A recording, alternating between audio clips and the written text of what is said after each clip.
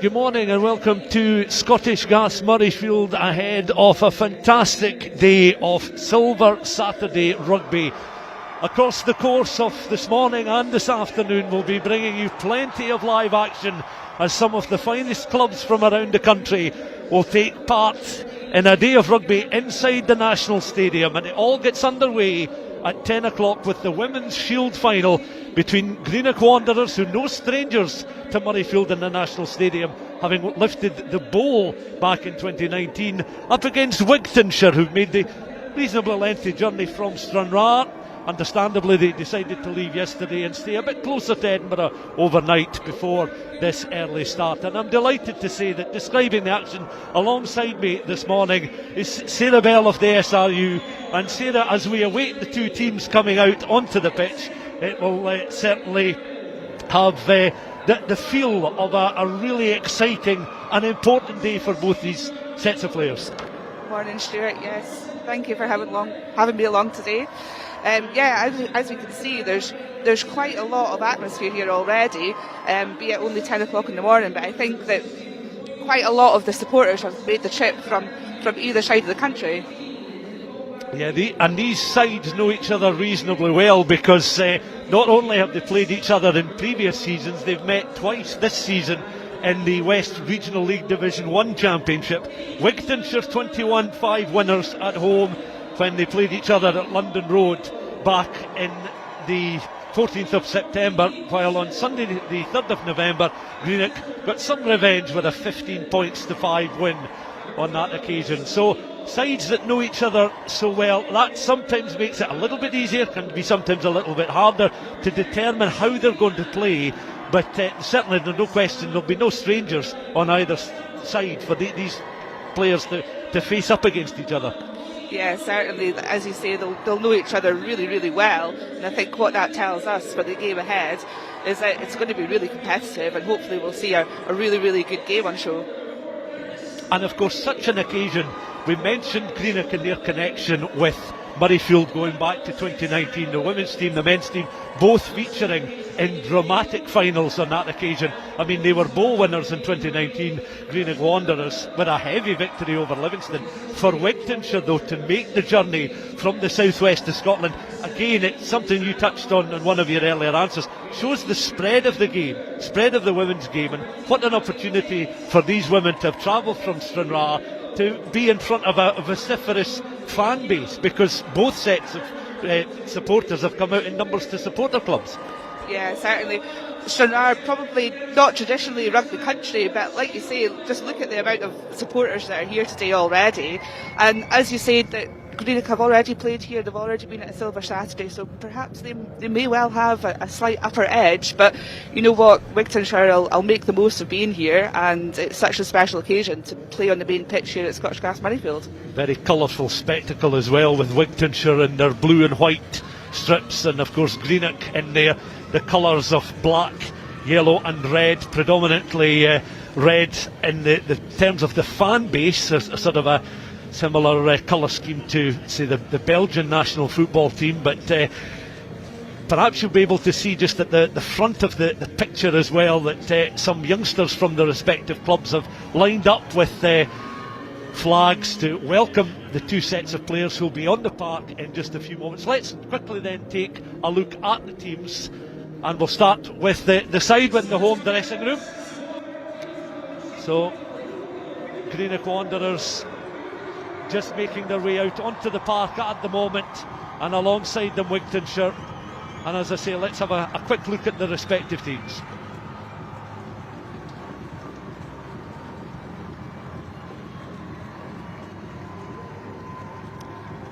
Greenock with Catriona Gallagher starting at full back. Katie Purvis and Hannah Docherty will certainly be important figures in terms of the half-back partnership, skippered by Tina Hemphill, and it's a huge morning, a huge occasion for the respective captains. Niamh Finlay, who plays hooker for Wigtownshire, she leading out the Wigtownshire teams.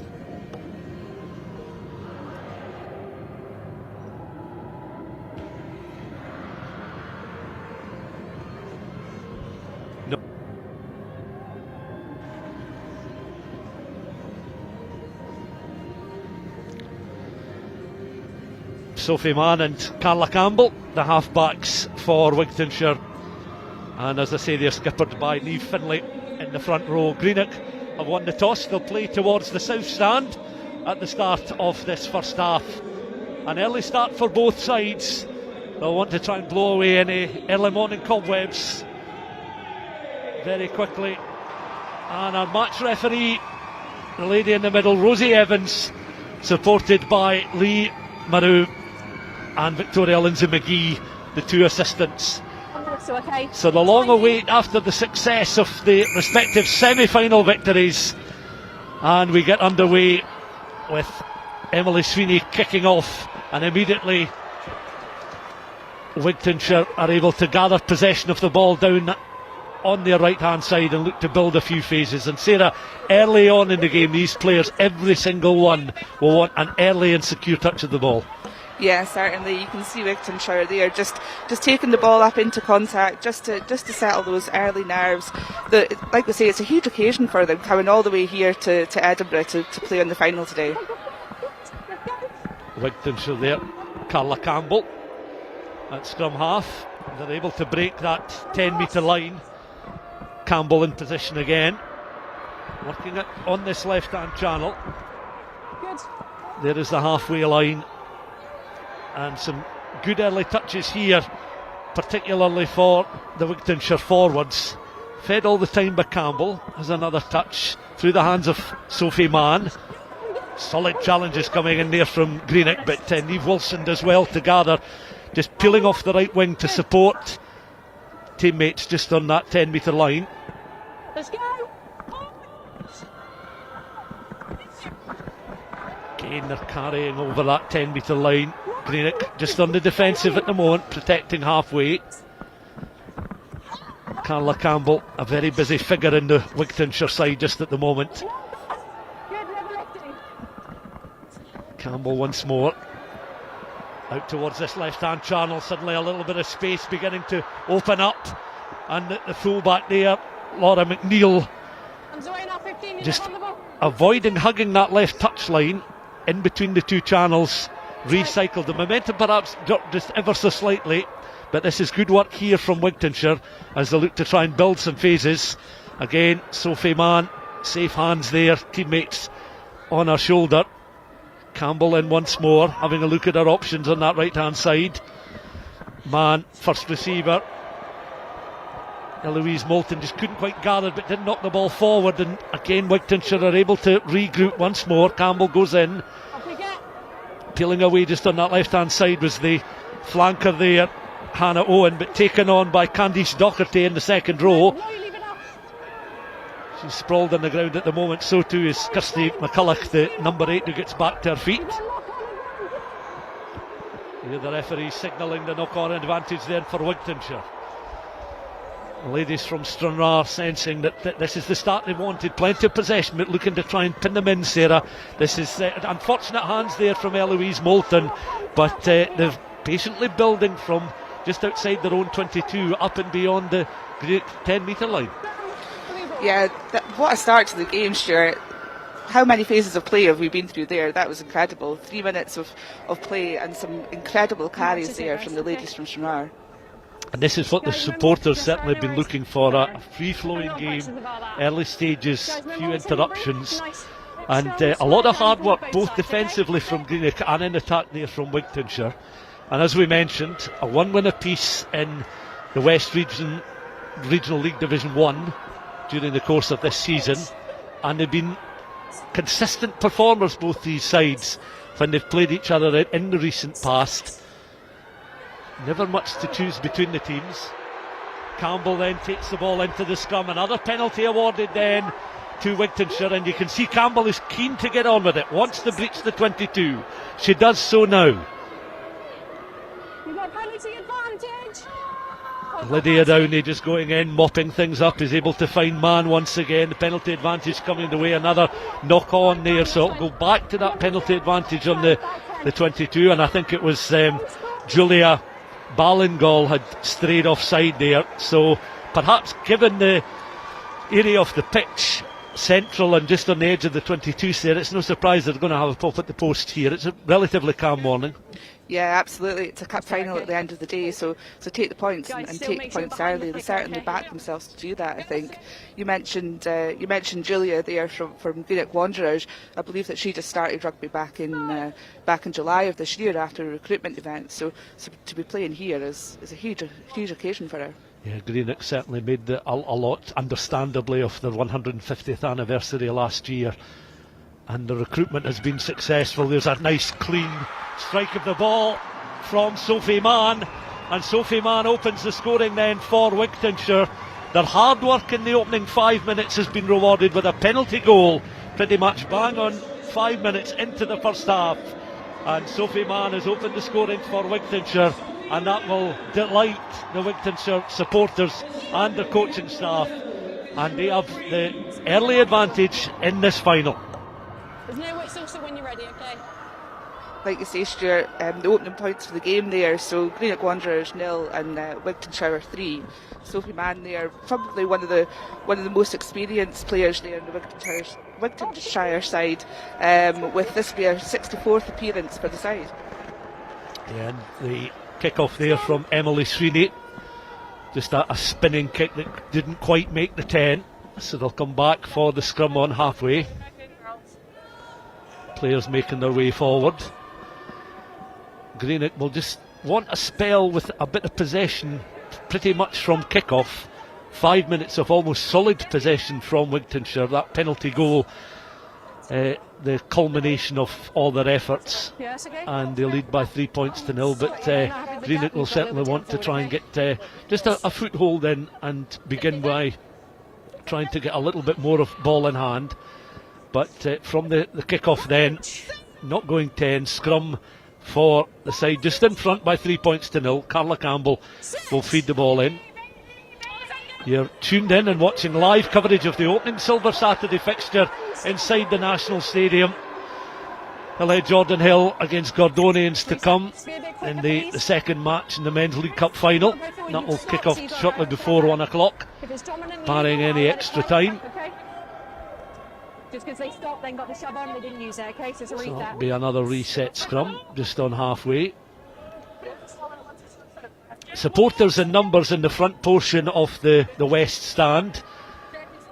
There's certainly some segregation. Just down to our left-hand side's predominantly the Wigtownshire fan base, and the colour scheme of red, yellow and black, and a fairly substantial support through from Greenock as well, as Wigtownshire are able to mop up from the scrum and look to try and build, again opting to work their way down this left-hand side. And not for the first time, Laura McNeil is able to break that 10-metre line on the left.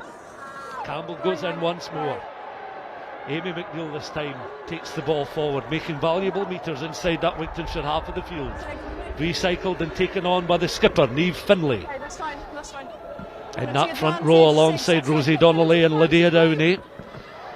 On this time again, Campbell goes in once more, has a little look, squats down, is able to feed player fly half in. Passage of play involves Moulton outside centre. Little lateral from Wigtownshire, but the referee just reminding them they have a penalty advantage at the moment, as Campbell again just slowing things down to make sure she finds the right pass. Just between the 5 and 15 on that right hand side. Over the 10 they go once more. Campbell floating about, ready to find Mann once again. Mann with the penalty goal in 5 minutes to give Wigtownshire the lead. That's a high defensive line played there by Greenock as they look to try and intercept. And once more that's taken on by the fullback Laura McNeil, who goes sprawling to the ground. She's certainly willing to carry the ball with a bit of purpose. Gets back to her feet. And good work as well from Sophie Mann that made a break. She's back almost into position. No advantage coming back for the penalty first of all. Not rolling. Wigtownshire have certainly impressed in the opening stages, winning a few penalties as well, trying to unsettle Greenock. And after scoring the opening penalty goal in 5 minutes, they've continued to dominate possession. Yeah, they really have, Stuart, and just looking there, some of the key standout players for Wigtownshire there already, with scrum half Carla Campbell involved in a lot of work. and also leave Finlay as captain, leading by example too. Catriona Gallagher just tracking that touchline there and ensuring the ball doesn't bubble out of play. It eventually found its way to Caitlin Haldane. I think you were saying before the game this is Caitlin's 100th appearance for Greenock today. Yeah, I do believe so. So she mentioned as well that I heard her do some things on social media that she was been an inaugural figure within this team since 2013. So very much a mainstay of this team and this side. Obviously, Greenock Wanderers. Katie Purvis with the kick downfield. Wigtownshire again are able to gather and try and press close towards the 22. That's some solid challenges coming in there. Campbell once more will occupy the scrum half position, but the penalty already awarded. Greenock will want to try and address the penalty count in the opening stages.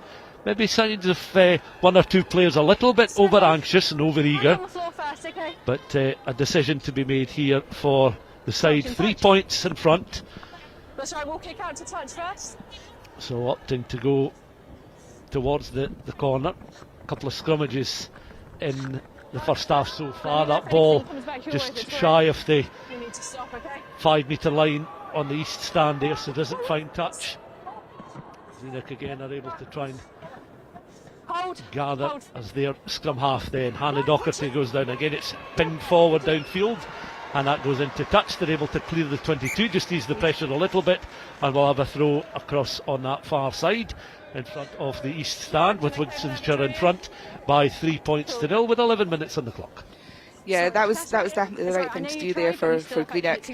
Relieve the pressure a little bit, get the ball a little bit more upfield, and yeah, they're still going to be defending, but they're in a better position than they were. And like you say, they'll be nervous. It's a huge occasion, and it's a huge pitch to play on as well. Well, that's it. It's, big in-goal areas, and particularly when you're playing towards the west stand, you've got a covered over athletics track as well, so there'll be perhaps a little bit taken aback by just how wide the pitch is and the excess area just off the edge of the pitch. But once more, Wigtownshire showing purpose, working their way up towards the edge of the 22, deliberately just working back. Good defensive cover here offered though by Greenock. Campbell goes in again. Once more squats down as I look towards the right hand side to see what options are available. Amy McNeil looking to try and gather and take the ball up towards the edge of the 22. Recycled again. Now the forwards are coming in numbers. Tackles coming through there from Greenock as they get themselves back into position. The latest to tackle was Ash Lake, and the starting hooker for Greenock this afternoon. Campbell once more out towards that right hand channel, looking to make a decisive break here. Wigtownshire, an excellent piece of defensive cover there though. Catriona Gallagher and the Greenock players defending, and you can see what that means to them, because that was a crucial piece of defensive work there from Greenock Wanderers, as Wigtownshire had been able initially to split the opening line of Greenock Wanderers' defence and could well have been in for the opening try. As it is, Wigtownshire lead 3-0.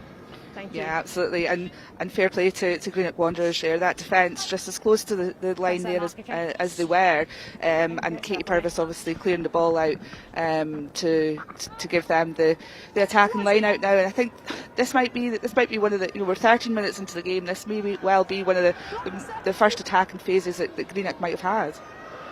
Well, it's just brush the palms there of Laura McFarlane.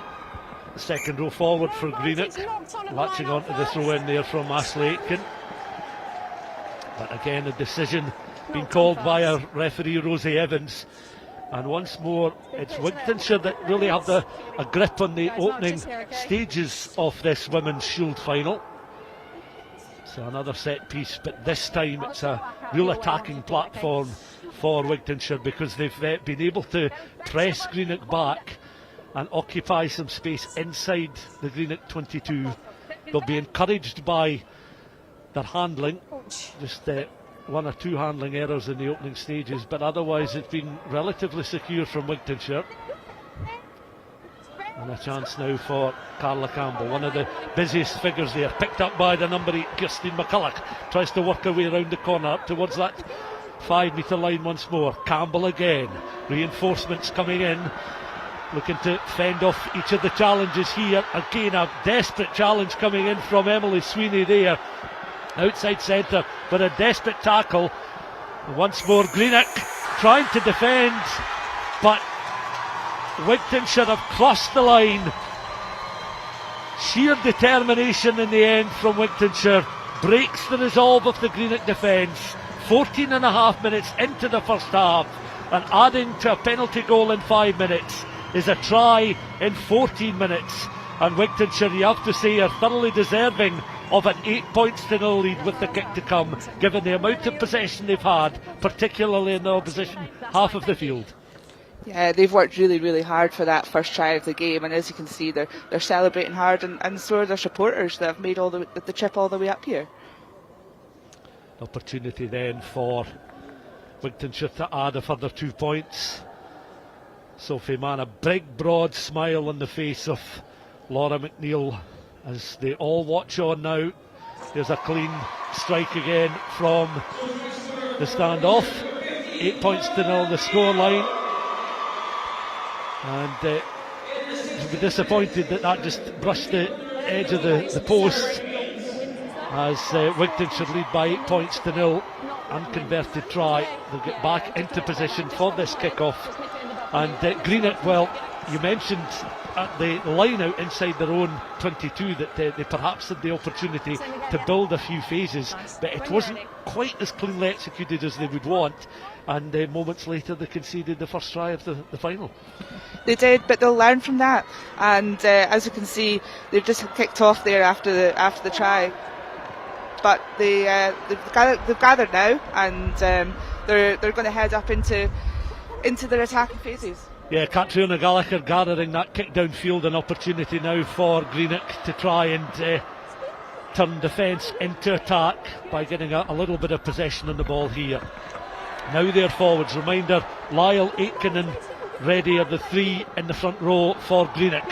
They're looking to try and find a little bit of space. Good work there from the fly half, Katie Purvis, up and over the 10-metre line, looking to recycle and just keep the momentum of this attack going as it's worked its way now to Vicky Warnock. Open side flanker goes in. Starting, of course, with Nicole Bovey, the vice-captain. She's the player wearing the 18 jersey. But it's been recycled, and back it comes once again on the side of Wigtownshire, who lead by 8-0. Campbell again, just squats down. Recycled through the hands of Mann. Eloise Moulton with a touch as well outside centre. Still a central position, but the penalty this time awarded to Greenock, and not surprisingly they want to get on with it very quickly as they try and work their way down towards the edge of the 22, playing towards that south stand. Picked off very well there by Julia Ballingall. We mentioned that what a 12 months it's been for her.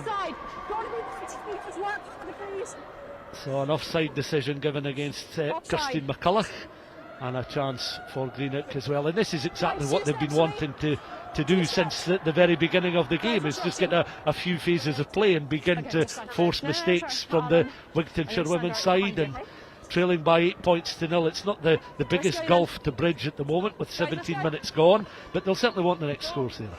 Yeah, absolutely, and as you can see here, just from this penalty, they've set up a really lovely formation, and they've certainly got some sort of plan of attack here, because they've got some sort of nice structure, and they're working their way through the phases. And again, it's the open side flanker Vicky Warnock showing real intent there. The two centres linking up well. Sweeney taking the ball on, she's forced into touch there.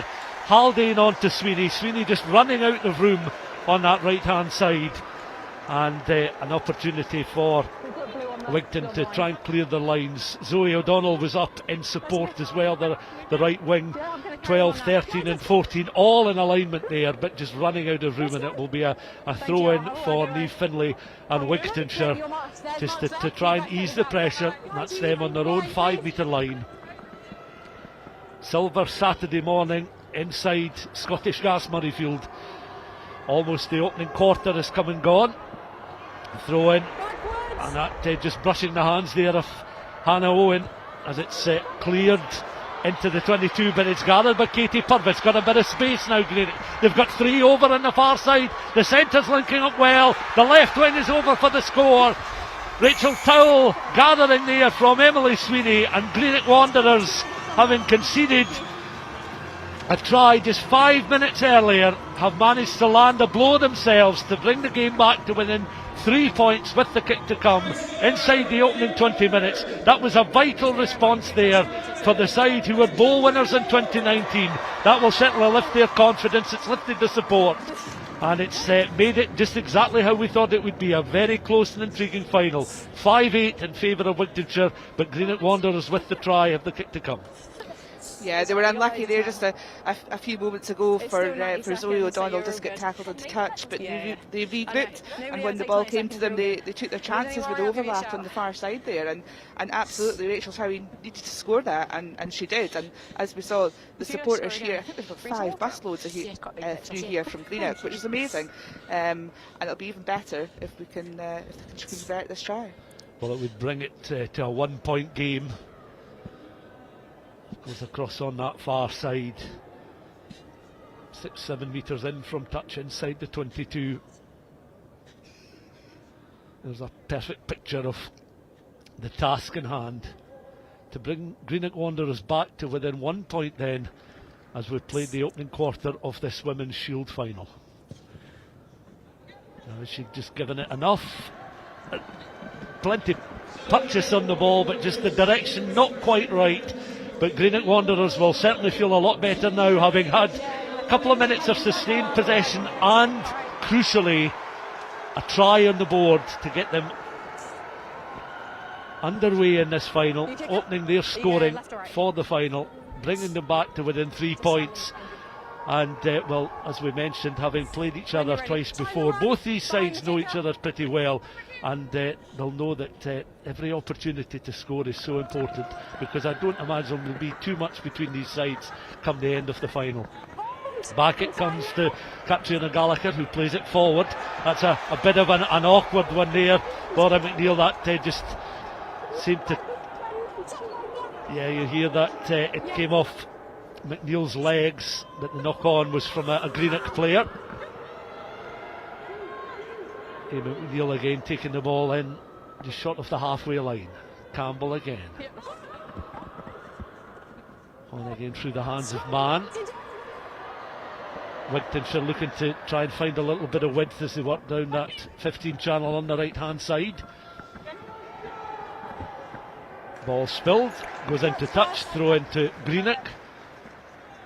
Both these sides then will, from this restart, want to try and resume some sort of control in this final.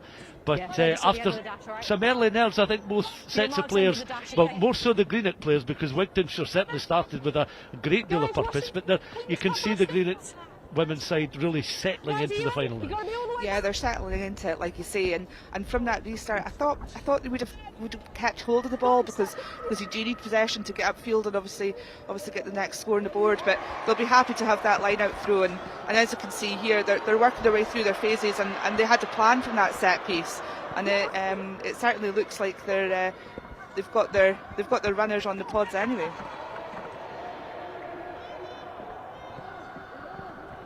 Greenock at the moment again trying to find a little bit of width there. That was a nice take from Zoe O'Donnell on that right hand side. They'll resume the attack there. Hannah Docherty once more, the scrum half goes in, looking to try and recycle, and again very deliberate with the pass there. Michelle Lyle tries to work her way up towards the edge of the 10 metre line. Another penalty awarded to Greenock. They're beginning to force some errors inside this Wigtownshire side, and this is an excellent piece of running here from Hannah Docherty up inside the 22, flattened eventually. Now they'll need to try and regroup quickly, because it was the scrum half that led the line, so they've got an auxiliary scrum half. One of the forwards then just goes in, is able to pick and gather. Docherty then gets back to her feet, and she'll resume the mopping up and the resetting and regrouping for further Greenock attacks. And the Greenock side certainly got the bit between their teeth at the moment, as Wigtownshire penalised for not rolling away. And then the pick up then from Hemphill. Tina Hemphill, the captain, barging her way up and over the try line. a broad smile on the face of the Greenock skipper, and they've suddenly turned this game on its head in the space of 5 minutes with 2 tries. Rachel Towell in 19 minutes, Tina Hemphill, the skipper, 5 minutes later, and they've nudged themselves in front by 10 points to 8 with the kick to come. Yeah, Tina led by example there with the classic tap and go from the penalty, and just backed herself to get over that line, and that's exactly what you need to do in these sorts of situations. It's a cup final at the end of the day, and now Greenock will find themselves 2 points ahead. And then you're going up and adjusting the ball. Be a bit quicker on that because you're setting for a little bit too long. So if they come, I can't stop them. Katrina Gallagher then taking possession of the ball, placing the ball in the tee. It's a more central kick to the last one, Thank you so much. which was at quite an acute angle.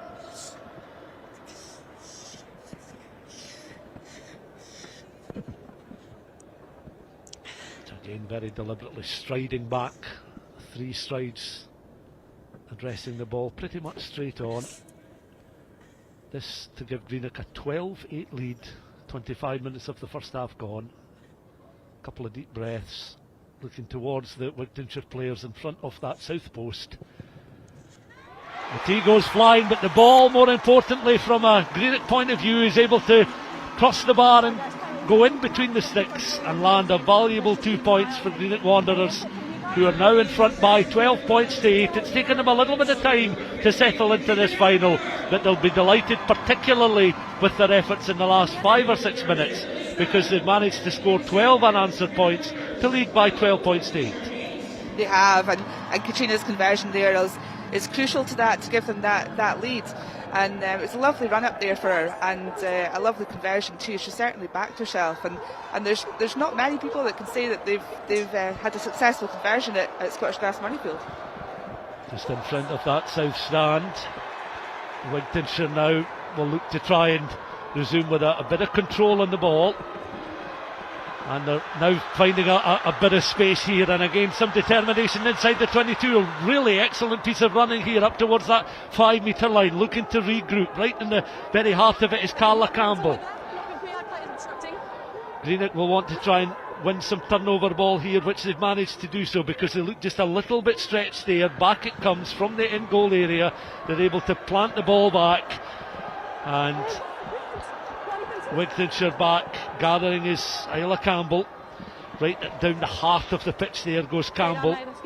Carla Campbell now squats down. He's able to feed man, the fly half once again. Wigtownshire looking for opportunities to try and work it round the corner. Hannah Owen sprawled out just on the edge of that 22. Back it comes to man. Had to take the pass there at close quarters. That's good, thank you. Eventually tackled. Over the ball is Shona Mulvin. Now the figure here of Lydia Downey. She's had 1 or 2 very good runs in this first half, but running into Greenock traffic there on the edge of the 22. Amy McNeil picks up this time. Nice one-handed offload there towards Candice Docherty inside the 22. Carla Campbell again just ends up sprawled out there on the edge of the 22, but has teammates to do her work for her just as Finlay takes the ball forward. This is the response that the Wigtownshire supporters would certainly be looking for. Now the scrum half Campbell needs to find the offload, does so, and it's in with Isla Campbell linking up. Carla Campbell on to Isla Campbell, and Wigtownshire, the perfect response from the team from Stranraer. They now lead by 13 points to 12, having conceded 12 unanswered points in a space of 5 minutes. That's exactly the response the supporters were looking for, and it's Wigtownshire back in front by 13 points to 12. Yeah, and Carla Campbell there, the scrum half for Wigtownshire, she's been in and around the game all morning already, and that classic snipe and go there and offload to her winger Isla on the outside just to score is exactly the type of play that we can see that they've been trying to do all morning so far.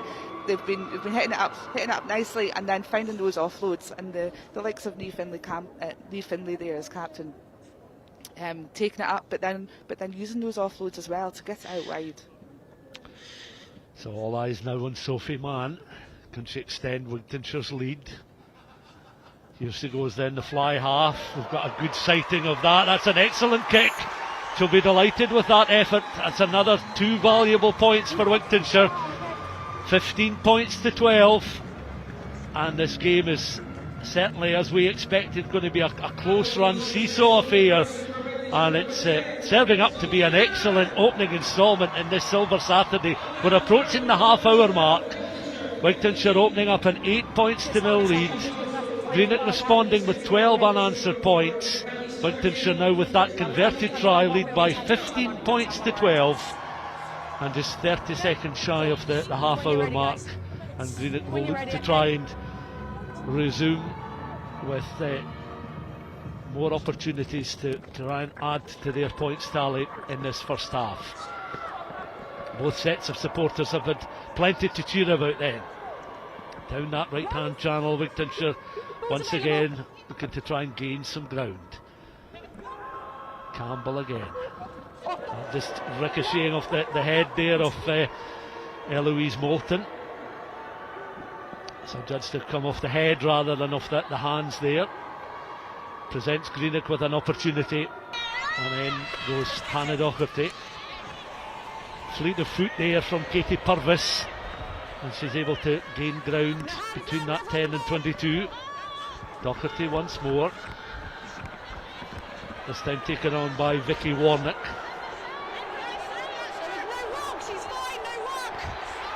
Nice steal there though from Wigtownshire, and that just eases the pressure before Greenock could enter once more into their 22.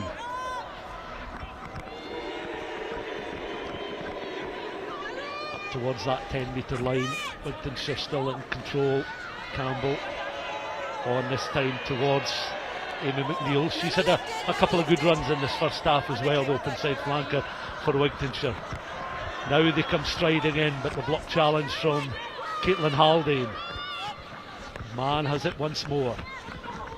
Centres linking up across on that far side. Neve Wilson an opportunity to run on the angle up and just over that 10-metre line.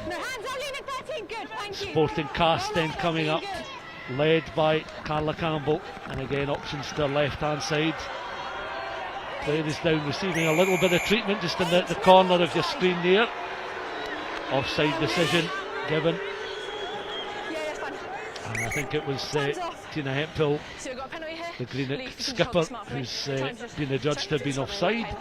So we're now into the final 10 minutes of this first half, and it's certainly been a 31-minute match so far that you would certainly not take your eyes off it, because there's always been something potential about to happen. Yeah, certainly, and you can see that both teams have settled into the game now, and you can see that, yes, it's a huge occasion that they're here for, but they're regrouping and they know the phases that they want to go through, and it looks like they know what their game plan is, and they know what they want to achieve. We saw there just Wigtownshire taking a little huddle on the break just to compose themselves and talk to each other about what's next, what job's next. And it looks like the reset scrum here as well for the next phase of play. As the sun begins to peer through what has been a pretty cloudy sky over Murrayfield.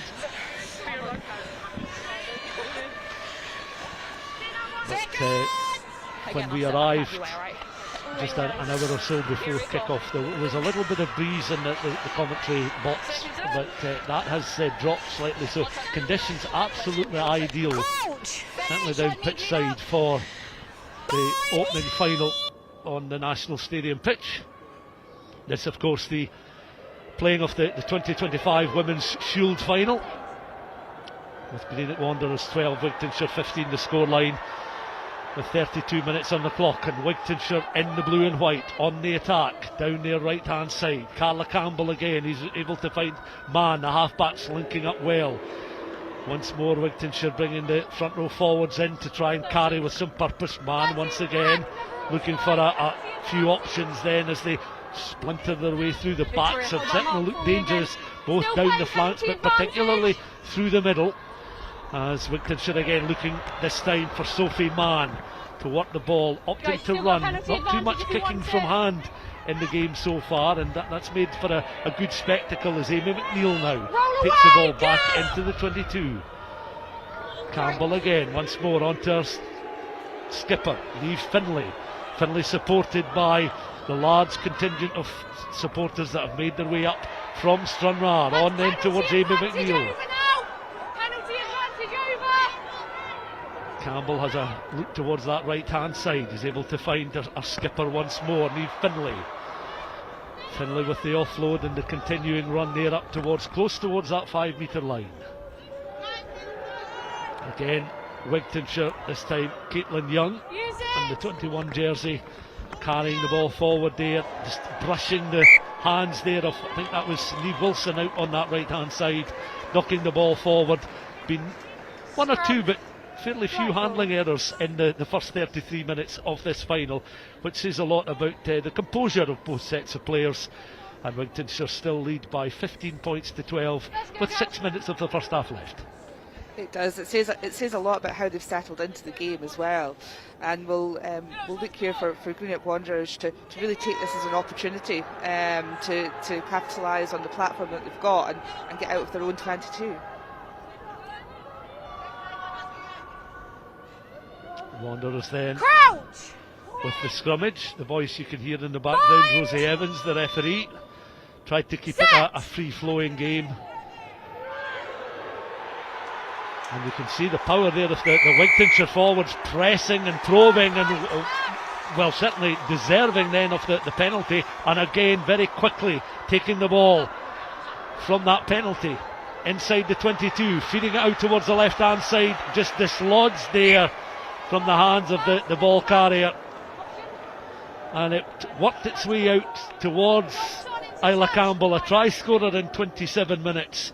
But she perhaps just took her eyes off possession of the ball as she was trying to track her way across, getting close towards that 5 metre line. Ball ends up, goes into touch, and it will be a throw in then to Greenock. 5 minutes of the first half left to play, 15 points to 12. You mentioned there, Stuart, the power of the Wigtownshire scrum, and I think it's probably fair to say that they have had the dominant scrum in the game so far.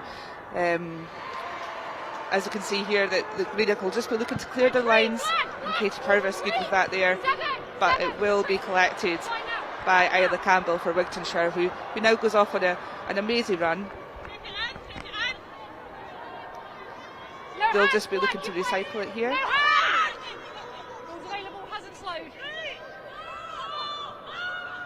With Carla Campbell finding it, Amy McNeil, and taking it right up into the contact with Greenock Wanderers. Greenock then inside the 22, looking to try and break, using the pace there of Hannah Docherty, up and over that 22 metre line, working their way across to the left hand side. Needed a little bit of support, some reinforcements coming in.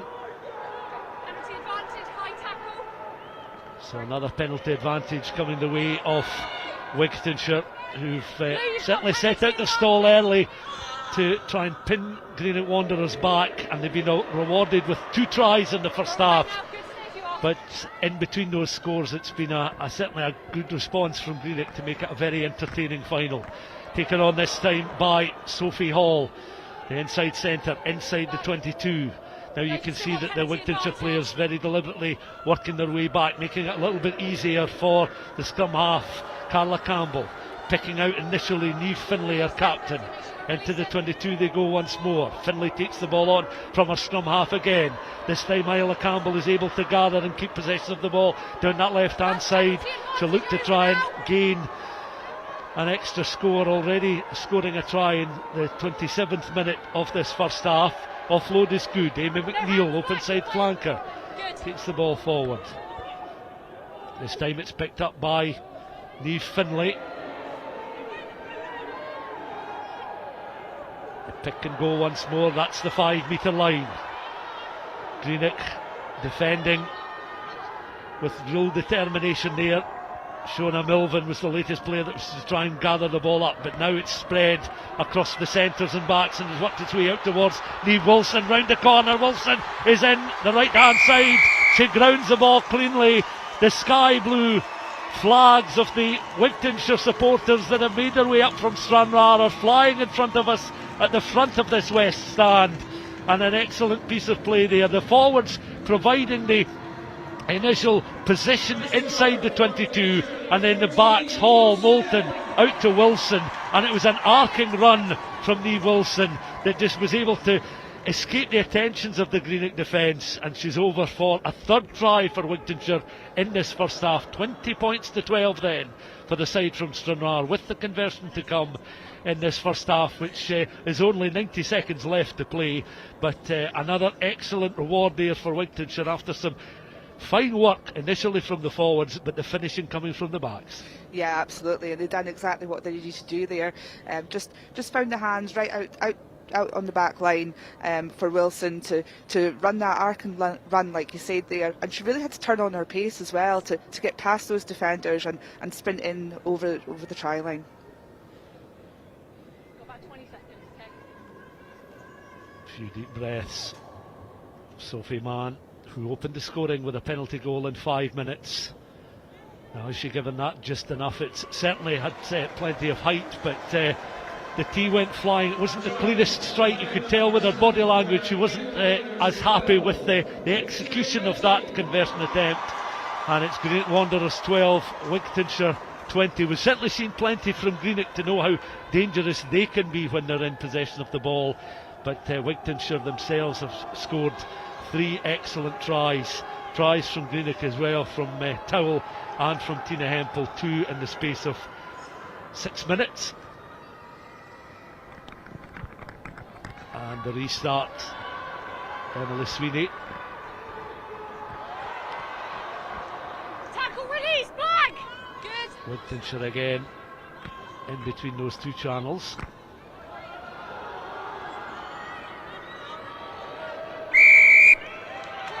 Penalty awarded then to Greenock from that restart. This likely, Sarah, to be the last opportunity they'll have in this first half, because it's gone 40.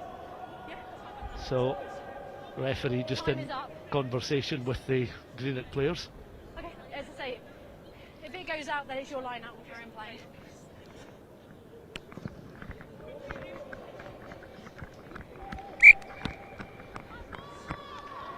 Greenock then opting to go to touch. Blue, your marks here. The throw-in will be on that 10-metre line. Ash Lake, and then comes over for the throw. This is a really good platform for Greenock to try and capitalise and get back on the score sheet just before half-time. It's taken by Vicky Warnock, so they have the platform, looking to try and build between that 10 and 22. Warnock gathers again, eventually tackled there, a combination of players, Sophie Hall in amongst it all, but a shrill blast of the referee's whistle, and Wigtownshire now have the opportunity. So Greenock perhaps coughing up possession, and Wigtownshire suddenly looking to try and find some space on their right hand side. They may well run out of room. Carla Campbell occupying some space out on that outside right position. Wigtownshire regroup again. Stay down, Black, roll that way. Campbell recycling. Wigtownshire fit, suddenly finding themselves up on the fringes of the 22 once more. Campbell to Mann. Again, good handling here from Wigtownshire. Eloise Campbell looking to try and get involved in the contest as well. Guys, got penalty advantage just here. So this is an exciting end to the game. We thought perhaps Greenock would see it out, but it's Wigtownshire and Amy McNeil carrying with purpose on the edge of that 22. Hannah Owen taking the ball forward, and into the 22 they go once more with Campbell. On towards Mann. Through the centres once again. Hall, Moulton, Wilson linking up. Wilson, the latest try scorer in 38 minutes. So we're deep into overtime at the end of this first half, 2.5 minutes, but Wigtownshire certainly have eyes on a further score before the break. Good piece of defensive work there from Katie Purvis. And again an excellent tackle there from Vicky Warnock, as the Wigtownshire forwards certainly very deliberately looking to try and play some crash ball. Caitlin Young this time out towards the left hand side, picked off there. That's a nice piece of work from the open side flanker. Is she down for the try? She is. Amy McNeil with a try right at the very end of the first half. A 4th try for Wigtownshire. And that will conclude the first half, and what a first half it's been from the team from Stranraer. Yeah, Wigtownshire have really pulled themselves ahead of this game, and like we say, we thought that was going to be the half just there, but the quick thinking from Carla Campbell to take that quick penalty and work their way up the field is paid off, because ultimately they've scored another try there just ahead of the half time.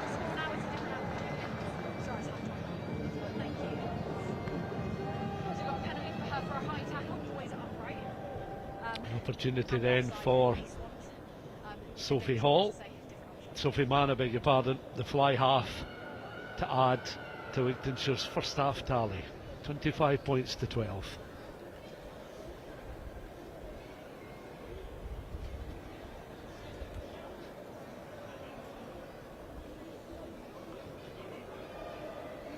Here she goes then, right-footed strike, and that just the wrong side of the post there, and the referee does indeed blow for half-time. And what a first half it's been. Wigtownshire opening the scoring in 5 minutes, a penalty goal from Sophie Mann, and in the first 40 minutes this side from Stranraer making a bit of history inside Scottish Gas Murrayfield this morning, scoring 4 tries in a 40 minutes that certainly will be 40 minutes their supporters and players will remember for a very long time indeed. But in between that, Greenock Wanderers coming back with 12 unanswered points. Rachel Towell scoring a try in 19 minutes, Tina Hemphill in 25 minutes to give Greenock a 12 points to 8 lead. But tries from Wilson, from Campbell and from McNeil, as well as a team effort to open the try scoring for Wigtownshire, have given the team from the southwest of Scotland a 25-12 lead at the interval. We'll take a quick break. We'll be back for first half analysis in just a few minutes' time.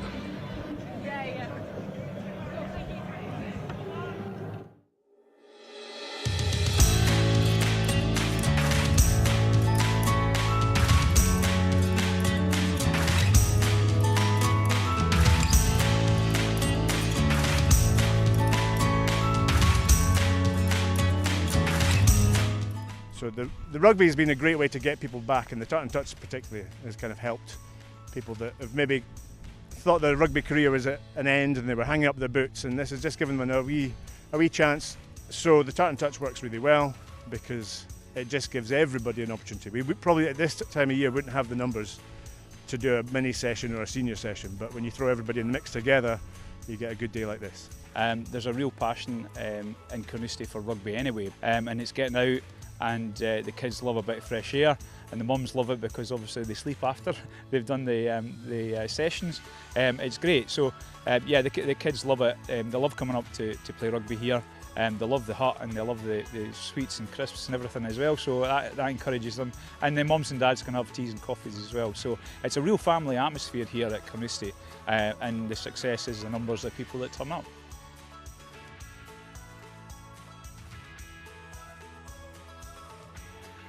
I love it. The sense of community, it's amazing. And I've always been on the sidelines watching my brothers play and my dad coach, and it's amazing to actually have the chance to get involved. And it's a bit fun, it's not too serious, there's music going, it's a great way to have some exercise as well. It's good, yeah.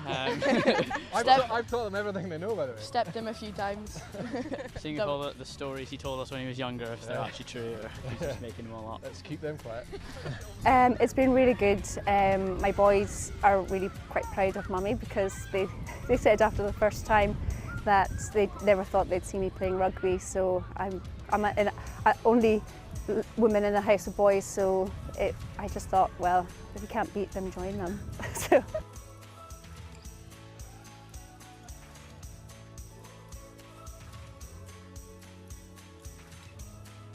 It's friendly, it's non-competitive, it is so safe. Come down here and just have some fun. And we have had kids come in, and mums and dads and sisters, brothers, grannies. You know, we've had 6-year-olds here up to 78-year-olds here. So just come in, look at it, build yourself up a little bit of confidence and come and get involved. You'll just meet friends. They're going to be friends for life. It's rugby. They'll be friends for life, you know. yeah, for other hubs hoping to start this, it's easy, it's simple, social and fun. Doesn't involve a lot of resources at all, or a lot of people to start it off. You just need a few. So easy to do. Pitch up and play. Put some cones out. Get a ball. Jouer.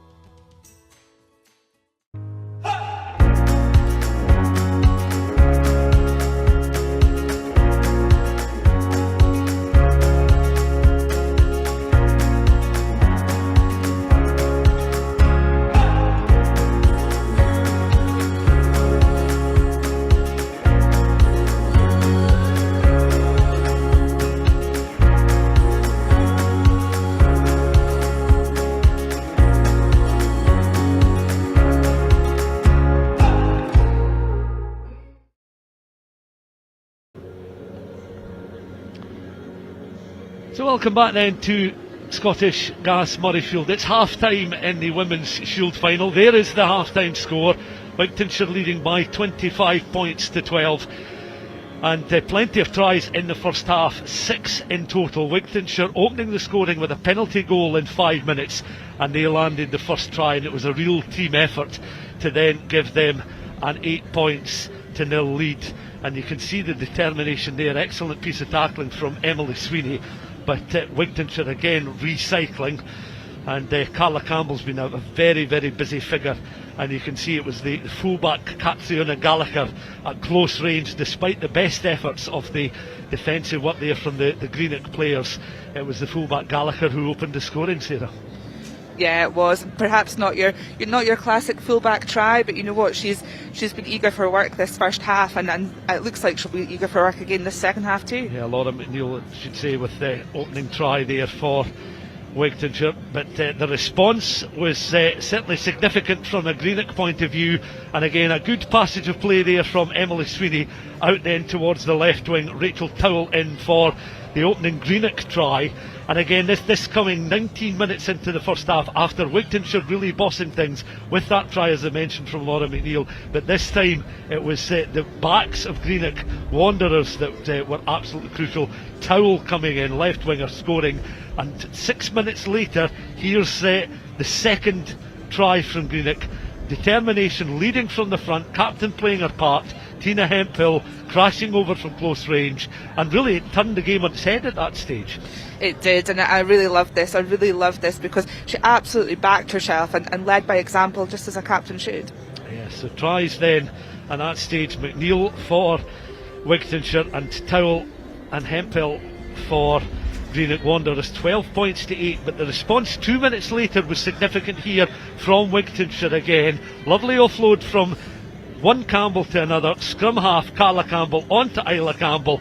Big broad smile on the face of the left winger, and rightly so.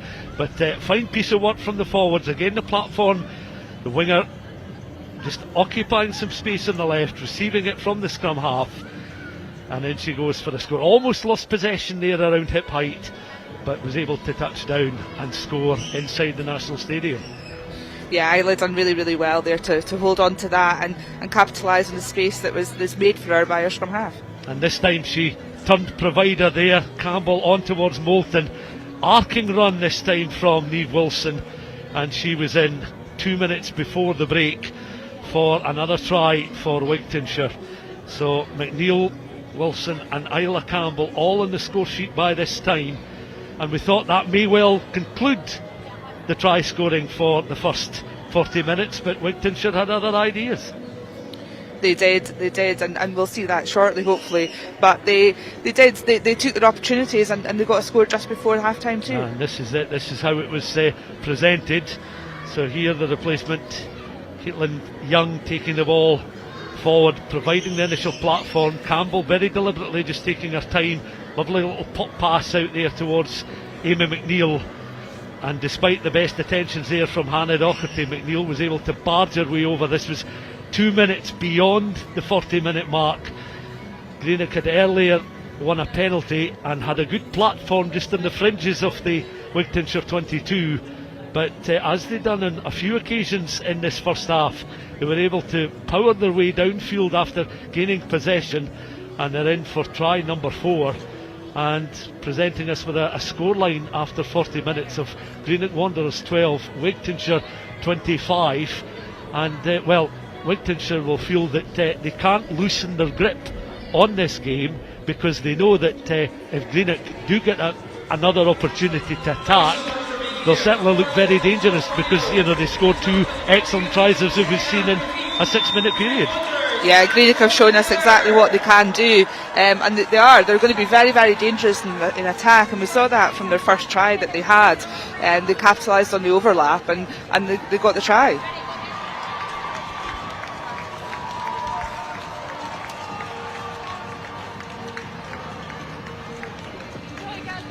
So both sets of players then back out on the field, a 10-minute break, and the respective coaches, an opportunity for them to just pass on some words of wisdom at the half-time interval. So a further 40 minutes and then 2 periods of 10 minutes if the game does indeed go into extra time. But both sets of players will be that little bit more familiar with their surroundings now, having had 40 minutes on the national pitch. Silver Saturday opening instalment of our live coverage. Greenock Wanderers 12, Wigtownshire 25. The second half about to get underway. Rosie Evans, there she is in red, our match referee. Alongside her is Sophie Mann, who's kicked very well in the first half, and we'll get this second period underway.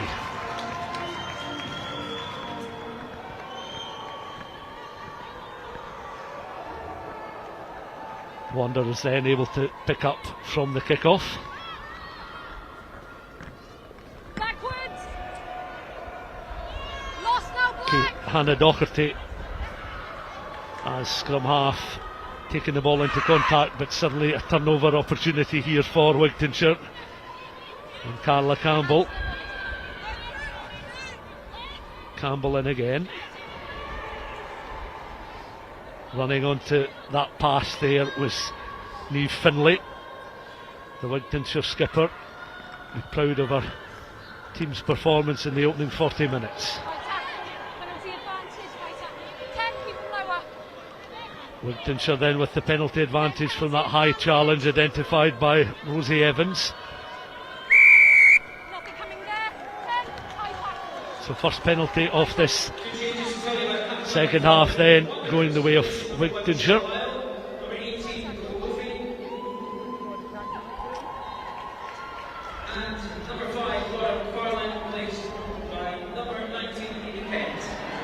So Amy Kent, we understand, is on for the second half for Greenock Wanderers, and so too Nicole Bovey, the vice skipper. So a couple of changes made by Greenock Wanderers at the break.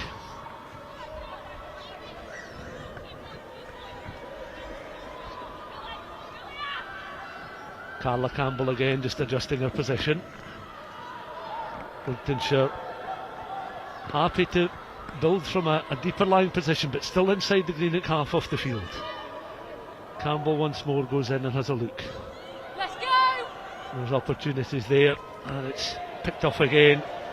Rosie Donnelly then barging her way forward, taking everything in her path. Rebecca McDair doing very well just to slow her down. Knock on though from Wigtownshire. So it provides a first set piece platform in this second half. Just under 2.5 minutes of the second half gone. No change in the score since the interval. 25 points to 12 in favour of the club from Stranraer.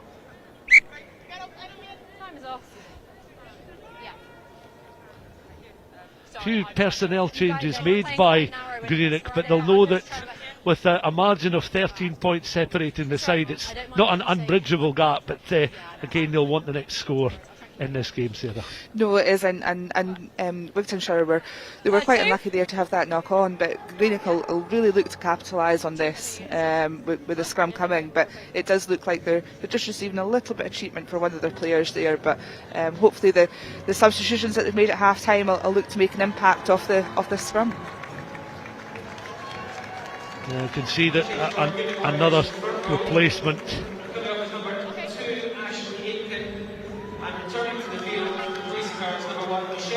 Yeah, just get confirmation it is Ashley Aitken that has been replaced by Michelle Lyle.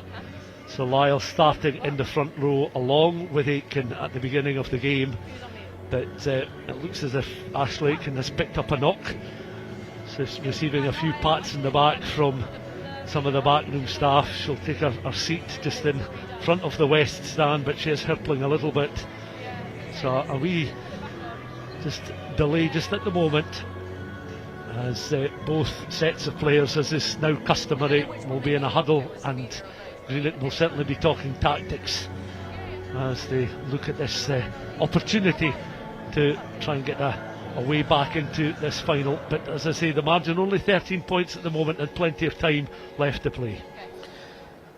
Yeah, and as we can see, hopefully we'll get back underway in just a few moments' time. But what was really good to see just before kick-off today was that both sides had younger girls here providing some sort of guard of honour as the teams ran out, which just shows the growth in both women's and girls rugby in both areas of the country, which is just really great to see, and such an occasion for them to come to Scottish Gas Murrayfield too. And it's occasions like this that will inspire. You know, you've got such a goal at the end of it, to play in front of a crowd, as you mentioned. You know, several buses coming from both communities to support these players this morning, and that will be repeated throughout all the competitions that take place, whether it be at the Hive or, you know, on the main pitch today. It will, and for a lot of these players, a lot of their families, a lot of their supporters and children too, it's just such a special occasion, and they'll talk about it for years to come. Personally, I've had so many memories of working here at Scottish Gas Murrayfield and Scottish Rugby, but also playing in finals like this too, and they're memories that you bring out all the time, which is just really lovely to reflect on. Set! Anna Docherty then readies herself to feed the ball into this scrum. Use it! That's a lovely piece of work there from Wigtownshire. Pass, perhaps not quite as cleanly executed as they'd be looking for, but a fine run, and Campbell again looking to mop up, on then towards Mann, out towards the left hand side. Once more, Isla Campbell, already a try scorer in the final, barged into touch across on that far side. Is she in touch? Well, the referee was across on the far side, and Sarah, you have to say that again Wigtownshire are finding every opportunity to press and probe this Greenock defence, and that was another fine piece of attacking play from the team from Stranraer. It really was, and they're really starting to assert their dominance here and show their physicality, but as well as that, their ability to play out wide and offload as well, which is just fantastic to see both styles of play. Well, you get to see this opportunity. Isla Campbell with the offload, and it was taken on there by Hannah Owen. Now, I wasn't 100% sure if she'd actually grounded the ball or was in touch, but it was a clean grounding then from Hannah Owen, who, you know, cuts quite an emotional figure there as she realised that she scored at the start of this second half for Wigtownshire. They nudged themselves further ahead by 30 points to 12. It certainly was close, but it was a clean try scored there by Hannah Owen, and the conversion attempt just short off the uprights. So an unconverted try, but a perfect start to the second half for this Wigtownshire side. 5 minutes gone in the second period, and it's Greenock Wanderers 12, Wigtownshire 30. Like you said, that try was close, but absolute fair play to Rosie Evans, who just stopped, checked and took a little moment before, just confirming just before awarding the try. Yeah, there's the raised arm and the reaction from the Wigtownshire players.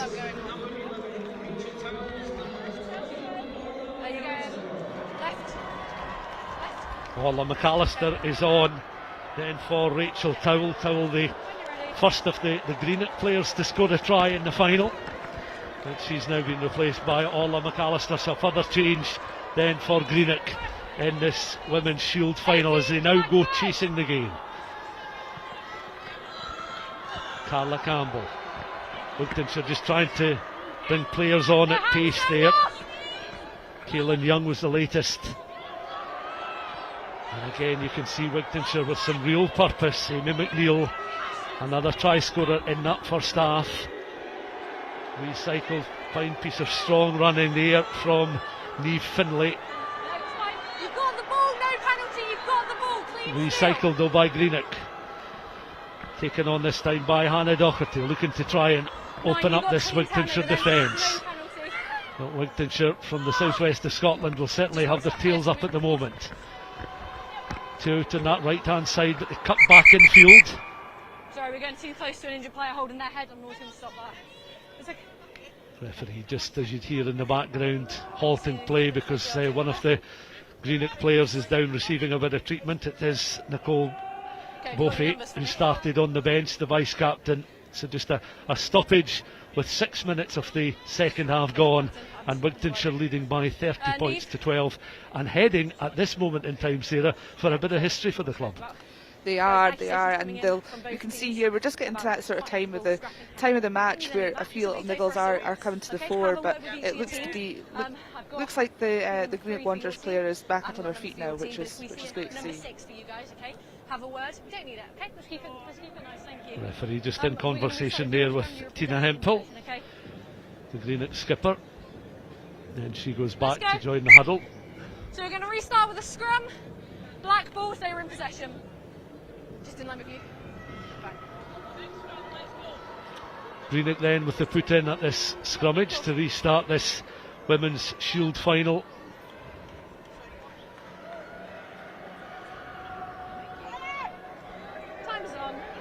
Few supporters have gone to get some food during the half-time interval. One or two may well have missed the opening score at the start of the second half, going the way of Hannah Owen and Wigtownshire.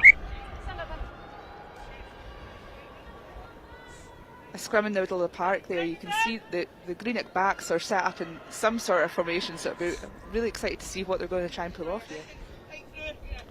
Crouch! Yeah, that's an inviting position for them. Bind! And they'll certainly look to try and repeat their feat in the first half of scoring two quick-fire tries.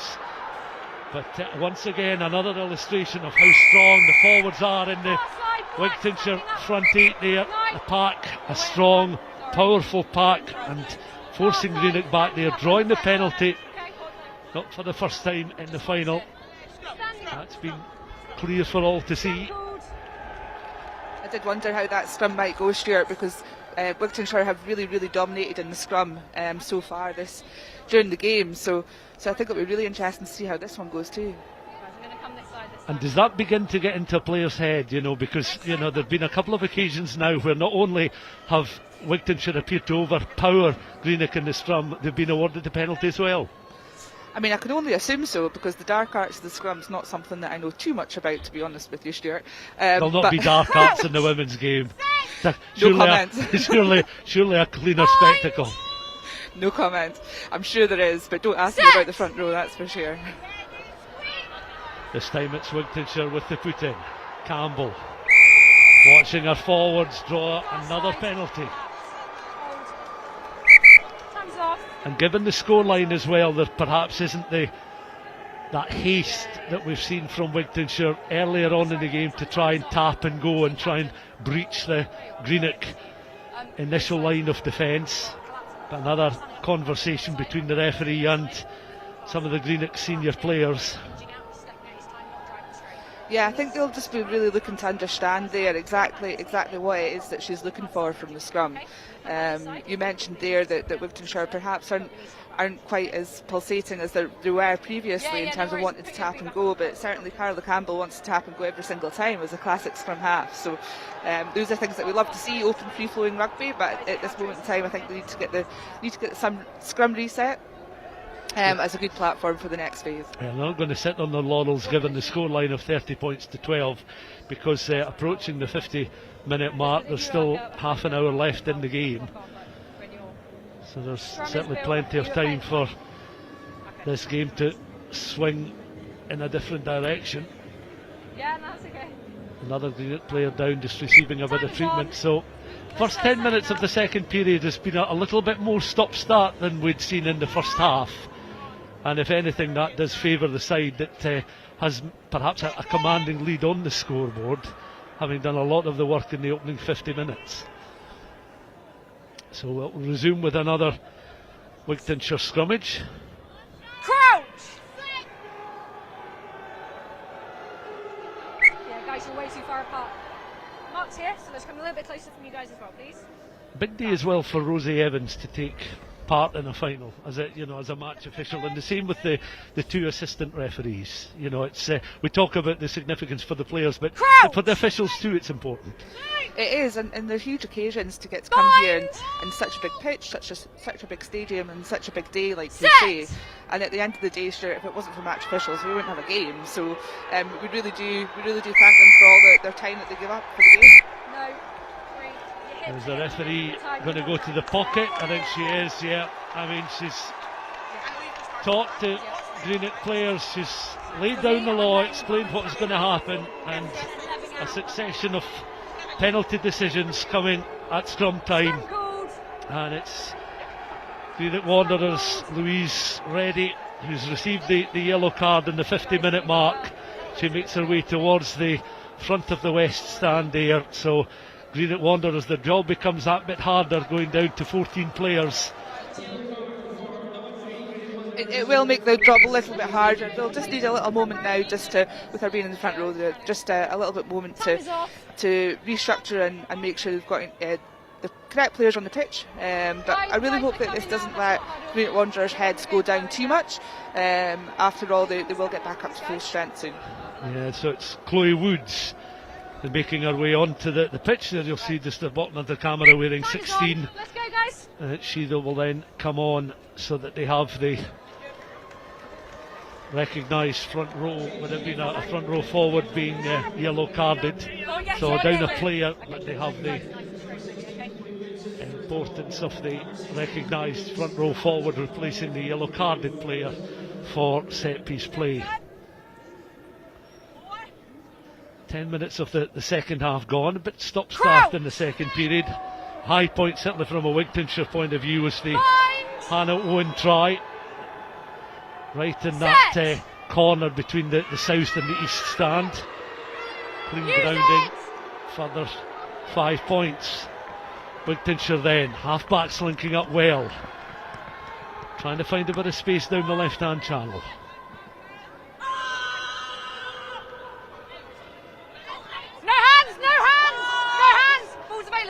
Not while your player's still rolling black. Still Wigtownshire in possession. Working their way up towards the 10 once again. Campbell, an increasingly busy figure in this match. Finding Amy McNeil. Into touch they go. So it'll be another set piece throw in, line out cross on that far side in front of the east stand for Greenock Wanderers. And these important moments for both sets of players as we begin to approach the hour mark. 52 minutes gone, and the third quarter has so far produced just the one score, and a bit of stuttering rugby from both sets of players. But the platform not necessarily provided the way Greenock wanted, because it was well contested by Wigtownshire in the line out. And those in blue and white go once again. Campbell again. Backs lining up, looking to try and pin them back. Niamh Wilson down this right hand side. Goes into the tackle. Campbell once more, on this time towards Kaelin Young. Campbell on to man. Skipper takes the ball forward with the pass out towards that left hand side. Still Wigtownshire remain fairly central though. Never on the ball. Sorry. Let's go, 9. Campbell on the fringes of the 22. 9 and 10 linking up nicely once more as Campbell again finds man. And the loose head drop there. Rosie Donnelly this time, making some valuable metres. Penalty advantage. On towards the skipper there, Niamh Finlay, Penalty advantage. High forced tackle. into touch. The referee had in the background signalled the penalty advantage for a high challenge. High tackle. Keep them lower, please, 19. Amy Kent, one of the players on at the start of this second half, penalised for a high challenge, Sarah. And Wigtownshire certainly they're working very hard to make opportunities for themselves, and we've seen how clinical they can be when they've got platforms similar to this to try and find good field position, and they've certainly finishers on the park. Yeah, absolutely. You mentioned there the platform and the field position that they're just about to take, so they obviously back themselves in the set piece to score another try and extend their lead. You mentioned the finishers on the park as well. It's been sunny here at Scottish Gas Murrayfield today, but it's also very, very chilly, so I certainly wouldn't like to be one of their wingers. It would be very cold right now. Yeah, you don't want to be loitering about. It's a rather chilly morning. Perhaps a little bit of an overthrow and untidy there from Wigtownshire, and Greenock are able to pick up inside their own 22. Nearly 55 minutes gone. Ball bounces a couple of times, finds touch. Wigtownshire will have the throw in just outside that 22. Yeah, the supporters are pretty well wrapped up for what is a rather chilly morning.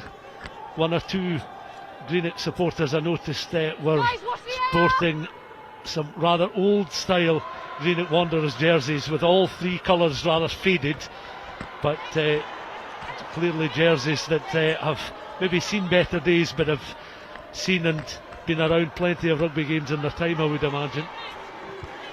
Plenty of rugby games and plenty of memories, and some more memories today as well that they'll be creating. Yeah, absolutely. It's Wigtownshire again, still with the bit between their teeth. Amy McNeil up and over the 10. It's taken on well there by Niamh Finlay, the skipper. Campbell, the scrum half. Just in front of her there was Amy McNeil, open side flanker, as Campbell's in behind once more. On towards Mann with the pop pass, and this time it's Hannah Owen, the only try scorer, the only scorer in the second half. Penalty though this time to Greenock, and the 14 players of Greenock will be delighted that there's been no further damage to the scoreboard, having gone down and lost the services of their starting front row forward, who was yellow carded. Yeah, it was unlucky there for Hannah Owen of Wigtownshire just to get pinged for holding on there. And it's really, really tempting to do when you've made such a good break and you maybe don't quite have people supporting you just as close as you'd like, just to hang on to that ball just a touch too more than Rosie Evans would allow for. So like we say, Greenock now kicks touch, and it'll be their platform to attack from. So taking over the throwing duties here with Ash Lake, and the player yellow carded is Tina Hemphill, who's already scored a try. At a slightly squint throw in from the Greenock Wanderers skipper.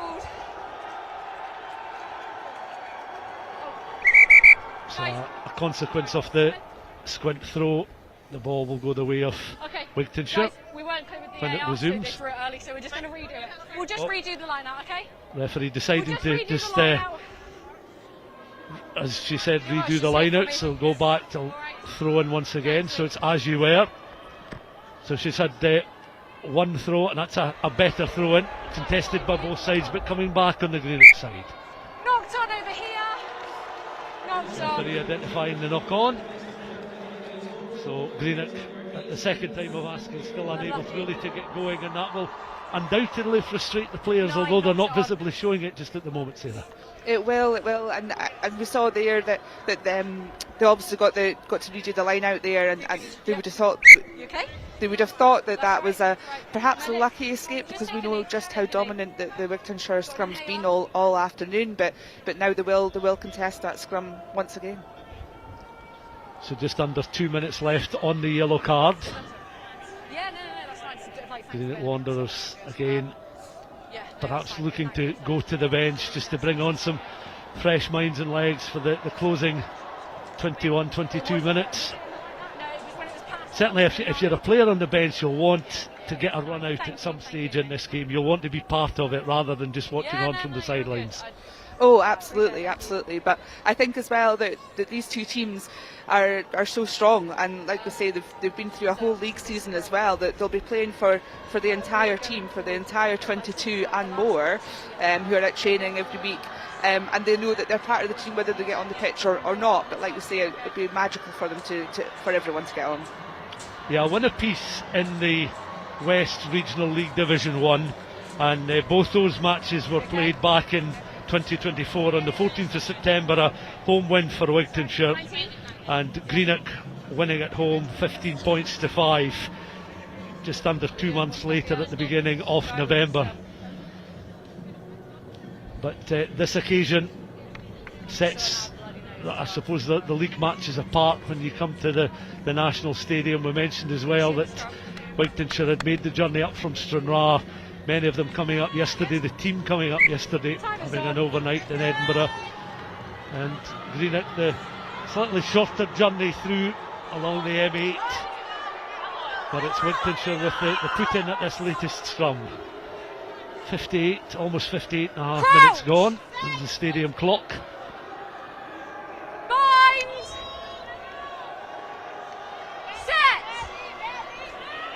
Carla Campbell then feeding the ball into the scrum. Works his way round to the feet of Christine McCulloch, the number 8. Man with the touch. Up we get! Then recycled out towards the left hand side, Isla Campbell. No hands, Black! Good, thank you. Carla Campbell going in once again. No, on the ball. 6. A bit lower though, you're lucky. Wigtownshire just occupying space on that 10-metre line. No hands, 19, release! As they work through their phases just now, it's what's really impressed me about this game, Stuart, from Wigtownshire, is that they've really used the breadth of the pitch the entire game for a team that's never played on this pitch before. It's been really impressive. Looking very confident, and they're a perfect illustration of that, working round the corner then.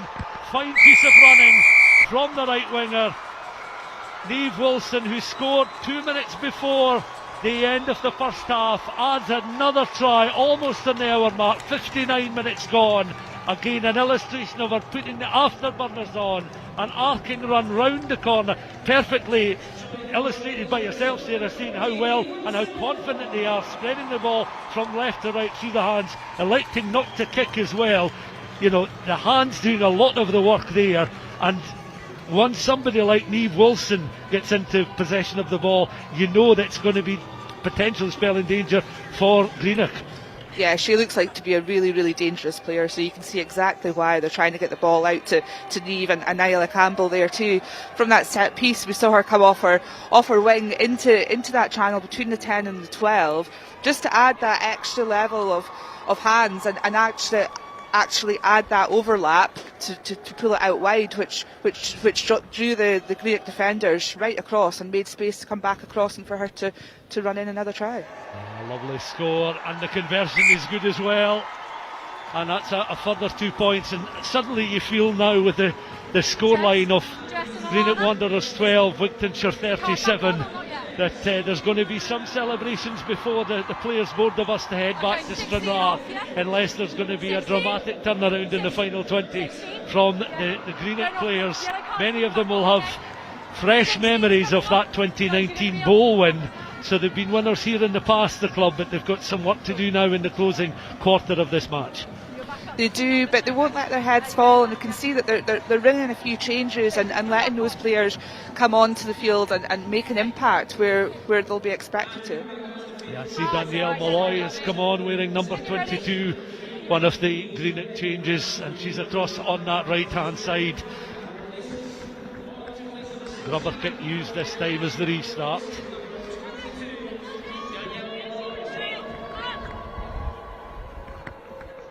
Again, good work then from Wigtownshire just to mop up. Lee Finlay with another touch, the skipper.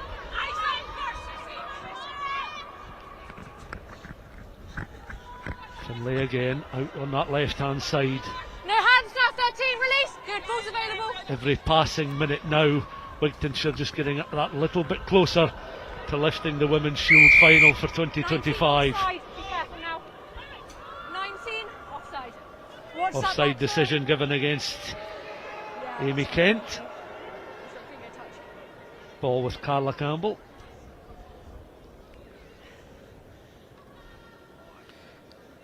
Campbell a step or two back and then finds touch with the kick just short of the halfway line, but provides a platform with the penalty decision going the way of Wigtownshire and a chance for them again to attack the Greenock half of the field. Yeah, you mentioned Isla there, Isla Campbell there, but Carla Campbell and Sophie Mann for Wigtownshire, they've pulled the strings of this game and quite considerably and showed exactly what leadership is on the field. Niamh Wilson with an excellent try, second of the game for her. Wigtownshire players almost overrunning the ball there, but with Greenock knocking forward, Wigtownshire were aware they had the advantage there, so back it will come. Always under pressure. Wigtownshire can afford, I suppose, to be that little bit more pedestrian in possession of the ball now, because they've done so much work in the first 63 minutes of the game, but they'll not certainly want to take their eyes off the prize that is now just 17 minutes away. No, and this will be another huge scrum coming right up for them, and I think the backs will certainly want the ball this time, but like we said, their scrum has been so dominant all game, and it's something that they'll look to capitalise on once again. Set.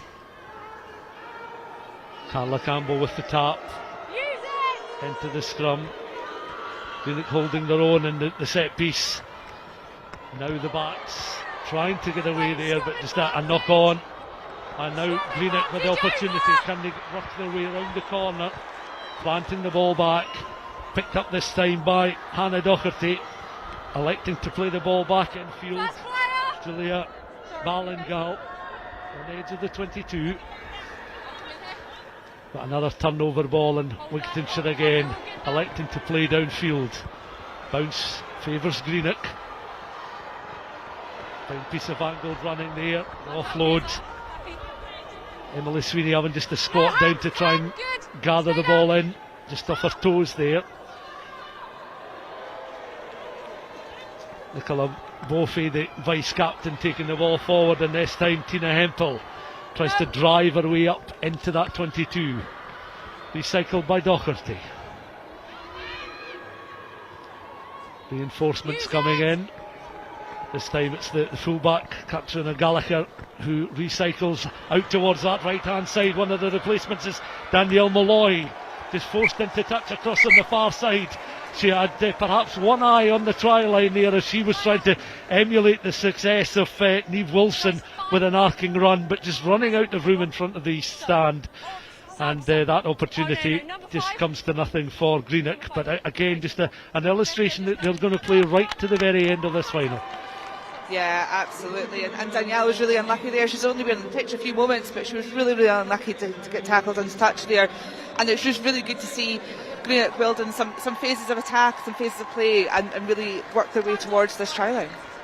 Another replacement for Wigtownshire. Heather Nichol off the bench and on for the final 15 minutes or so. Hold, time is off still.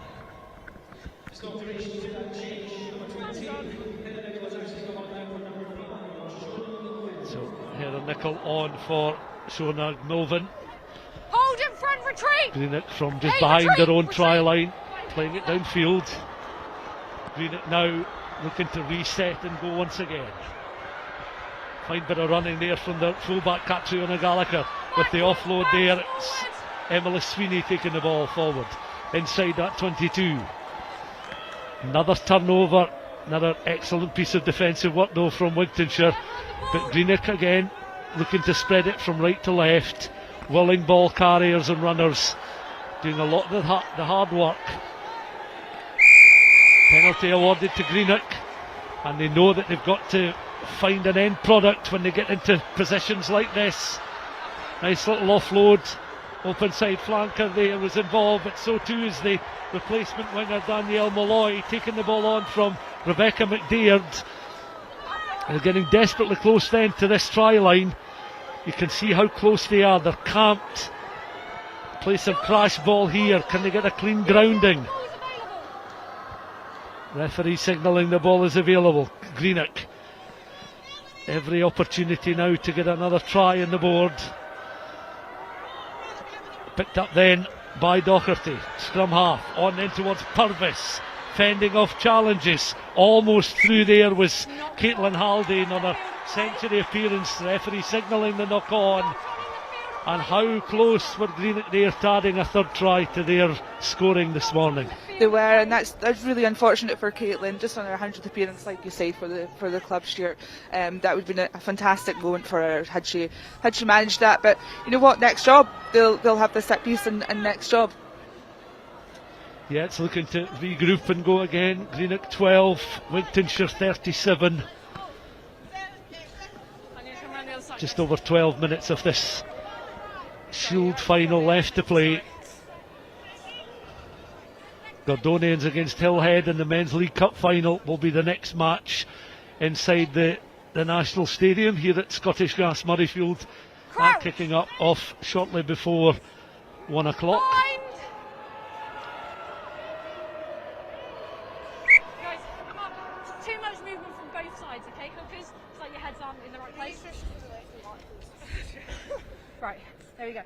The referee's been very clear in their instructions all morning, particularly around the set piece, and given the benefit of the doubt on a few occasions, but after a succession of penalties awarded against them at the scrummage, she'd really no alternative but to yellow card one of the Greenock front row forwards a bit earlier in this second half.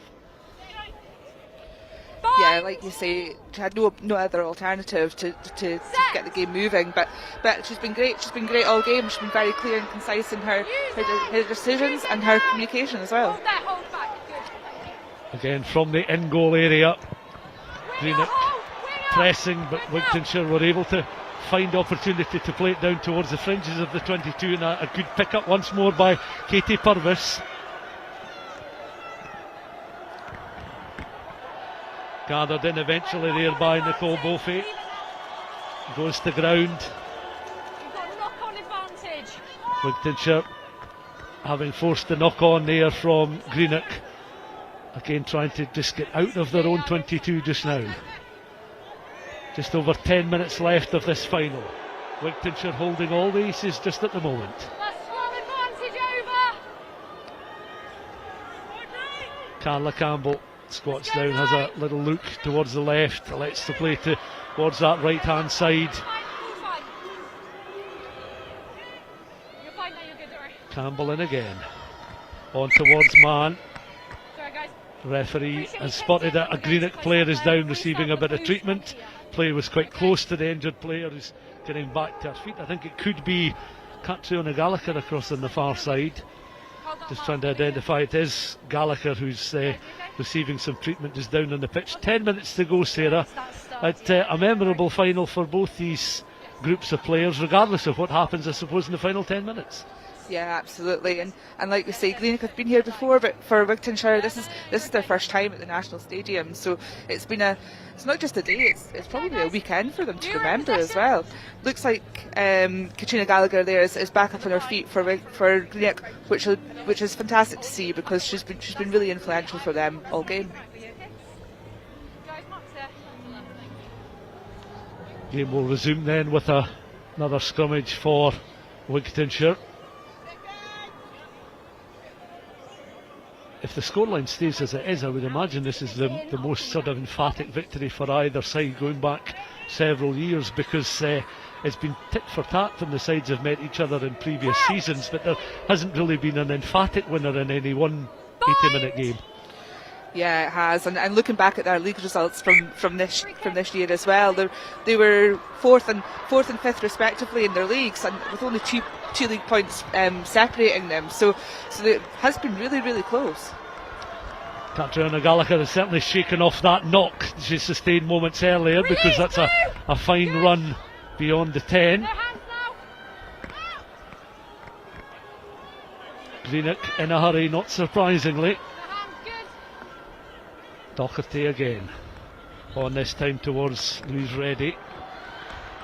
She's able to feed the ball out, and suddenly there's some space on this left-hand side for Greenock. Away they go now, Orla McAllister, and she's clawed down and into touch 5 metres from the line. An excellent piece of defensive work there from Greenock, but Gallagher was oh so close to adding another scoreline for a Greenock side still searching their first score in this second half. There are 2 tries coming in the 19th and the 25th minutes of this final. She was, but fair play to Wigtownshire's defence there. Laura McNeil, the fullback, she showed us already what she can offer in attack, but now with that cover tackle as well, what she can offer in defence too, which is a really hard tackle to make.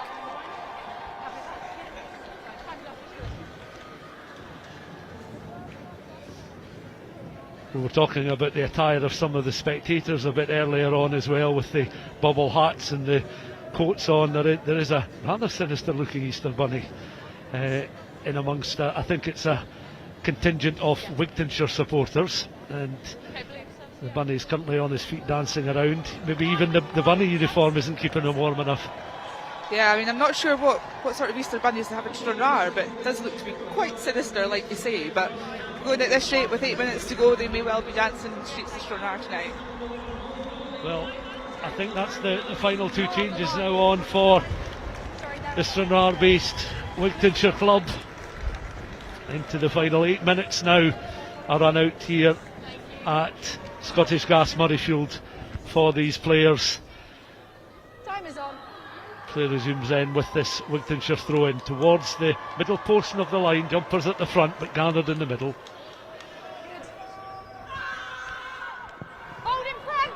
Another right-footed clearance downfield, and that's tracked and watched all the way there by Katrina Gallagher. The first bounce left her rather uncertain whether she was able to gather without taking the ball into touch herself, but Greenock now have the throw in almost down in front of her commentary position, and I think the feeling is that these Wigtownshire players, just with every passing moment in this final now, know they're inching closer to lifting the women's shield in 2025 and collecting a rather fetching winner's medal as well. Doherty on this time now towards Boffey, the vice-captain, still has it up and over the 10. Doherty once more, 3 out on that right hand side. Emily Sweeney leading the charge through the hands there of Gallagher. Out on the far side again, Danielle Malloy. She's had 1 or 2 half chances, but she's never been able to quite escape and get round the Wigtownshire defence on that right hand channel. No, and I think that just goes to show exactly what good defence that Wigtownshire have right across the park, forwards and backs. They've really united in this game, and it's going to be really, really tricky at some point to choose a player of the match. You literally read my mind, because I was about to say, given the performance of so many of these players, when you actually start to pick even a short list of players that would be in line for player of the match, it's going to be pretty difficult. There's been a lot of very effective players. Even, you've had try scorers, players that have scored a couple of tries, but those have been involved in creating opportunities, have had such an important role to play as well today. Yeah, they have, and they have, and I think that when it comes to it, there will be quite a huge shortlist. But I think we probably need to put our thinking hats on, Stuart, and think about that one for maybe a couple of minutes longer. Yeah, I think the decision will be relatively imminent. Just looking down, Wigtownshire, in fairness, have a further 2 changes they can make. Paige Thomas and Rachel Bezic still to come on the park. I can see they're both stripped and ready to come on the park for what remains of this final. But Greenock now on the charge, and they're going to go over the try line for a score. They are indeed. A consolation score from their skipper, from Tina Hemphill, and all credit to them because they've played right to the end. We were talking there about some fresh lights coming on for the Wigtownshire players, but Hemphill, who scored a try in 25 minutes to give Greenock, a 12-8 lead at that stage, has played a captain's role in scoring her second try of this final, coming 4.5 minutes before the conclusion. It means that Greenock as well will use this little stoppage to ready 2 players in Jay Rice and Diane Hughes to come on the park as well, so they'll get a run out. So 4 further replacements being made in the closing moments for these players. A great opportunity to have a run out on the national pitch. Meanwhile, Greenock will want to try and add the extra point.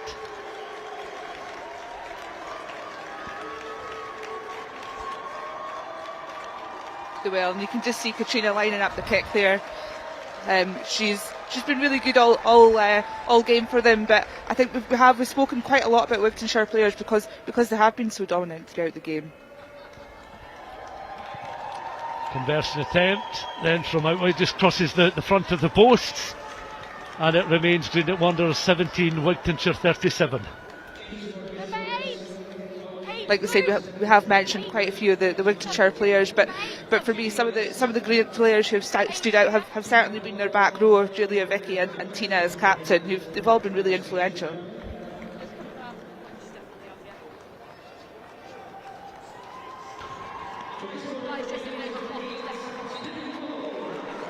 So Tina Hemphill with the try then for Greenock. The restart will be Wigtownshire's fly half, Sophie Mann. The referee just has a glance around. She's happy for this match to resume. Little grubber kick just over that 10-metre line. Gathered, goes just a little bit loose, bubbles, knocked forward, and it's another platform then for Wigtownshire.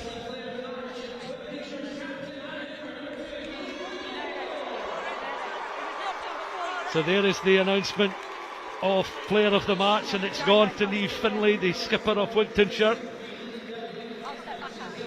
And you can see her in the middle there, in that front row, big broad smile on her face. She's readying herself for another scrummage. Could well be the last scrummage in this second half, in this final. But a personal accolade for Niamh Finlay, skippering her side with a 20-point lead going into the final 2 minutes of this Women's Shield final.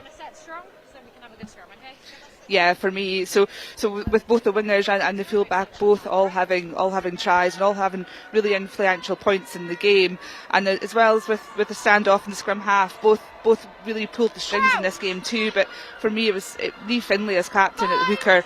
She's been so influential. You've seen her, the handoffs. I would hate to be on the end of some of those handoffs that she's had, and the carries as well. But equally at the same time, you saw her put in some lovely offloads and putting some players into space and into some tries too. And I think essentially what she has done as well is maybe helped settle the players right at the very beginning, because you think of that passage of play in the opening 3 minutes where it was total Wigtownshire domination in terms of possession of the ball. That seemed to set the tone for much of the game. She did, and what I've loved about Niamh as well is she looks to be setting the tone for every single scrum too. You can see her walking dominantly into the scrum to set it with a real focused mind, but equally she seems to be a character on the pitch too. I think she's somebody I'd probably like to go to the pub with. Well, I suppose if you go down, given the jubilant mood of these Wigtownshire players and supporters, you may well get swept along a little bit later on, Sarah. You just never know. Into the final minute. Wigtownshire looking to make a bit of history here at Scottish Gas Murrayfield. They're seconds away from a momentous victory. Women's Shield final 2025. A 20-point victory certainly on the table for them at the moment, as Wigtownshire again. Niamh Wilson working her way around the corner over that 10-metre line. Just a quick glance at the watch. The stadium clock just signalling that we've now gone 80 minutes. So the final phase of play. And you hear the referee saying this will be the last play of the final. And the Wigtownshire players ready to celebrate so too the supporters. They've come in numbers from Stranraer. Their coaching staff also ready to celebrate, but all credit to Greenock. No strangers to Murrayfield, having had such success in 2019. But this morning, as we now nudge our way just closer to the afternoon at 11:45 on this Saturday morning, on this occasion, Greenock just finishing second best. Yeah, I know. No, it's fine, let's go! So the referee keen to get on with it. Rosie Evans. Throw in. Greenock will want to try and gather from the line out, which they do. One final fling then from this Greenock side, taken well there by Emily Sweeney. The tackle made by her opposite number, Eloise Moulton. Greenock through the hands once again, out towards the right hand side, ball goes into touch. The referee signalling a knock on, puts whistle to mouth, blows for full time. Jubilation for these Wigtownshire players. The replacements in the orange bibs come racing on to the field of play along with the coaching staff. The Greenock players group each other in small huddles and acknowledge their efforts. They've made it a thoroughly entertaining final, but for Greenock it wasn't meant to be today. It's very much been Wigtownshire's morning, and really setting the tone with that penalty goal and the impressive start, taking an 8-point lead into the early stages of the first half.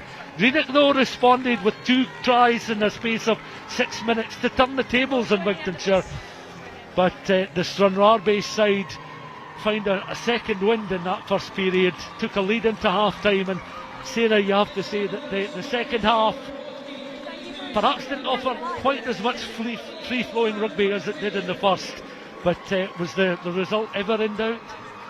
No, I don't think it was, and they set the tone, like you said, Stuart, from the very first penalty kick there. They got the points on the board, and they recognised what an occasion it was. It's a cup final at the end of the day, and every single point matters.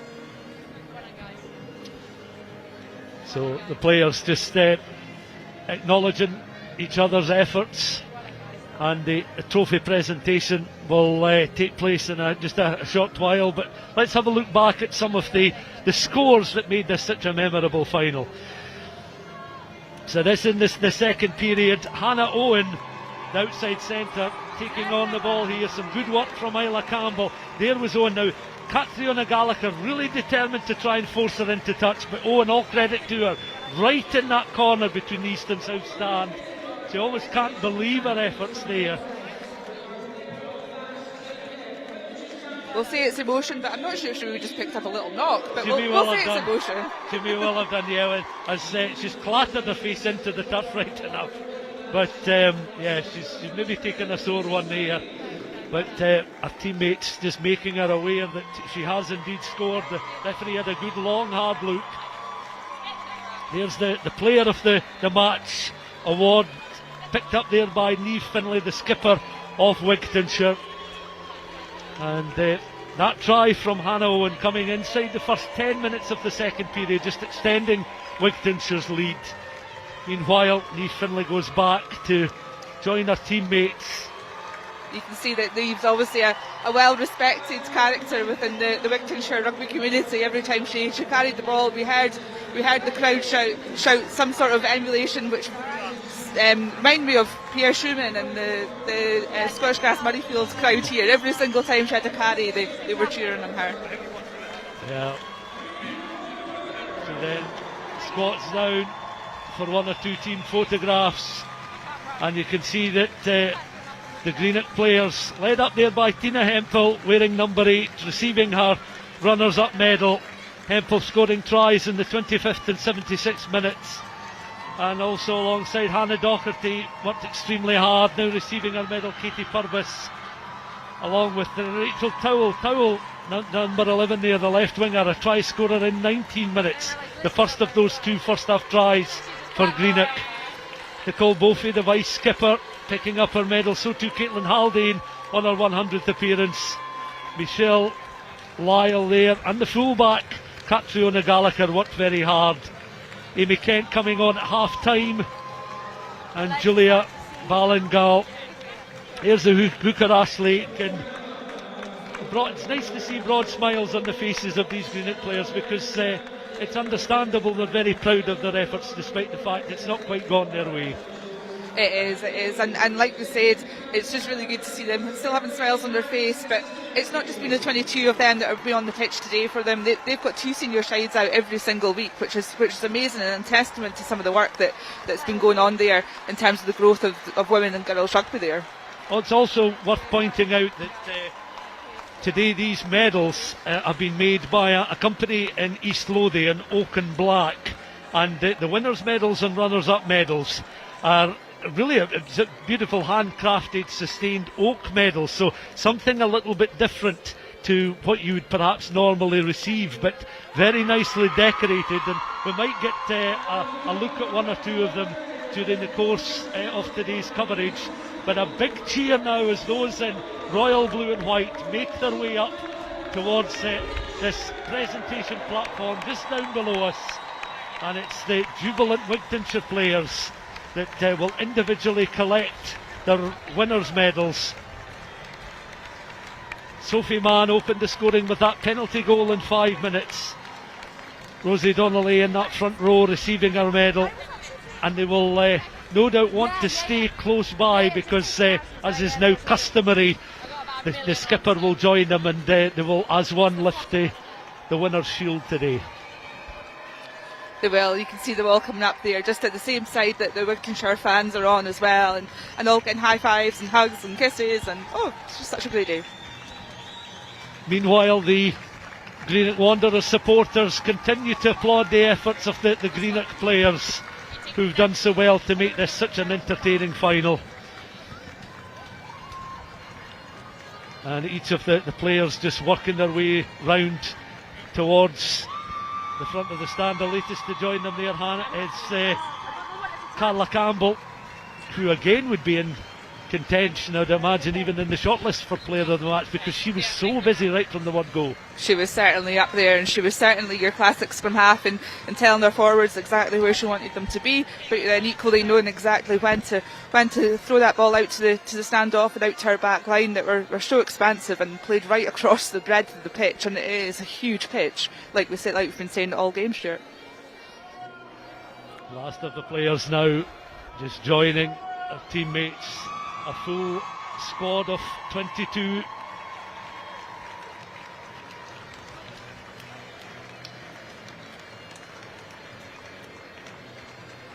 We're just looking for our first glimpse of the trophy, of the silverware today, as the backroom staff now just have their moment.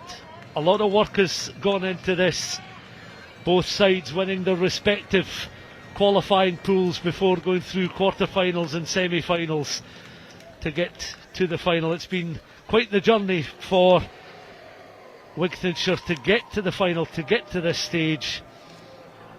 Wigtownshire winners of Pool A, defeating Highland in the quarter-finals by 70 points to 19, and then Ayr in the semi-final, all leading to a place at Murrayfield to do just that, to lift the women's shield for 2025 with victory over Greenock.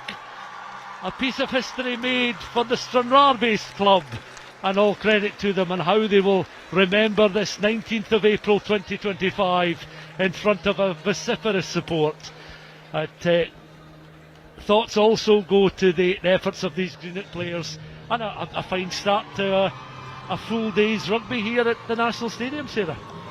Like you say, a full day's worth of rugby, and just over at High Stadium as well. We've been having Earlston and Lochaber as well playing in one of the men's finals. So 2 out of the 7 finals already complete today, and yeah, lots more rugby to come. And of course, just in under an hour's time, the next final in the main stadium will be the Men's League Cup Final. Gordonians against Hillhead. We'll bring you live coverage of that, and just update you on the matches played inside the National Stadium before that Sarah Beaney final, concluding our coverage today. But it's good to see that the players once again will take to the pitch for team photographs. Greenock, the photographers, just taking photographs of the Greenock players as one squad, that the silverware and the championship banner will belong, for this morning at least and for today, for Wigtownshire. And I think some champagne has arrived on the pitch as well, so understandable that they're going to pop a few corks and enjoy the moment, and why not? Exactly, it's not even midday yet, but why not? Like you say, they've won the Women's Shield final at the end of the day, so celebrations all around, and I think the celebrations are going to go late into the night, that's for sure. And Abby Arkless there breaking away from the team photo momentarily to get a bit more response from the players.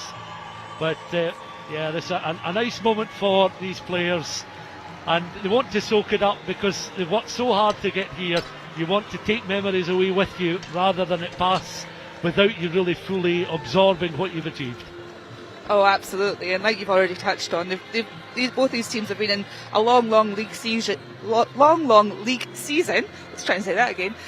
In West One, but this Shield run as well it's been a long run with the group stages, the quarterfinals, the semi-finals, and now here today at Scottish Gas Murrayfield.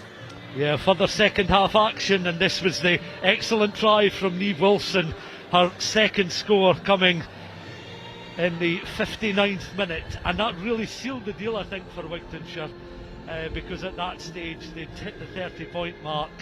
And again, you know, the work started there by Carla Campbell, and the ball eventually finding its way out towards Niamh Wilson. Again, the Greenock defence perhaps just a little bit stretched, and there she was able to accelerate into running, work her way around Catriona Gallagher, and cross the line for a vital try. That coming just almost on the hour mark, and you felt that the result was pretty inevitable after that score was awarded. Yeah, it probably was, but fair play to Greenock there. They've battled back, and we can see here just a try from Tina herself, the captain for Greenock, who led by example for the entire game, I thought too. Yeah, perfect illustration of Greenock's battling spirit there right to the very end, that coming just a couple of minutes before the end of the final. And in the end it was Wigtownshire who were victorious, but every score has been cheered and applauded by the supporters. They're a reminder of the final score: Greenock Wanderers 17, Wigtownshire 37. So the Shield will head towards Stranraer. It's bound to lift the spirits of the entire club, but all credit to Greenock, who are no strangers to Murrayfield, and they'll want to come back in future years with a feeling of renewed optimism that they can contest finals at this level. They will, and they've been here twice now, and it may well be third time lucky when they get here again.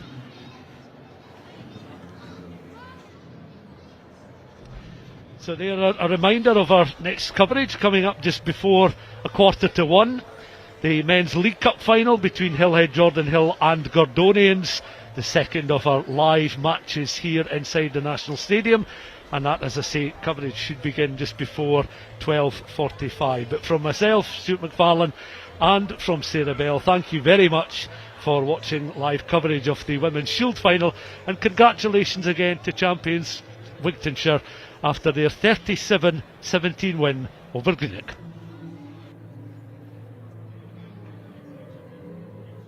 No one was born a hero. It's an everyday journey. There are no shortcuts, no days off, no perfect scenarios.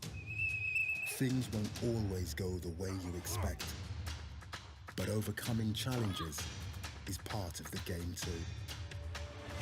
Your time is now.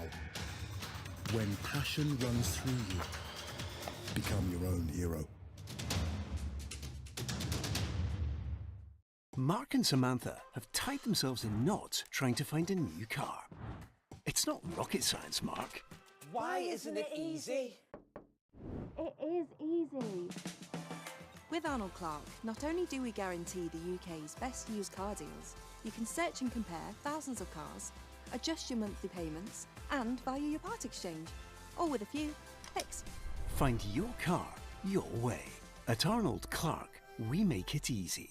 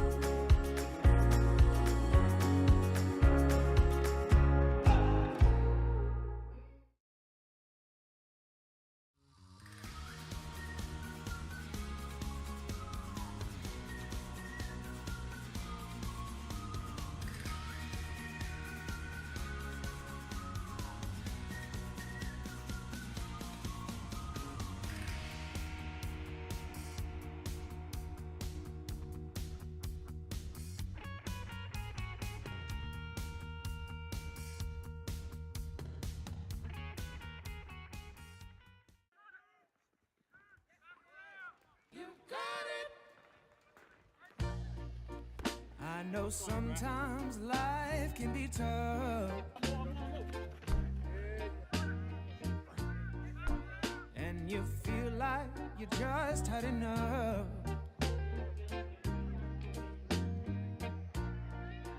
When you're thinking everything is gone wrong,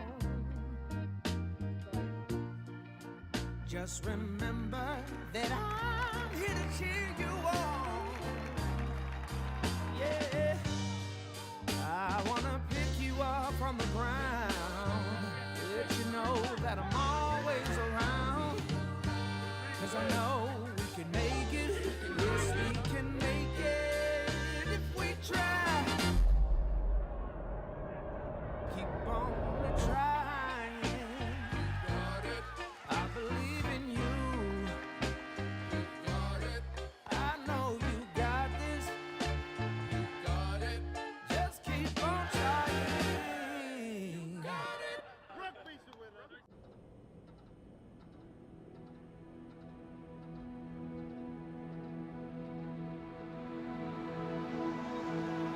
At Spire Healthcare, you could see an expert in as little as 48 hours. So you can get back to what you love sooner.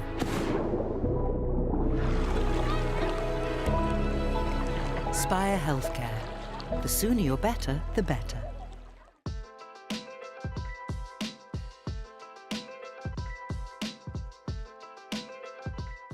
The Scottish Cup was quite new then. I think it was the 4th season, and it was a big goal for everyone to be here. We played in Division 2, both Gala and Kelso, both finalists were Division 2, so we weren't even in the Premiership equivalent now.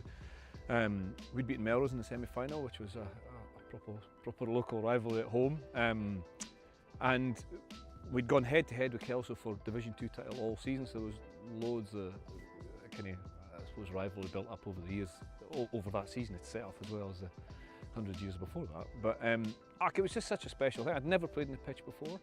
I'd only been on the pitch the day before we came into kick, and having played the representative rugby, I'd never had the chance to play in here. So it was as big a thrill for me as it was the whole side. The game was fairly tight. It was still 3-0 leading into the last 5 minutes, and we managed to. We were 3-0 down. We managed to overturn it. But yeah, big thrill to play in the National Stadium. Over 25,000 people here. Huge travelling support. 3 games on the day. Most of the spectators stayed for the 3 games, and we were the third of the 3 culminating in the final. We actually won a penalty just on the 15 there, and let's say 5 minutes to go or whatever it was. And there was a half discussion about, do we kick a goal to try and make it 3-3, do we go for the corner? Richie Gray was the captain. He says we're going to the corner, and yeah, about 6 or 7 metres out there, we won the line out, lost the line out, won it back. It was a bit of a giddle, and we'd actually played a back play that we'd done in what turned out to be the kind of league decider against Kelso, on exactly the same shape, but took a different option, and I managed to squeeze through about here and dive over. We had a huge amount of success that season. We won Division 2, we won the Scottish Cup, and we went on to win Melrose Sevens as well. So Nathan Hines, obviously Scottish international playing, Stevie Scott, Davy Gray I spoke about before, but there was also Mike Dodds who'd been in this environment, who'd played for Scotland in 5 Nations as it was then, who could lean on his experience. Tom Weir in the back row, John Amos, who'd been a Scotland A player as well. So there was a lot of experience, and there was quality against us as well with a lot of the players in the Kelso side. So you kind of used that experience, and yeah, it was a good old day. It's amazing how deeply you look at games nowadays. I think there was a bit more freedom in those days. I mean, we'd caught the kickoff, kicked long, and managed to trap Kelso down in this really similar position, just in the 22 here. And again from a line out, I think we just called to keep the ball tight. I don't remember calling a drop goal. I don't remember telling anybody I was going to drop a goal, but as you say, with only 2 points in it at the time, it might have been more wise to maintain possession and keep it up the jumper in this corner. But well, there's 25,000 people here. It's the first time you want to entertain them. I can remember just before getting the ball thinking I'm going to drop a goal here, or I'm going to attempt to drop a goal here, and exactly what went through my mind was get the drop right. So if this drops right, you give yourself a chance. Yeah, I should maybe have told somebody I was going to do it. I think it was my last game of 15 for my club, for Gala, and it was really important to represent your club, and most of the town came to watch, and there was, you know, it was a pretty successful day for everybody. Yeah, and personally it was, you know, fast forward 2 months I was on a Scotland tour, fast forward 5 months I was playing in a World Cup for Scotland on the same pitch. So yeah, it was certainly a pivotal season and a pivotal fixture really for me, but the whole day was brilliant.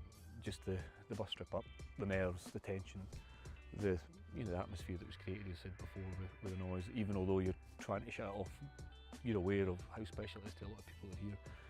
And I get back as much as I can to watch the cup finals, and I do always really enjoy the enthusiasm and the energy that everybody bursts out the tunnel for, and then they get out the tunnel, they get towards the centre pitch, and then you can see the realisation, thinking, this is a big old pitch. This is much bigger than what we're used to.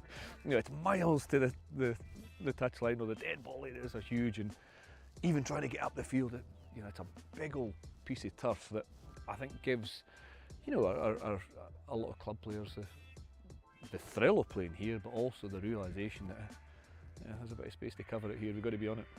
I would say it's a great day out. It's coming, seeing the kind of essence of the game played on this big pitch, even if it's worth a giggle alone for how tired you're going to get. But there's loads of stuff happening around on game day as well, and you'll see so many different players. There'll be a real connection with the players that are playing, especially if they're representing your club. You might play alongside them, or you might, you know, look up to them, you might be involved in the club, and you feel a real kind of pride in the players that are able to play. So yeah, it's hopefully the sun will be shining. It was that day, so can't organise that, but we can guarantee a decent day out.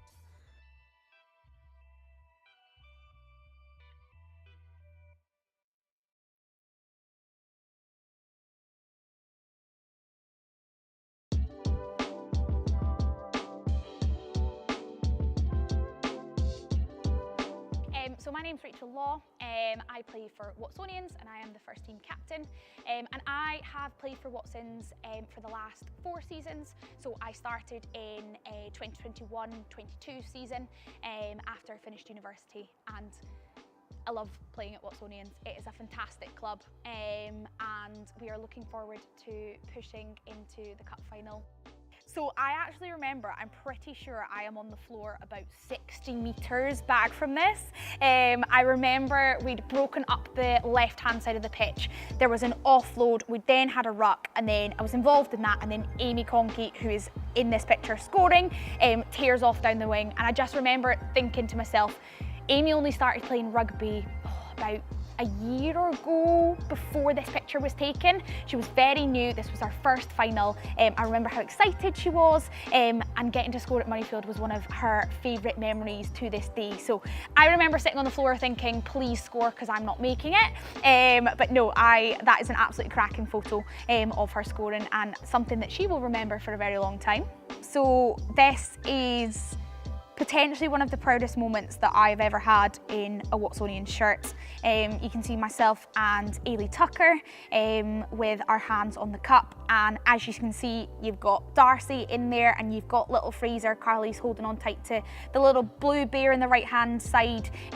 So just the epitome of why we do it, what Silver Saturday is all about, and the joy and success of the whole team. You can see on everyone's faces how ecstatic they are to have won that at Murrayfield, and how great you've got cameras in the back there, as you say, Royal Box. It's just a fantastic opportunity for us to celebrate the season and to get the win at the end of the day. So yeah, so we had come off the back of losing very narrowly in the league final just before Christmas. Actually played here at Myerside, and we played against a fantastic Stirling team who were too good on the day for us. Now, we went from being undefeated to losing that game and losing out on the league title, so we knew that the cup was a big one for us. We wanted to put out decent performances week in, week out, and we wanted to get to Silver Saturday. So I know we went into that match knowing how gutted we were to lose out on the league. and we knew that we had to put in a good performance to get the win against Hills. Now, Hills are probably one of our closest rivals historically. We know how good they can be, we know how they like to play, and we know them inside out. So getting to play against them at Murrayfield was a fantastic opportunity, and as you say, we put on a display which we were extremely proud of. So in terms of, as I say, we know all the teams in this league, we know inside out. We've played them year in, year again. We know how they play. Lots of the girls have been involved in Celtic Challenge, where they've played alongside these players, so they know what they're about. We know what they like to do. Now, in terms of playing against Hills, they are a team that play for 80 minutes. You can be winning at half time, and you can be winning quite decently at half time, but you cannot rule them out. They will fight until the bitter end. So with regards to that side of things, we know how dangerous they can be. They have some speedy wingers. We know that they like to carry hard up the middle and then look to move the ball wide, which is actually fairly similar to how we like to play. So the matchup between the two teams is a fantastic one, and one that always proves to be a fantastic game of rugby. Probably for me, Sarah Beaney means quite a lot to me. I previously played for Murrayfield Wanderers, who Sarah Beaney was a part of the club, and a lot of the girls, albeit I didn't know her personally myself, but a lot of the girls that I played alongside with when I very first started playing adult rugby age 17 had played alongside her and were her friend. So I know for me it probably means that a little bit more, because so many of the people that I learned a lot of how to play rugby from were really good friends with her. So in terms of that side of thing, from a personal point of view, a huge deal, and having the cup named after her is so fitting for the person that she was. As a club and as a team, we know it's the highest cup that we can win as a team, so getting the opportunity to kind of play and compete for it is huge for the club and for the team. I think in terms of, from some of the pictures that we've seen and some of the kind of accounts from the day, having that many people down to celebrate the success of club teams in Scotland, whether that be women's and men's, having it all together on one day where people are able to come and celebrate the success in Scottish Gas Murrayfield in front of that many people is fantastic, not only for the fans but also for the teams, for the club game as a whole in Scotland. Being able to advertise and televise this is the best standard of rugby in Scotland, come down, there's a full day of matches, the bowl, the shield, the cup, everything, and getting the opportunity to showcase that on the stage like Scottish Gas Murrayfield is fantastic opportunity for everybody, and it massively grows the club game in Scotland.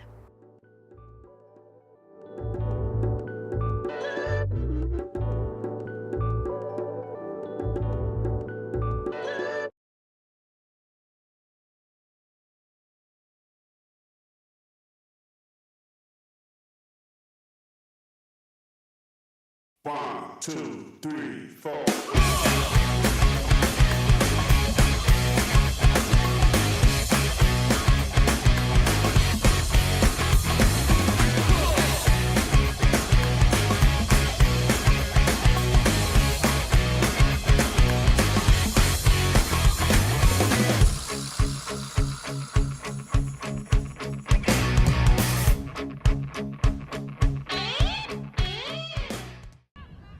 Still though, Dalkeith with the penalty. Can they take advantage? Up to the forwards, and Lindsay Halliday driving towards the line. Straven trying to force her into touch. Up goes the flag. Well, in fact, I think the try has been awarded. It has, in fact. Lindsay Halliday, the try scorer. Inside the 22, they go again. Strong carry towards the line. And the referee awards the try. Dalkeith over for their second try. Let's see who comes up last with the ball. Well, it took Dalkeith some time to grow into this game. Still with Straven, and away goes Scally again. And up goes Straven into the 22 through the forwards over on the far side. Another penalty conceded by Dalkeith. So what can Straven make of this? Tap and go again. And again it's Scally looking to connect further out. Are they over that try line? Up go the arms and up goes the referee's arm. Straven cross for their first try of the match. Number strung across to the right for Dalkeith, but again keeping things tight for now with Rachel McIntosh. It's right in front of the posts. Now to Sarah Hayhurst now. Tries to get the ball free. It bounces up kindly for McNamara, looking for space, weaves her way through the defence, and McNamara scores. That's Dalkeith's third try. Good ball retention again by Dalkeith and Amy McNamara. So the tap penalty here for Dalkeith as they look for their fourth try. Still no change in the half-time score, 19 points to 5. Off they go to the right. Spinning through contact goes Lee Bell, and Bell makes her way to the line. And Dalkeith with the first score of the second half. Another penalty awarded. Once again, Jen Scally. Well, every time that Straven have been awarded a penalty, Scally is gone. And Straven over for the try. Great work by Jen Scally. 2 quick taps. And it is picked up by Kaylee Roach. She'll have Amy McNamara with her. Roach goes herself. And Roach may go all the way to the corner. Cuts back in field. Taken down in a tackle, just a metre or two short. It's a good carry by the number 8. Back they go to that blind side. Up goes the arm. The referee awards the try. And that all came from the pick-up at the base by Kaylee Roach. Taken down by Jen Scally.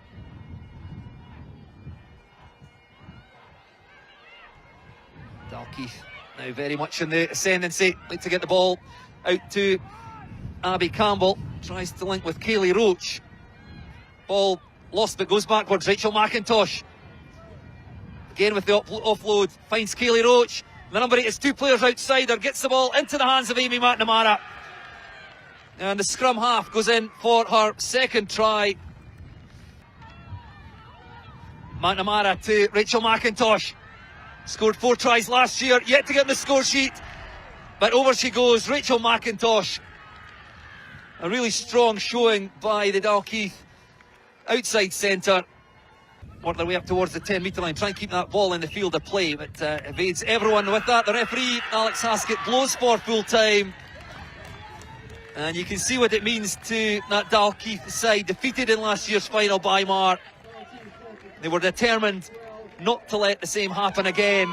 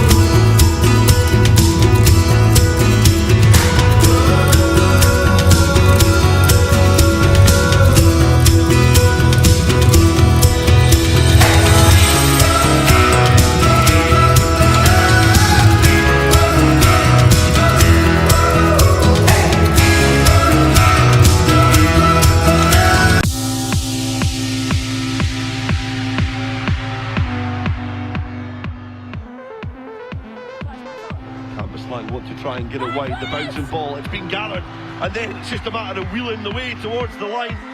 Rose Scott, she has been impressive in the opening stages and gets a try. But Curry do manage to retain possession. Proctor charges, and then it's opened up.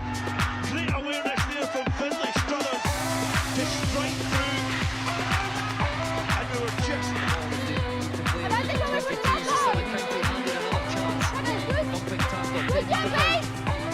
straight line before that from Daisy Moss, but just to cut back on time. On the right for Stuart County. A bit of defence, all at sea, and Stuart County do go out for their second try.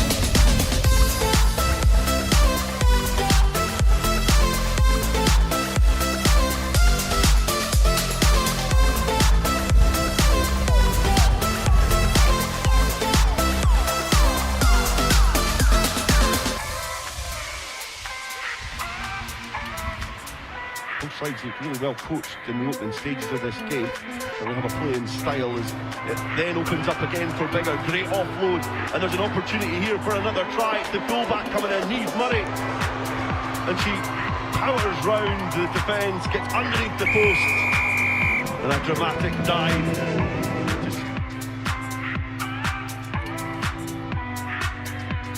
Nice interplay in the midfield by Curry Chieftains, and again they've created space out wide for Matthew Murray. He has Jack McLean with him, the outside centre, fighting towards the try line, ducks the ball down. Well, Curry do have their try. Jack McLean, the try scorer.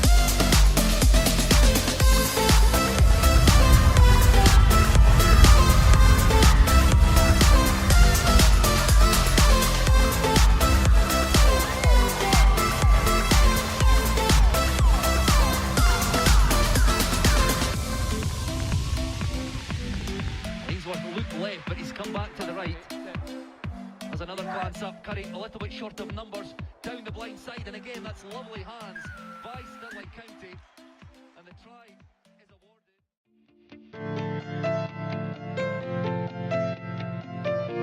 Possession. DL. Space over that far side. Has he measured this right? Is it going to bounce up? It's great footwork. Is the ball going to bounce into the hands? Can they get in the corner? Excellent try from Merkiston. It's now working their way up towards the 22. Looking to add to that early Oliver Stone's try. I think they go to the right. Ball juggled and again offloaded out of the tackle. And away goes Hamish Turner. And the referee on the spot raises the arm.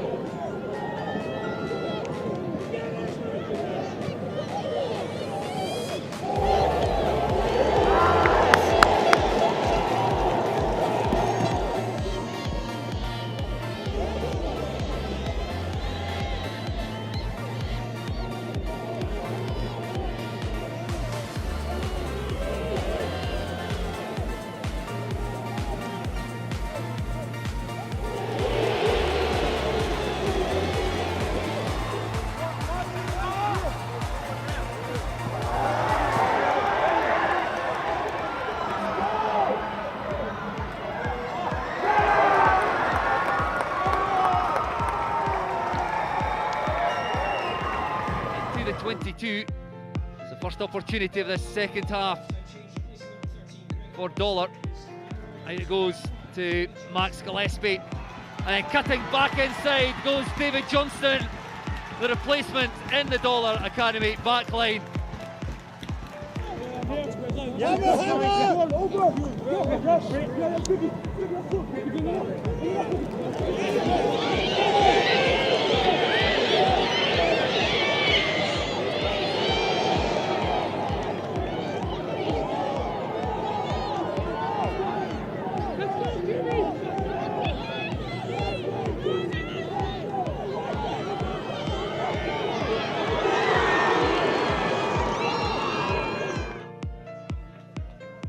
The Edinburgh Academy get the ball away from the scrum. That's a lovely pass from Hector Laurie to fullback Thomas Miller, who crashes over the line.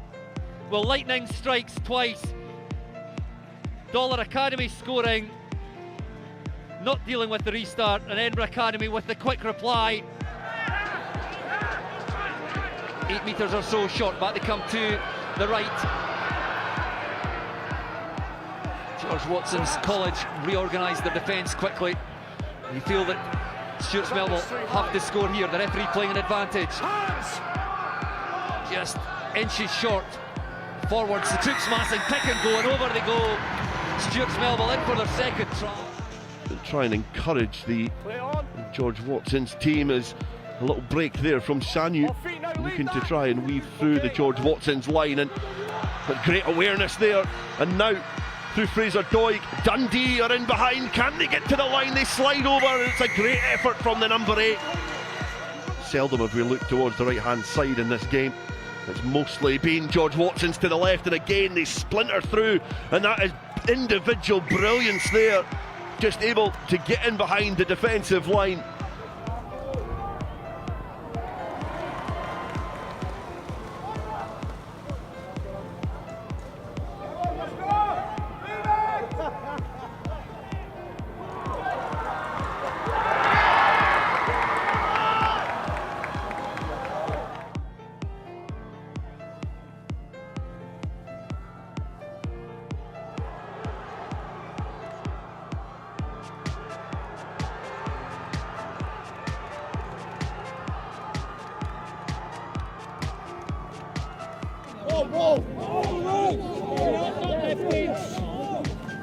Jonas, go! Go on, Jonas! Go on, Jonas! Let's go!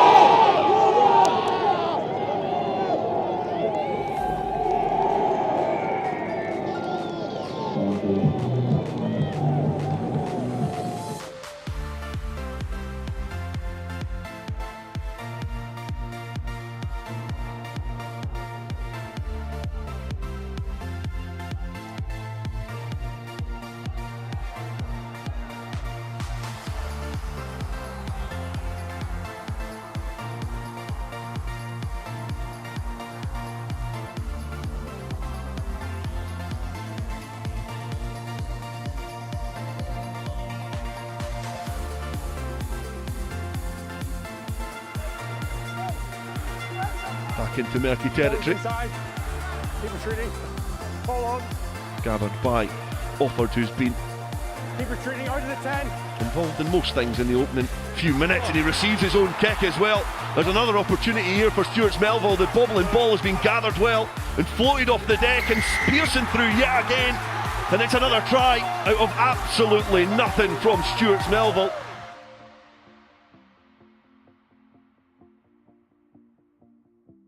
No one was born a hero. It's an everyday journey.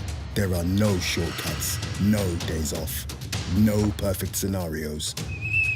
Things won't always go the way you expect. But overcoming challenges is part of the game too. Your time is now. When passion runs through you, become your own hero. Mark and Samantha have tied themselves in knots trying to find a new car. It's not rocket science, Mark. Why isn't it easy? It is easy. With Arnold Clark, not only do we guarantee the UK's best used car deals, you can search and compare thousands of cars, adjust your monthly payments, and value your part exchange, all with a few clicks. Find your car your way. At Arnold Clark, we make it easy.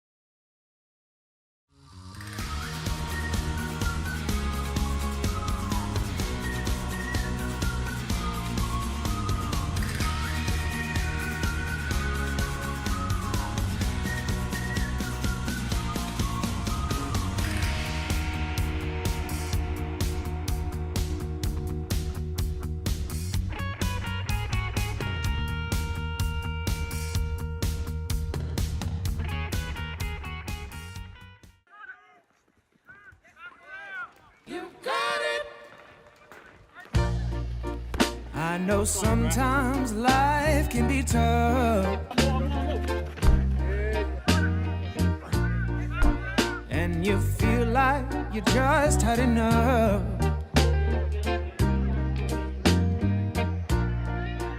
When you're thinking everything is gone wrong, just remember that I'm here to cheer you on. Yeah, I wanna pick you up from the ground, let you know that I'm always around, 'cause I know we can make it, yes we can make it if we try. Keep on trying, I believe in you. I know you got this. Just keep on trying.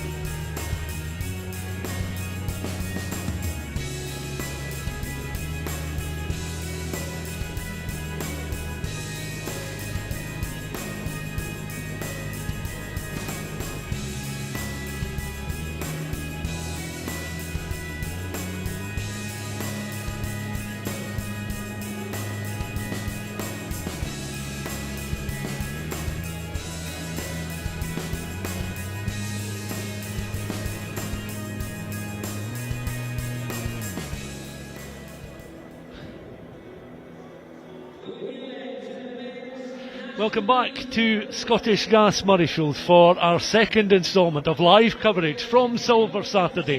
Hillhead Jordanhill against Gordonians in the Men's National League Cup Final about to get underway. Kickoff is at 12:45 and I'm delighted to say that alongside me to watch the live action is Graham Law of the SRU. And Graham, two clubs with a rich history, will be thoroughly looking forward to this occasion and the chance to play it here at the National Stadium. Afternoon, Stuart. Gordonians, champions of National League Division 2, and Hillhead Jordanhill, who are currently sitting in second place in National League Division 3. So it should be a cracking game. Both teams look to have brought decent support along, and very much looking forward to it. And a colourful spectacle as well, when you consider that Hillhead traditionally play in bright quarters. There's a lot of gold and blue in the Gordonians strip as well, so that, as you mentioned, has brought with it a lot of colour with the respective supporters just either side of the front portion of the West Stand in front of our commentary position. The team's about to emerge from the tunnel. The trophy is on an SRU branded platform which they will run past. That is the prize up for grabs, and of course for Gordonian supporters, Graham, of a certain vintage, they'll be thinking back perhaps to 1999 and a visit against Jed Forest in the Shield final, which didn't quite go their way on that occasion. No, 26 years ago, Gordonians have had a bit of a rebuild. It's only 7 or 8 years since their first 15 were playing in Cali Regional League Division 1. So, a bit of a renaissance for Gordonians.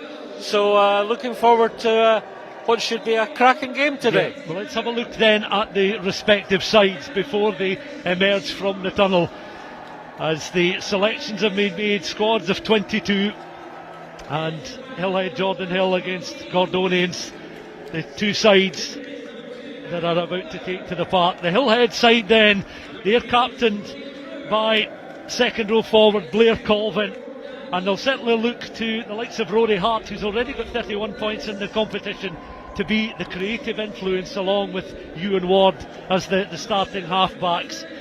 Plenty of power in the forwards as well, and they will be mindful of their league position and the league that they play in. They'll want to start brightly, Graham, no question.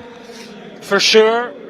Also worth looking, I guess, at the likes of the open side flanker there, Jason Denley. Denley scored 3 tries in their run to the final, and he had a couple in the win against Kirkcaldy, the last gasp 22-22 win in the semi-final against Kirkcaldy. So look out for Jason Denley there at number 7. Quick look then at the Gordonian side as well, as Hillhead were winners of Pool 2, Gordonians their route to the final winners of Pool 8. They're skippered by Corey Buchan at number 8, and again Hamish Smart and Finlay Trout, the half-back partnership, will want to be involved very early on in this context as well. So you have to say, Graham, that again they've been able to pretty much select a pretty strong, formidable 22, not just the starting 15. They've got quite a bit of strength in the bench as well. Yeah, Gordonians, you look at the teams that played earlier in the competition against, for example, Linlithgow and then GHK. It's a pretty settled team. You mentioned Finlay Troop at scrum half. For people of my vintage, we all remember his dad, Kevin, who played for Northern Midlands, a very feisty scrum half back in the day. Yeah, here's the teams. Very good district player. So Gordonians then heading out in their gold jerseys, and the quarters of Hillhead Jordanhill, they just peel off. They will be defending the south posts at the start of this match. Gordonians, it looks as if they've won the toss and will get the match underway. Gordonians in these, as we mentioned, gold jerseys. Hamish Smart across, just with ball in hand at the moment. And a quick word, Callum Vermeyer is our match referee, along with assistant referees Callum Lazenby and Ted Coots. They are our match officials in the bright red. And Gordonians, well, both these sets of players will want a very early touch of the ball. Supporters still making their way to the seats just in front of us, either side of the tunnel, ready to clear their throats and cheer on their favourites. as this men's League Cup final gets underway, hoisted high and gathered by the back row forward Jason Denley, who Graham mentioned just prior to kick-off there, has been a bit of a scoring machine for his side in the competition. Hillhead play it downfield. Corey Buchan, the skipper, unable to gather cleanly, but not knocking the ball forward. Roll of press with a run into opposition territory. Recycle pop pass there from Troop. Troop was in once again. Advantage offside, number 3. Taken on there by Hamish Smart through the hands. Offside decision, but the advantage going the way of Gordonians just now, and I'll want to start with some pace down the left hand channel. Troop once again, recycled ball. Advantage 9, offside. Ewan Ward staying offside. The referee playing a moment or two of advantage there before coming back for the offside infringement. But Gordonians, a few early touches for some of these players, showing and illustrating their ability to run at pace at the opposition. Yeah, a decent start from Gordonians, a wee juggle from number 8 and captain Corey Buchan over here on the west stand side, and then nice spread to the left as referee Vermeyer was playing an advantage.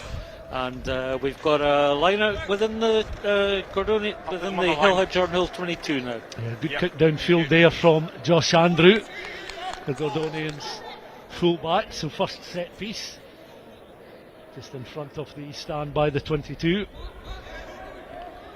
Harry Faulkner will throw the ball in towards that back portion of the line out. Daniel Eakins able to gather the ball in inside the 22.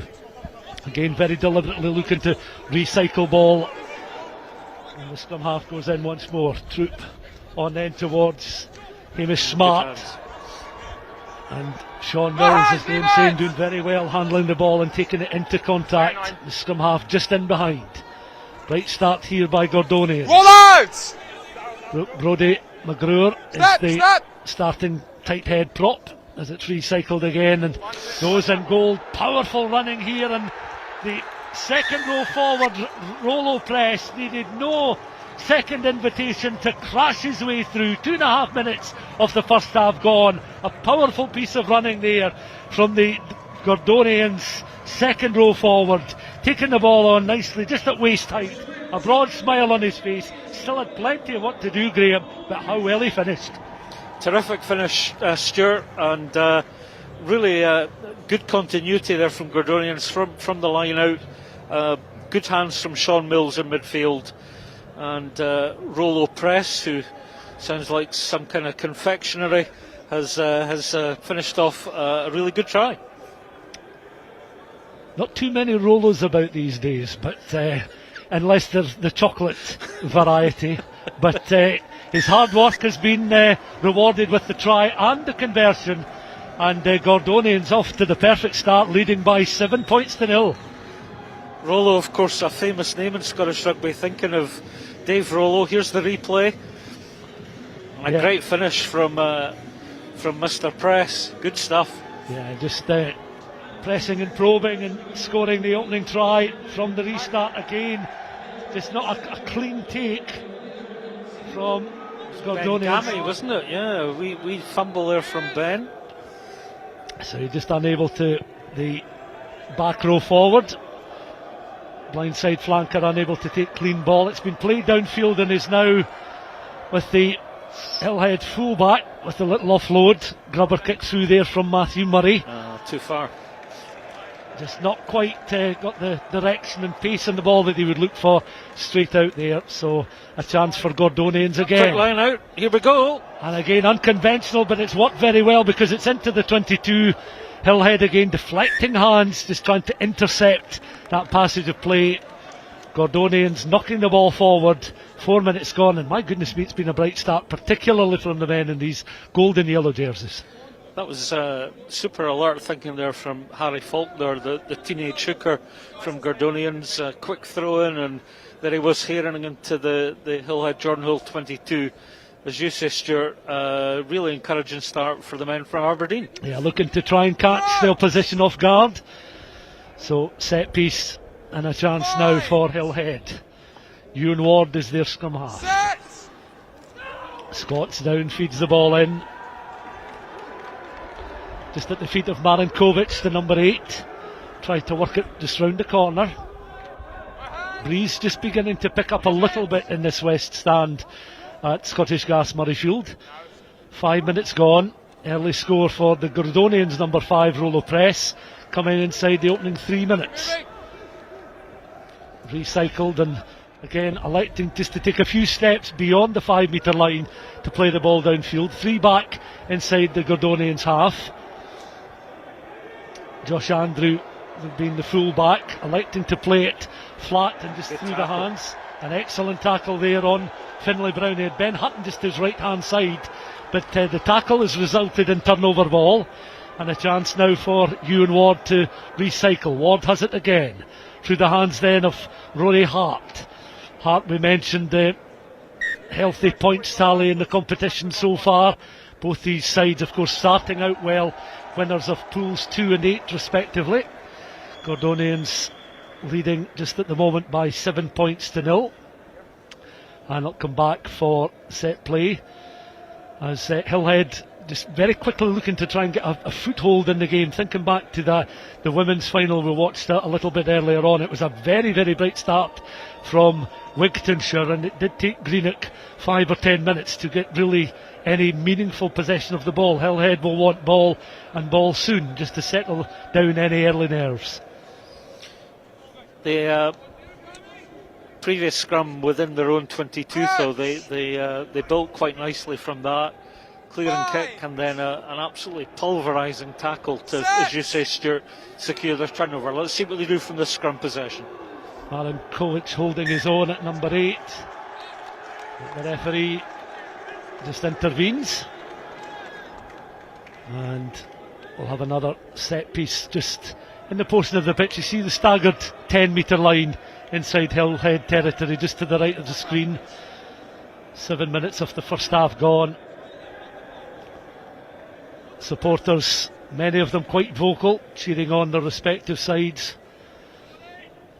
I thought you were going to say quite lubricated, Stuart. Even at this stage I would say that's quite accurate. I would say that's pretty accurate. Yes, they're enjoying the occasion, let's say that. As it's Ewan Ward again is able to feed the ball in. Now they're able to execute play, bringing Hart into play, and he then tries to spread the ball to a more central position. Now they try and go forward. Ward again, this time electing to play just towards that left hand side. Ward then once more. Hart opts to hoist high and long.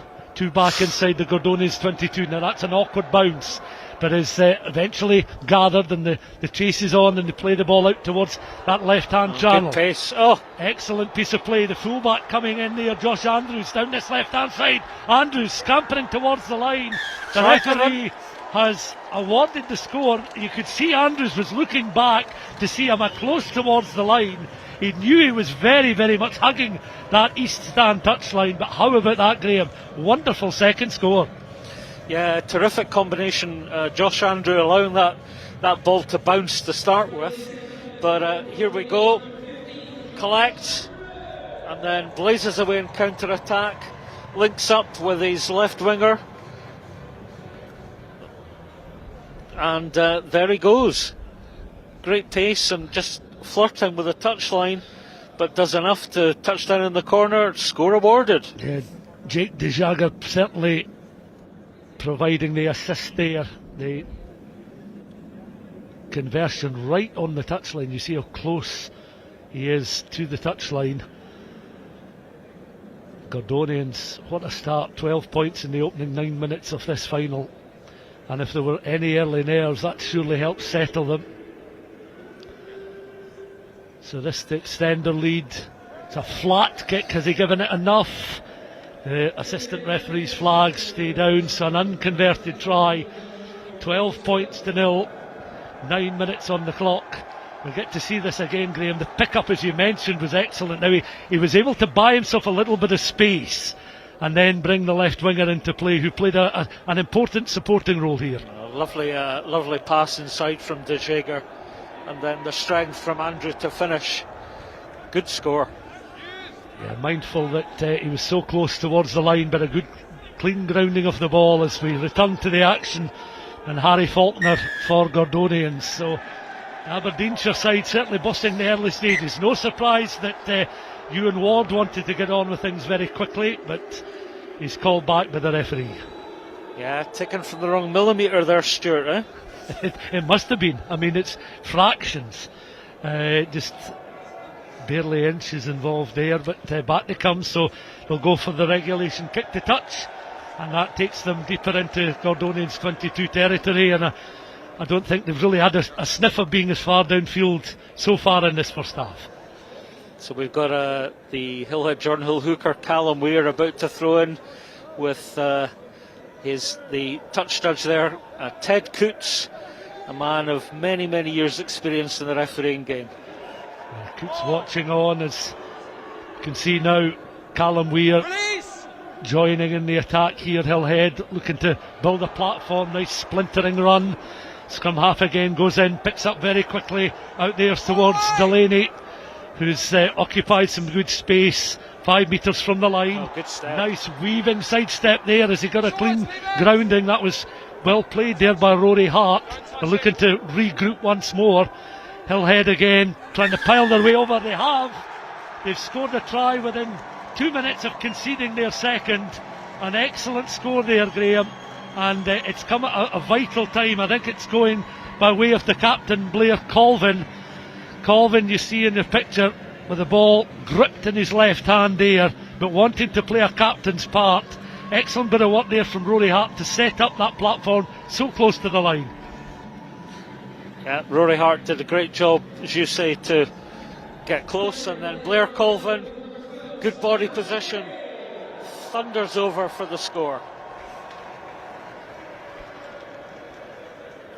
All from line-out ball as well, and Hillhead Jordanhill just looking altogether a bit livelier after Gordonians had dominated the first 11 or so minutes. And I think, Graham, you said 31 points for Rory Hart in the competition so far, so this is an opportunity to add to that tally from the tee. That's swinging around nicely, and it's a converted score, and he'll be delighted with that to score in the National Stadium. Hillhead 7, Gordonians 12 and a half minutes on the clock. Here's a replay of the score. Again, the work, a lot of the hard work having been done a little bit earlier on, but it was important to finish, and the captain was in the right place at the right time to do so. Restart kick gathered. Jason Delaney was certainly underneath it, but knocking the ball forward, so not exactly the restart from a Hillhead point of view they were looking for. Restarts, Stuart, eh? Restarts. Yeah, dear me. Anyway, from this position on the field, just on the edge of the 22.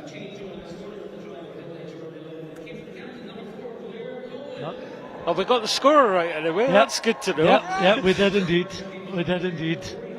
Yeah, just confirmation that the stadium announcer had made the change there. Here we go.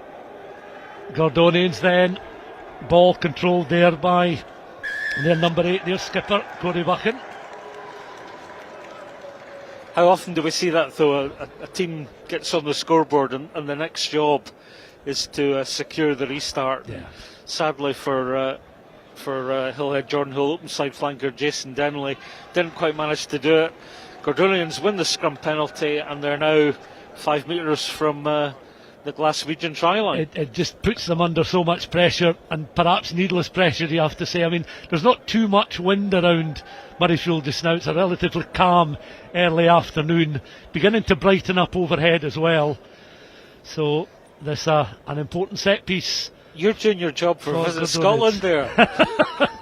It's freezing. I've not used the watercolour grey line yet in terms of describing the skyline, but anyway, on the 5 metre line, Gordonians, scrum half sampers in, but not required at the moment. Hillhead defending manfully, and they look to try and get beyond their own 5, but Gordonians still in possession of the ball. And again, willing runners to run into Hillhead traffic. The latest one to do so is Daniel Eakin, and once more it's the Gordonian scrum half. Finlay Trout once again going in. inside Good centre, line. taking the ball on. Sean Mills. He's looked lively in the opening stages. Back with the scrum half, on in towards skipper Corey Buchan. Still you can see the 5 metre line. Picked up this time by the tight head prop, Brodie McGrewer. And again, Troop once again organising those just to one side. Eakin taking the ball in. Lock forwards are busy just at this stage in the game. So too the skipper Corey Buchan, number 8, as he crashes just beyond that staggered 5 metre line. Phase after phase here from Gordonians. Can they find a way towards the trial? A long look pass out towards that left hand side, and they've just again used the full width of the pitch to great effect there. Jake de Jager crashing in for another score. It was patient stuff, Graham, because they were willing to keep the ball central inside the 22, and eventually when they felt Gordonians had a bit more room, Hillhead were stretched, they played the ball wide very quickly. Yeah, here we go. Classic finish there. As you say, Stuart, a number of breaches from combination of locks, and then here's the pièce de résistance, the long pass from Hamish Smart, and a good finish from Jake de Jager. 17 points to 7, so a very lively start to this men's National League Cup final, and not for the first time a conversion attempt from right out there on the touchline, just the other side of the 22. As we said, calm day inside the National Stadium. This to take Gordonians on to 19 points. Hoisted high. The assistants having a long look at that, but an unconverted score. So the margin, the lead is 10 points in favour of the Aberdeenshire side. Here's the replay. And as you said, there was a patient build-up going through the phases from the forwards, and then a terrific long pass in the corner for the left wing, and Gordonians are already back on the counter-attack. Yeah, Gordonians then from outside of their 22, looking to hoist this one right-footed downfield. They'll head 3-4 players back inside their own half of the field. Nice little offload, but again the ball goes loose. And they're trying to jackal Gordonians. Penalty awarded to Hillhead. Gordonians penalised inside their own half of the field. Is the referee going to march them further back? Yeah, he's just signalling where he wants the kick to be taken, because it looks as if there will be a kick to the corner here for Hillhead. Rory Hart just pinging it into the 22, and another throw in front of this West Stand inside the Gordonians 22, and Hillhead now through Callum Weir in that distinctive red scrum cap, readying himself to throw the ball in with 18 minutes on the clock. It's a good attacking platform for Hillhead. Throw towards the back of the line, perhaps a little bit of a misjudgment there. Bounce then favours Robbie Deans, and suddenly Gordonians are presented with an opportunity to escape their own 22 from what was a promising platform for Hillhead.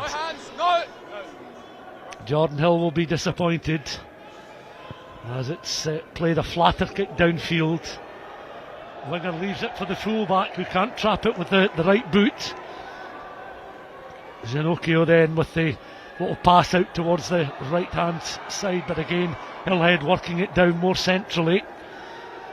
Players slipping and sliding just a little bit, trying to keep their footing just over that 10. Almost played the opening quarter, it's flown by.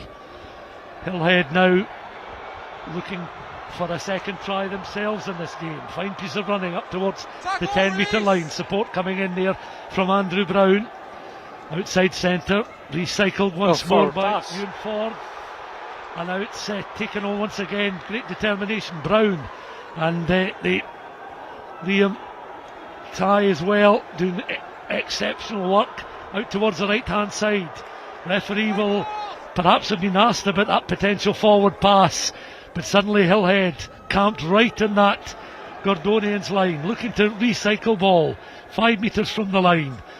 Players are slipping and sliding back. Again, they look to try and regroup. Callum Weir's in a good position to take the ball on, perhaps from his scrum half, but it's Jason Delaney.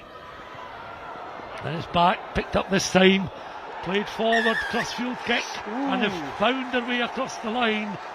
Gordonians, hands behind heads here, as Hillhead found a route towards the line. And you have to say that was an excellent piece of play from the Hillhead collective, Graham, to get themselves right back into the game.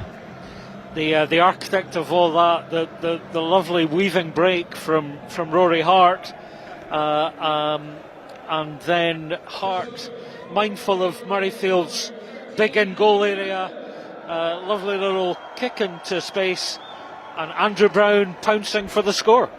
Yeah, Brown watching the ball in the air, caught in flight, little bit uncertainty in the Gordonians' defence, and all he needed to do was grab and ground, and he did so. And Rory Hart has successfully added the extra points, so 14 points to 17, 3-point game, 21 minutes of the first half gone, and it's been an excellent advert for club rugby so far. It's been a terrific advert, really eeksy-pixy, one side striking than the other. So let's see if Gordonians can extend their lead. Kick then takes play down towards the edge of the Hillhead 22. The recycle ball here, Douglas Price looking to take the ball into contact. Back it comes to the Hillhead halfbacks, and Rory Hart plays it right-footed downfield, allowed to bounce this time. Corey Buchan just gathering the ball once it had bounced. And the Troup again taking the ball in to contact up towards that 10-metre line. Recycled again. Gordonians looking to try and regroup. Scrum half has it once more. 4 players out on this right-hand side. One of them is Finlay Lennox. With the offload, and the right winger Finlay Brown takes the ball up and beyond halfway. Recycled again. Rolo press, try scorer. Does very well with the hands there. Dean's involved. Back they go inside their own half, having to scamper back. Ball is dislodged. Advantage then for Hills. Hacked forward, the chase is on. Gordonians have players back though. Hamish Smart is one of them, just to try and regroup and gather. Forced down just before he can offload downfield, but outside the 22. 22 minutes on the clock as well. Hillhead Jordanhill 14, Gordonians 17. Back into the 22 and hoisted high, just to ease a little bit of pressure. 4 players back in the Hills half. Crossfield kick is an inviting one. That bounces a couple of times, and you could tell he was looking for that 50-22 option and that opportunity. That was terrific from Rory Hart, and you would expect a standoff, as you said, Stuart, to be contemplating the 50-22. In the build-up to the previous attack, the kick ahead though came from Callum Weir, the hooker. So really good all-round stuff from Hillhead Jordanhill. Yeah, you could see Hart, could see there was a lot of space there. If the bounce certainly favoured Hills, then it would end up in the 22 and into touch. The throw-in route right on the edge of the 22. Back it comes, allowed to bounce. Ewan Ward has it once more. Got nice little offload on the deck. Douglas Price takes the ball on very quickly, looking to ship the ball out towards the right hand side. Into the 22, go Hills once more, looking to regroup and reorganise. Gordonians suddenly on the defensive after the Aberdeenshire side had such a bright start to this final, but it's an enthralling opening near 24 minutes now, as Hills again look to hoist the kick into that in-goal area. A little bit uncertainty there, Graham. Finlay Brown was certainly aware that was Hills players behind him and was able to grab and drop just to ensure no mistakes were made. Referee playing an advantage there though for offside. Rory Hart going through his full repertoire with another very teasing crossfield kick. And he's now got a chance either to level up the game, or it looks as if he's going for goal. Yeah, he's going to go, calls for the tee. But a smart thing to do whenever you've got that type of advantage, when you're in the 22 and a bit of space opens up on either flank, it's always worth popping in a nice weighty kick, because it's very inviting for those players that have got a decent standing start to them, a bit of pace off a standing start. Here we go then, Hart to level. So this to make the game all square at 17 all. He's had a good afternoon's work so far with the boot and does so. So with 15 minutes until the break, we're back on level terms. 17 points all. And perhaps we shouldn't have expected anything else. This game's flying by a terrific lick. 17 all. That last Hillhead Jordanhill try scorer, Andrew Brown, is the brother of Gregor Brown, Scotland and Glasgow Warriors lock forward. And I'm sure Gregor will have certainly one eye on proceedings here today. I'll be delighted to hear that his sibling has got on the score sheet at Murrayfield. As we watch now, Rory Hart, it's hoisted high downfield. Again, Gordonians looking just to regroup on the edge of their 22 and They've once been more so go. dangerous on counter-attack, haven't they? Particularly down that left-hand channel, they've been able to sort of invite players across, but outpace a lot of the Hills players down the Gordonians left. They've gone central again though, or into a slightly more central position, hoisted high, an inviting kick, which will land just beyond that 10-metre line, and back into the 22. Hart, a lot of golden traffic coming towards him with the offload. Tackles made by the Gordonians players. Ward goes in once again, recycles, finds Hart inside the 22. Flatter kick downfield, almost like a 7-iron played on a windier day, as it's back now with Gordonians, and they elect to do likewise and play a flatter kick downfield. So tit for tat just at the moment. Hills up and just beyond that staggered 10-metre line inside their own half of the field, drawing the penalty. And you feel that they perhaps just maybe have a little bit more of the upper hand in the contest in the last few minutes, bringing it back to all square at 17 all.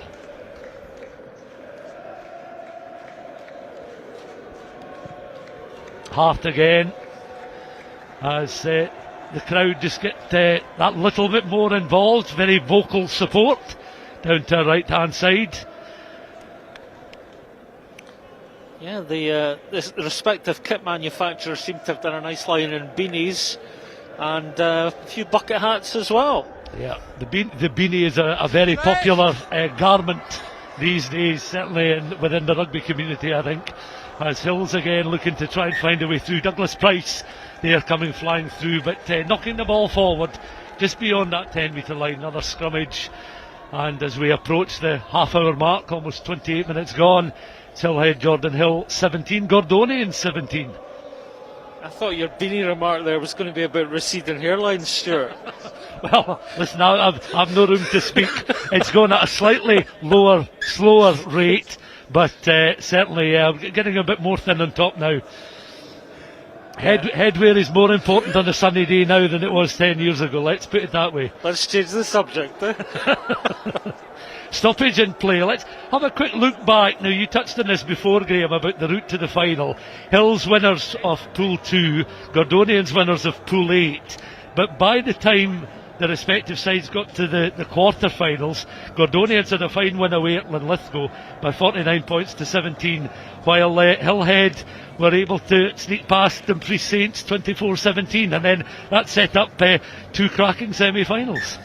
Yeah, the Hillhead Jordanhill win away to Dumfries was after extra time too, and then semi-final, as I say, Hillhead Jordanhill winning at the death, courtesy of a try from Damien Ganocchio, aka the Ginger Prince, to win 22-21, and Gordonians after that success won Lithgow, winning in their semi-final 29-17 down in Glasgow against GHK. Gordonians attacking from the scrum. Yeah, as they make their way towards that south stand again, up and over halfway. Finlay Brown sizing up what's in front of him with the offload. Sean Mills taking the ball on as well. Recycle ball by the scrum half there. And again, Gordonians looking to try and regroup just on that staggered 10-metre line. Back it comes, well taken by Sean Mills. Offload towards the right winger this time, and Finlay Brown. Lovely piece of play. Scrum half takes it on there. Trout up within the last 2-3 metres of the line. Excellent break this time down the right-hand side by Gordonians. We've seen them do it 2 or 3 times on the left. Electing to run down the west stand this time. Still trying to regroup and reorganise. Referee just signals time off now. Is he going to his pocket? Looks like it, yeah. Yeah, it's signalling that Rory Hart, with a cynical challenge, I think, has been shown the yellow card. So that changes the complexion of the remaining minutes in this first half, because Rory Hart has been shown the yellow card. So he'll sit on the sidelines and watch the remainder of the first half, you'd imagine, from the sidelines. 29.5 minutes of the first half gone, and suddenly Gordonians, after excellent work down that right hand side, break from Brown, supporting Cass Finlay-Trout, taking the ball up to within 2 or 3 metres of the line. So from the line out, throw-in was good there from Harry Faulkner, looking to try and get a drive on here. Ball tucked under the arm there of Faulkner, tries to splinter away. Tackle comes in there from Denley, and the referee signalling that perhaps Gordonians just doing a little bit too much there in their desperation to cross the line. And on the half-hour mark, Hillhead with the 14 men have certainly escaped any further damage to the scoreboard. Yeah, Harry Faulkner was on the end of that attempted driving maul.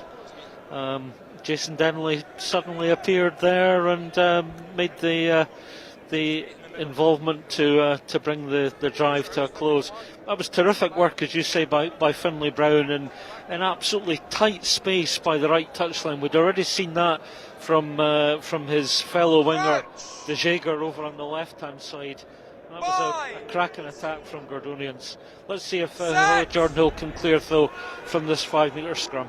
Yeah, 5 metres in from touch as well, so right in that left hand corner, but the referee intervening just to ease the pressure on Hills. 17 points all, so both sides have enjoyed the upper hand in this first half. Gordonians with a very bright start, Hills working their way back into the contest, but Gordonians in the last couple of minutes showing signs that they are certainly continuing to look dangerous, this time down the right hand side. The kick from hand takes the ball just beyond the 22, and Hills will look to throw the ball in here at this line out when the ball becomes available. Can see Callum Weir going after a ball which he has in his hands now, and he'll make his way back towards the edge of the 22, just the other side of it. Throw in taken then, front row forward, well taken in the air, back it comes then. Ewan Ward setting up a platform, sun bursting through the clouds over Murrayfield, and again Hills with Gordonians players wrapped round their ankles, unable to escape just at the moment. Back it comes then to Andrew Brown, who's sort of slotted in place of Rory Hart. Feeds the ball downfield, picked up by Finlay Brown. They've numbers here. And Ben Hutton, of course, with the loss of a back to that yellow card, it means that Hillhead could be just that little bit more stretched in and around the 22, because Gordonians break very quickly down the flanks. We've seen plenty of that. We've talked about that so far. And Hillhead knocking on just on the edge of the 22. So suddenly Gordonians have another attacking platform here, and they'll need no second invitation to try and break into that 22. It's been a real feature of the match, hasn't it? That Gordonians, if you like, have been more inclined to seek to counter at pace, whereas maybe Hillhead Jordanhill have been a bit more structured in their attack, and the absence of their playmaker Rory Hart for the next 8 minutes or so could be quite crucial. Yeah, they'll see how they can cope without the services of Hart, who all the way through the competition has been a key figure in the route to play here at Scottish Gas Murrayfield. About 6 minutes left on that yellow card. 17 all the scoreline, 7 minutes until the break. Scrum put in here for Gordonians. Crouch! The voice of Callum Weymire, the referee. Set! And again, just a tap. And the ball enters the scrum. Let's use now. Just round at the feet there of Corey Buchan. Back select to get involved now as they try and breach the 22, spreading the ball out then towards Finlay Brown. Brown round the corner, just forced into touch as he tried the one-handed offload, and Hillhead had to follow him all the way, because as soon as they got the ball out with width on their side, Gordonians were looking so dangerous, but Hill's up to the challenge on this occasion. Yep. Real attempt by Finlay Brown to outflank, but a good cover from Jordanhill. But they're back in their left-hand corner again, 6 or 7 metres from their line. Yeah, touchline just been used to good effect here to aid the Hillhead Jordanhill defence as they throw the ball into the middle portion of the line out. Look to continue to try and go forward. Back it comes, and again Andrew Brown will hoist it high. And that's watched all the way. Decent clearance. It is indeed. It's a clearance that takes play up towards that 10 metre line, so just eases a little bit of pressure. As another look at the watch, 5.5 minutes to go until the interval. One or two players taking the opportunity to just take a quick swig of water and get back into position. Another set play. Harry Faulkner then throwing the ball in. Just deflecting off the hands of one of the Hills jumpers.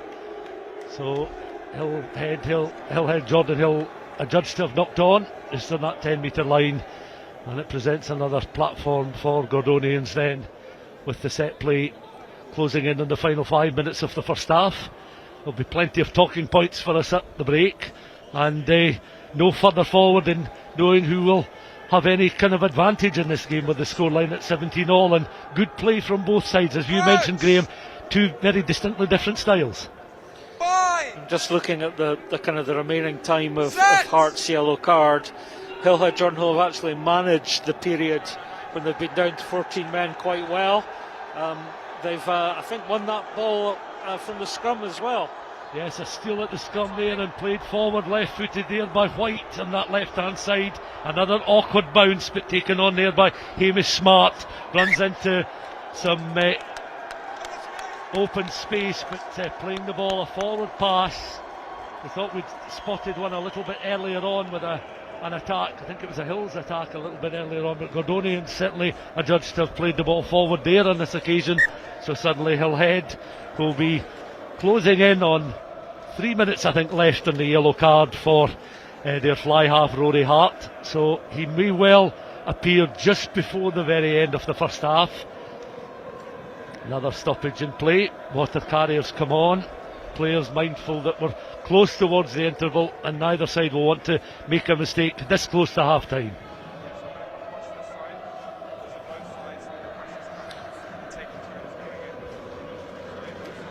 Yeah, referee Weymire spurring the forward pass after Hamish Smart had sought to counter from his own 22. A tactic that's really paid dividends for Gordonians.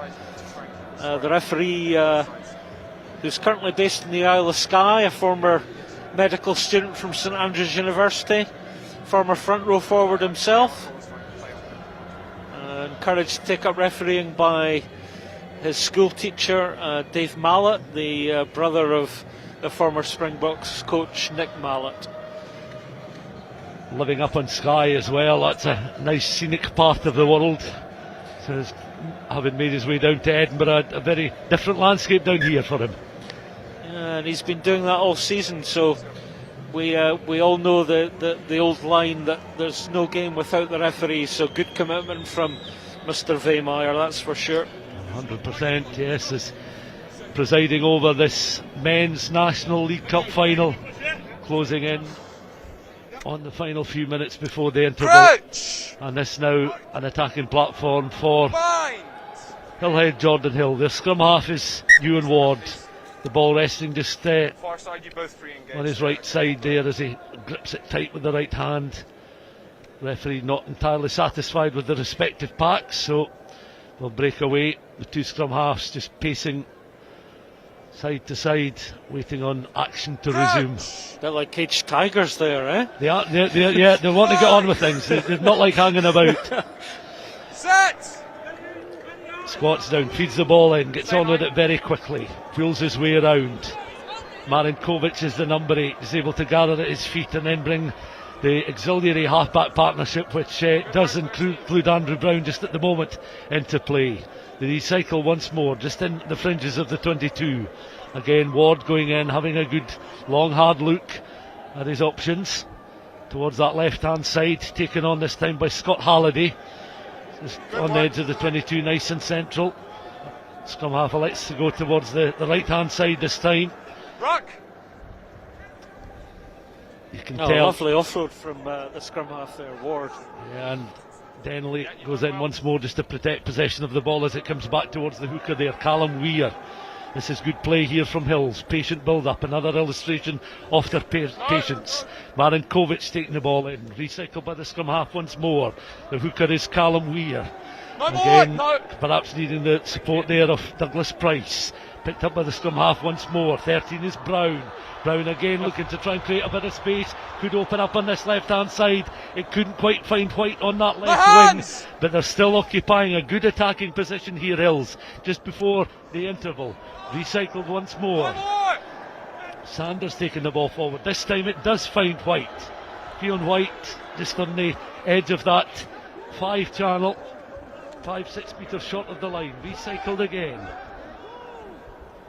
Once more Hillhead looking just to try and find a way of unlocking this Gordonians defence. Yeah, there was a really important tackle by Finlay Brown earlier, but as you say, Hillhead being very patient.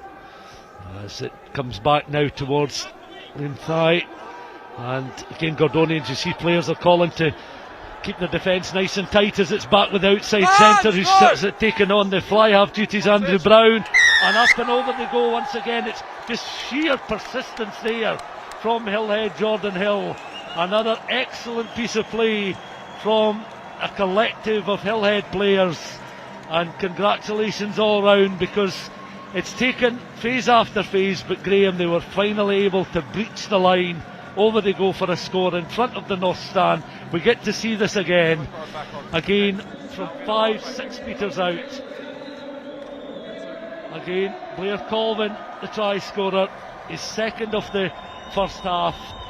There with a little decoy run, bringing Brown into play, so that drew one or two Gordonians players into a position which perhaps opened up the gap there for Brown, who took no second invitation in finishing that off. Terrific try from Jordanhill. Real continuity in the attack. Some very significant contributions, both from Ewan Ward at scrum half and from Callum Weir. Rory Hart's now back on. And Rory Hart has just missed the uprights there with the conversion attempt, which brings this first half to a close. 22 points to 17 the scoreline. And a thoroughly enjoyable and entertaining and very, very fast-paced first half. It's gone by in literally a flash there, as the Hillhead players are first to head down the changing rooms. The Gordonians players, I think, are going to just group in a huddle at the halfway line on the pitch before they perhaps disappear down the tunnel. And Graham, well, all credit to both sets of players for serving up a very entertaining first half. Yep, cracking game thus far. Hillhead Jordanhill fighting back from an early 12-0 deficit, and you would have to say managing the period of the yellow card for their playmaker Rory Hart really well, and probably have the upper hand at the moment, Stuart. Yeah, I think we'll be able to take a look back at some of the highlights in the first 40 minutes. Gordonians certainly had a very lively start to this game, and the powerful running of their lock forward Rollo press was perfectly illustrated with this try coming inside the first 3 minutes. Rollo press, as we say, a great name for Easter weekend. Sounds like a device for making sweeties, and he certainly made hay against the Hillhead Jordanhill defence there. Rollo press getting back to his feet, Will certainly be deserving of some sort of prize if his side comes out on top. And this, an excellent piece of running, set up then by Josh Andrews, out towards the wing. De Jager again breaking the halfway line, supported by his fullback. The timing of that De Jager pass was so important. But how about this for a piece of powerful running to finish it off? Yeah, a terrific try. Very much the kind of template from Gordonians. You see Josh Andrew collecting the kick ahead, early pass to De Jager. De Jager prepared to take his man on the outside, good strength, lovely timing of the inside pass, and then a ball in the right hand to hand off the would-be tackler, and a strong finish right at the flag from Josh Andrew. And those two tries coming in the opening 8 minutes. Within 3 minutes there was a response from Blair Colvin. Not for the first time we saw Colvin finishing off a move at close quarters, and this again was perhaps the first time that they had a succession of chances to try and breach the Gordonians line. 11 minutes into the first half, and on this occasion Colvin was in the right place at the right time to crash over from close range. Yeah, and you know, as I said earlier, in terms of the approach that Hillhead Journal had taken, halfbacks very much pulling the strings, the earlier break from Rory Hart, and then the captain doing the business from close range. 16 minutes gone, so we didn't have to wait long for yet another try, and it was another Gordonians try, a long loop pass bypassing the fullback there, Josh Andrews, and this time it was De Jager that was able to finish off the move. So again, just mixing up their attacking options a little bit here, Gordonians. Lovely pass coming up here from Hamish Smart, finds De Jager, and a little swivel, and over he goes in the corner. Andrew Brown had a very busy first 40 minutes acting as cover for Rory Hart, who was off with a yellow card, and not for the first time Hillhead, when an advantage was presented, opting for the little kick into the in-goal area or close to it. And on this occasion it was Andrew Brown just watching the flight of the ball, which deceived the Gordonians' defence, and Brown was able to gather despite the best attentions there of Harry Faulkner, who was chasing back as well. It wasn't the prettiest of finishes, but the lead-up work to the score was terrific. So fair play to Hillhead Jordanhill there, and here we see the try just before half-time. Yeah, this practically on the half-time whistle. There he was involved as almost a bit of a decoy runner there, Blair Colvin. He'd already scored. He allowed Andrew Brown a little bit of space. There he comes in for his cameo role once more. Touches down again, just out manoeuvring the Gordonians' defence to score a try, which has given Hillhead a 5-point advantage going into half-time, 22 points to 17.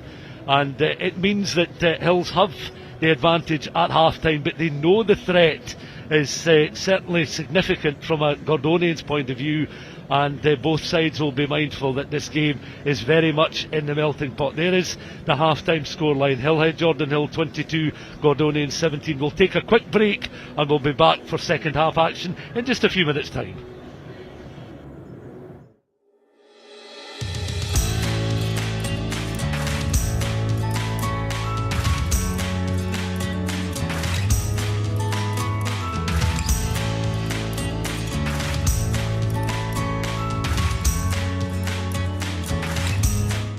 So the rugby has been a great way to get people back, and the Tut and Tuts particularly has kind of helped people that have maybe thought their rugby career was at an end and they were hanging up their boots, and this has just given them a wee chance.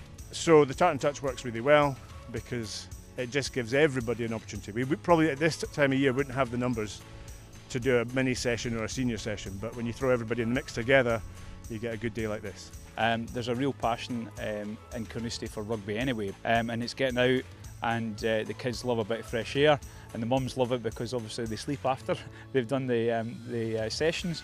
It's great. So yeah, the kids love it. They love coming up to play rugby here. They love the hut, and they love the sweets and crisps and everything as well, so that encourages them. And then mums and dads can have teas and coffees as well, so it's a real family atmosphere here at Carnoustie, and the success is the numbers of people that turn up.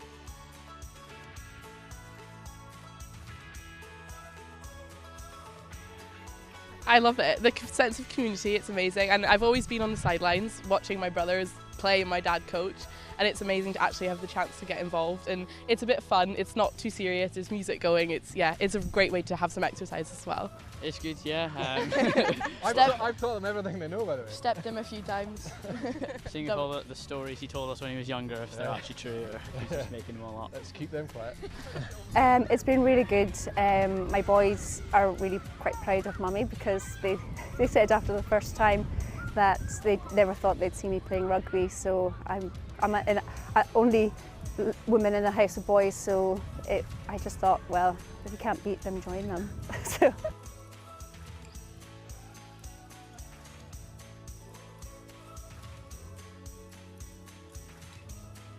It's friendly, it's non-competitive, it is so safe. Come down here and just have some fun. And we have had kids come in, and mums and dads and sisters, brothers, grannies.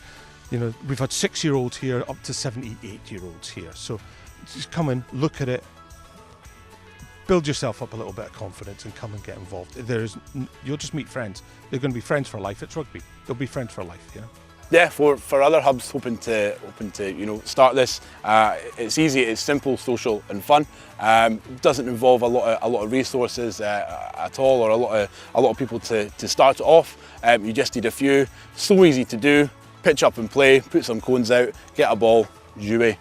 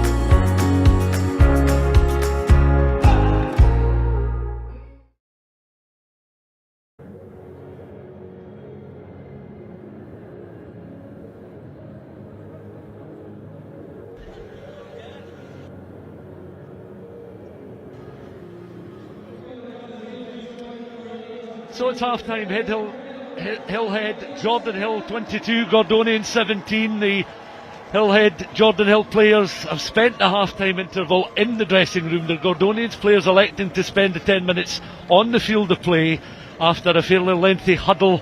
They're now in position for the start of this second half. One personnel change by the looks of it. I think Sean Mills has been withdrawn. Sam Ryan has come on in his place. Just checking to see if there's any further changes. Yeah, Sean Mills was certainly within the Gordonians technical area. Number 12. Not clocking any others at the minute. Gordonians enjoying the Murrayfield microclimate during the half-time break. Yes, well, I'd imagine it'll be maybe a little bit warmer down pitch side, but you never know. There's a bit of a breeze blowing just across the commentary area where Graham and I are positioned for the start of this second half, gathered by Gordonians on the edge of the 22, and they'll look to try and clear beyond the 22, which they do from hand. 3-4 players back for Hills inside their own half of the field, and here's an attacking platform, a solid collision in the early stages of this second period. Recycled ball, and Hillhead. Callum Weir at first receiver again, eh? Yeah, he's been a willing first receiver, and it's been an interesting option taking that particular role, as once again they go in, and it's a little grubber kick through this time by Rory Hart. That trundles into touch. That was a nicely weighted kick, and he'll certainly want to get back involved in the action, having been yellow carded on the half-hour mark and just missing the conversion of the Hillhead try scored right on the stroke of half-time, which has given them a 22-17 lead. But yeah, an interesting option there, and Callum Weir looks very comfortable at first receiver. It was altogether very slick. Well, that's another change being made by Gordonians. Sean Moriarty being introduced. Take it again, I didn't clock who he has come on for. Sorry. Time back on. Yeah, another change, so we'll try and get confirmation of that as Gordonians have the throw in here. Long throw towards just the back portion of the line out. The first thing they'll want to do is secure possession, given they're deep inside their own 22 at the moment. It's taken on there from the trip again, just trying to tackle now! Away! secure a platform for which to build. Scrum half selecting not to box kick. They're using their fly halves as the preferred kicker downfield. And back it comes once more, and taken on then by Hamish Smart. There's the hoisted kick, and that goes into touch. Hill's taking it very quickly back inside their own half of the field. It works its way now towards Finlay Brown, and very deliberately running into some space. An arcing run. Brown still he goes up and just beyond that 22, and that was good play there. I should say Matthew Murray. That was excellent work there from Matthew Murray, as first opportunity we've seen from Murray in a while, just to get into some space there. Here we go. Nice little offload and some space now for Gordonians after that Matthew Murray break, taking Hillhead into the Gordonians 22. The referee though intervening. But yeah, another quick Hillhead throw in, this time working its way out towards that right wing, and it was indeed Murray who was able to sidestep nicely, get himself some space, and take play back into that Gordonians 22 before he was eventually stopped. So again, a bright start from the side leading by 5 points at the interval, 22 points to 17. Yeah, seeking to play with tempo there, as you say, Stuart. The quick line out throw, then the ball transferred out to Matthew Murray here on the Hillhead Jordanhill right. Looking very lively at the start of the second half. Ball played into the scrummage, picked up then by the number 8 there, Corey Buchan, looking to buy himself a little bit of space, and suddenly Gordonians now, not for the first time, using width to good effect. Clawed to the ground there, and Finlay Brown side interest forced into it. Yep. Mistake has been made there, penalty awarded, and Gordonians will look at halfway to try and eat into some Hillhead Jordanhill ground with this kick here from Hamish Smart, which is a nice deep kick that lands between the 10 and 22, a little closer towards the 22, and a good platform in the brightening sunshine over Murrayfield.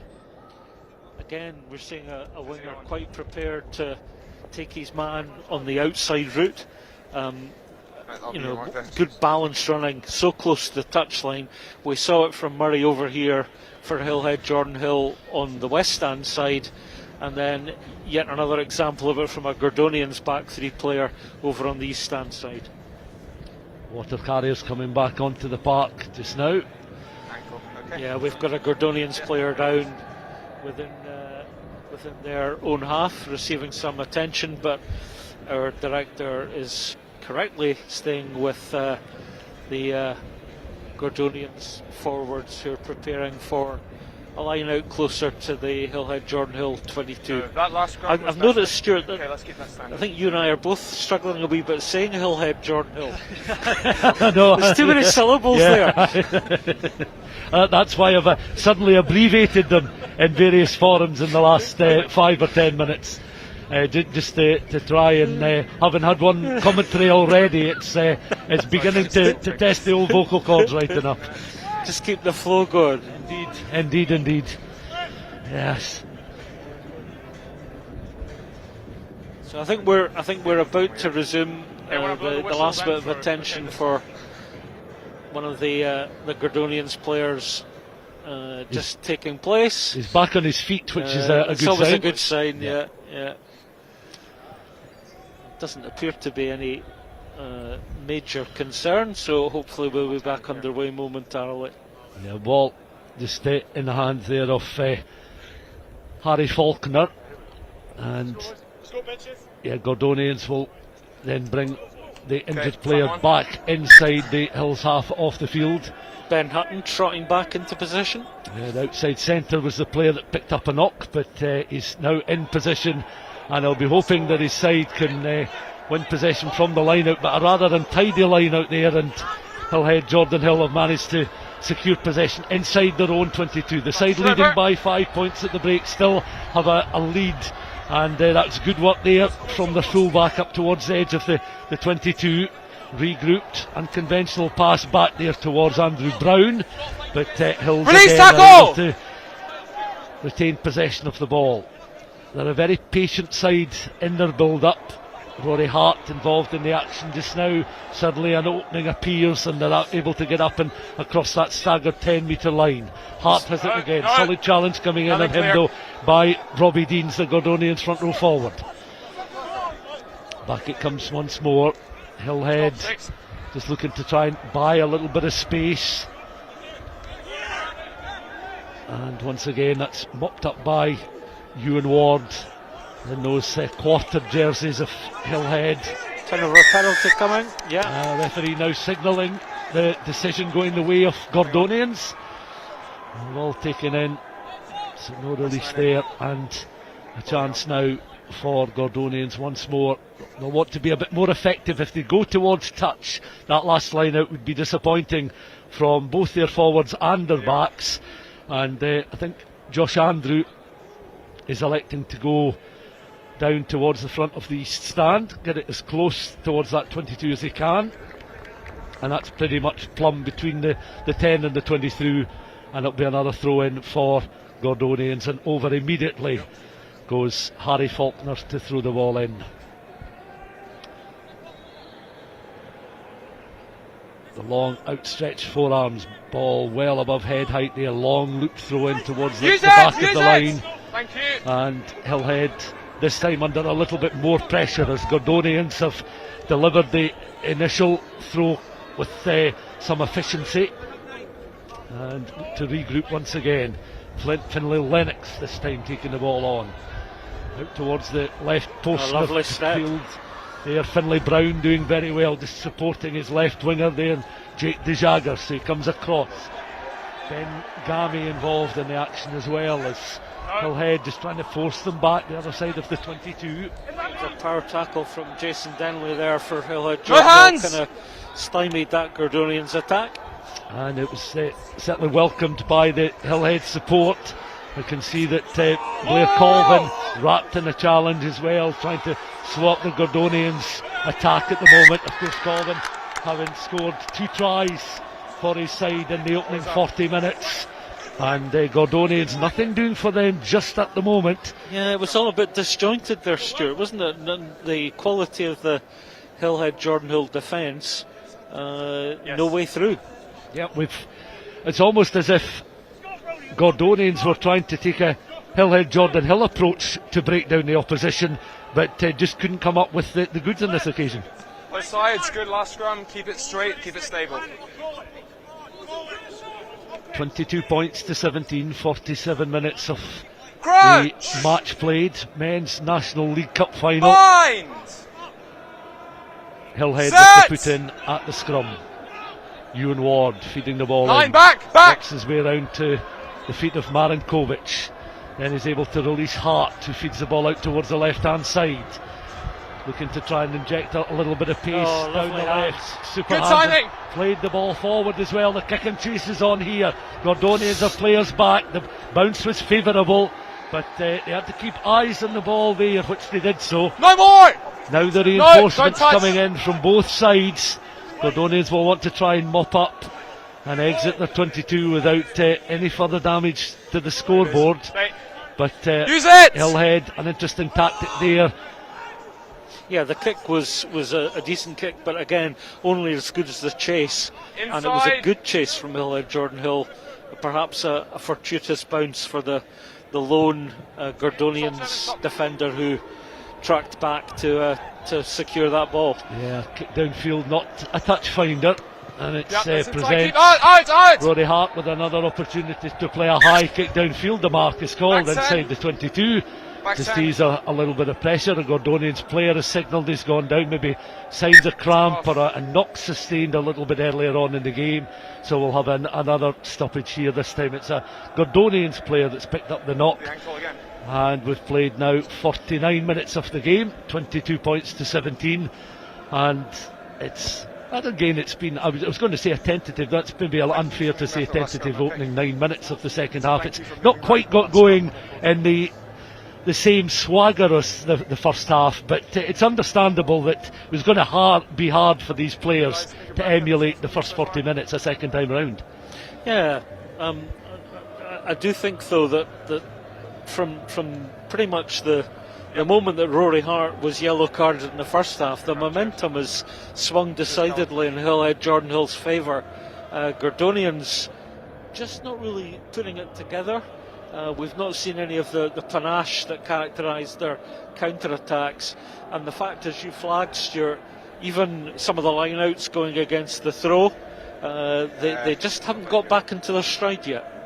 It's taken a wee bit of time after such a bright start and a succession of tries in the opening stages of the first half, but perhaps understandable given what is at stake and these unfamiliar surroundings, but historic surroundings, of course.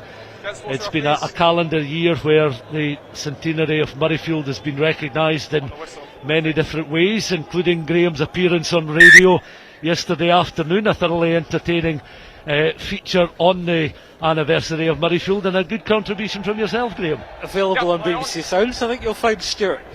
Yes, for at least the next 29 days or so. So plenty of time to listen to Andrew Cotter's programme. As Hillhead again, ball played downfield, just on the halfway line, gathered above head by Callum Weir. Weir certainly makes himself available in open play and is a good foil for many of his teammates, as again Hill's trying to work it down that left hand side, and again maybe that little bit more disjointed, another knock on. And this, a wee bit unfortunate there, Stuart. Jason Denley on the ball, and he just wasn't quite able to manufacture the pass to his left. But again, Hillhead Jordanhill threatening in tight space by that east stand touchline. Another set play, another opportunity. Gordonians, the ball just tucked under the right arm there of their scrum half. Crouch! Bind! Referee, similar to Set! the women's game from a little bit earlier on, the Shield final, eager to keep the game going, keep it swift and keep it clean and moving, as the Gordonians now have a bit of space down their left hand channel. Excellent tackle coming in though, that was good defensive work from the right winger there of Hills, Matthew Murray. Yes! But the Gordonians have managed to break halfway. Fullback finds the open side flanker there, Andrew on towards Lennox. Momentum slows up just ever so slightly as it's back now with Hamish Smart just on that 10 metre line. Lost the ball though.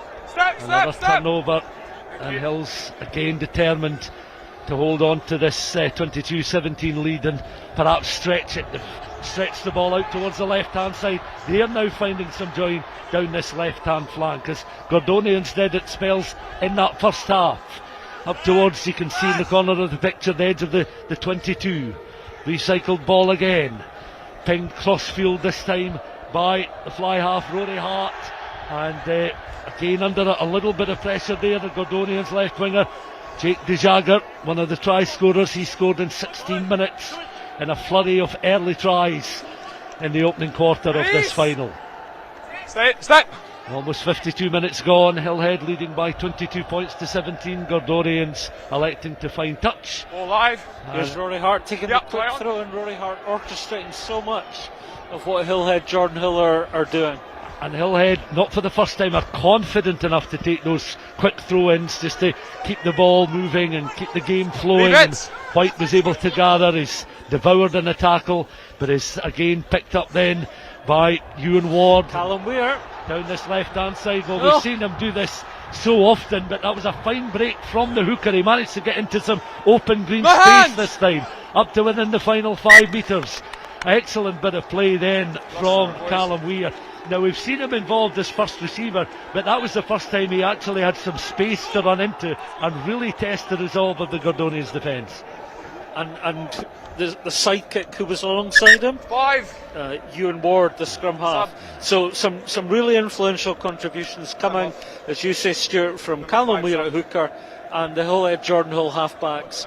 The ambition from Rory Hart to take the quick line out just in front of us here, halfway on the west stand, and yeah, definitely momentum in Hillhead Jordanhill's favour at present. Yeah, and they're the side that are trying to mix it up a little bit now. I think Gordonians are still playing sort of one-track style of rugby, but Hillhead certainly just mixing it up a little bit more. There's been a change there. Sanders has been replaced by Rutter. Angus Rutter is on, and it looks as if Gordonians are making 2 changes as well, just to freshen things up as we've played now 12 minutes of the second half. Here we go. So after the replacements, play will resume with this set play. Yeah, Gordonians opting to freshen up their pack. Again, there was a decent counter-attack from Gordonians, but they kind of lost their way a bit. And let's see what they do from the scrum within their own 22. Well, electing to play the ball just along that 5 metre line. Stay there, no. And again goes the scrum half, and it'll come back towards Smart, and he plays it right footed downfield, and again that clears the 22 and then some, but just short of that 10 metre line. So another Hillhead throw in, but their sort of variety and various options of play, I think, is going to serve them well. If they, I suppose they're just looking for that end product, but they're certainly the more likely side just at the moment to perhaps add to the scoreline of 22-17 in Hill's favour. Yeah, we've played nearly 14 minutes in the second half, still looking for our first score this half after the flurry of points in the first half. Again, Hillhead from the line out. Another knock on this time, so a few mistakes beginning to creep into the game plan of both sides, and quite often mistakes coming from set pieces, so it just means that we're lacking sometimes the fluency we had in the first half, but Hillhead trying to show some invention. Gordonians just trying to find that groove they were in the opening quarter that served them so well. And it was perfectly illustrated with the tries they were scoring, that when they are in the groove, they're a very dangerous side to play against. They have the put in at the scrum at the moment. Into the feet then of Super Corrybuchan, penalty awarded by the referee, the infringement at the set piece. Another stoppage, but another chance for Gordonians to work this ball back into Hillhead territory. Yeah, shame in many ways that the referee blew for the penalty there, because the ball had cleared the scrum, and the kick there doesn't find touch, so Hillhead on the counter. Yeah, and sort of works into Hillhead's favour there as Hart from close quarters was able to clear right-footed downfield. Now that's allowed to bounce a couple of times, and it means that the Hillhead players have got a little bit more time to rush up and offload, try and gather possession, but it was a nice offload there, and also penalty advantage coming the way of Gordonians as they managed to work their way up towards the halfway line. Quick ball now, should be interesting. Well, if they can spread the ball out towards the left-hand side, 4 out in this left-hand channel, being led there by the powerful outside centre.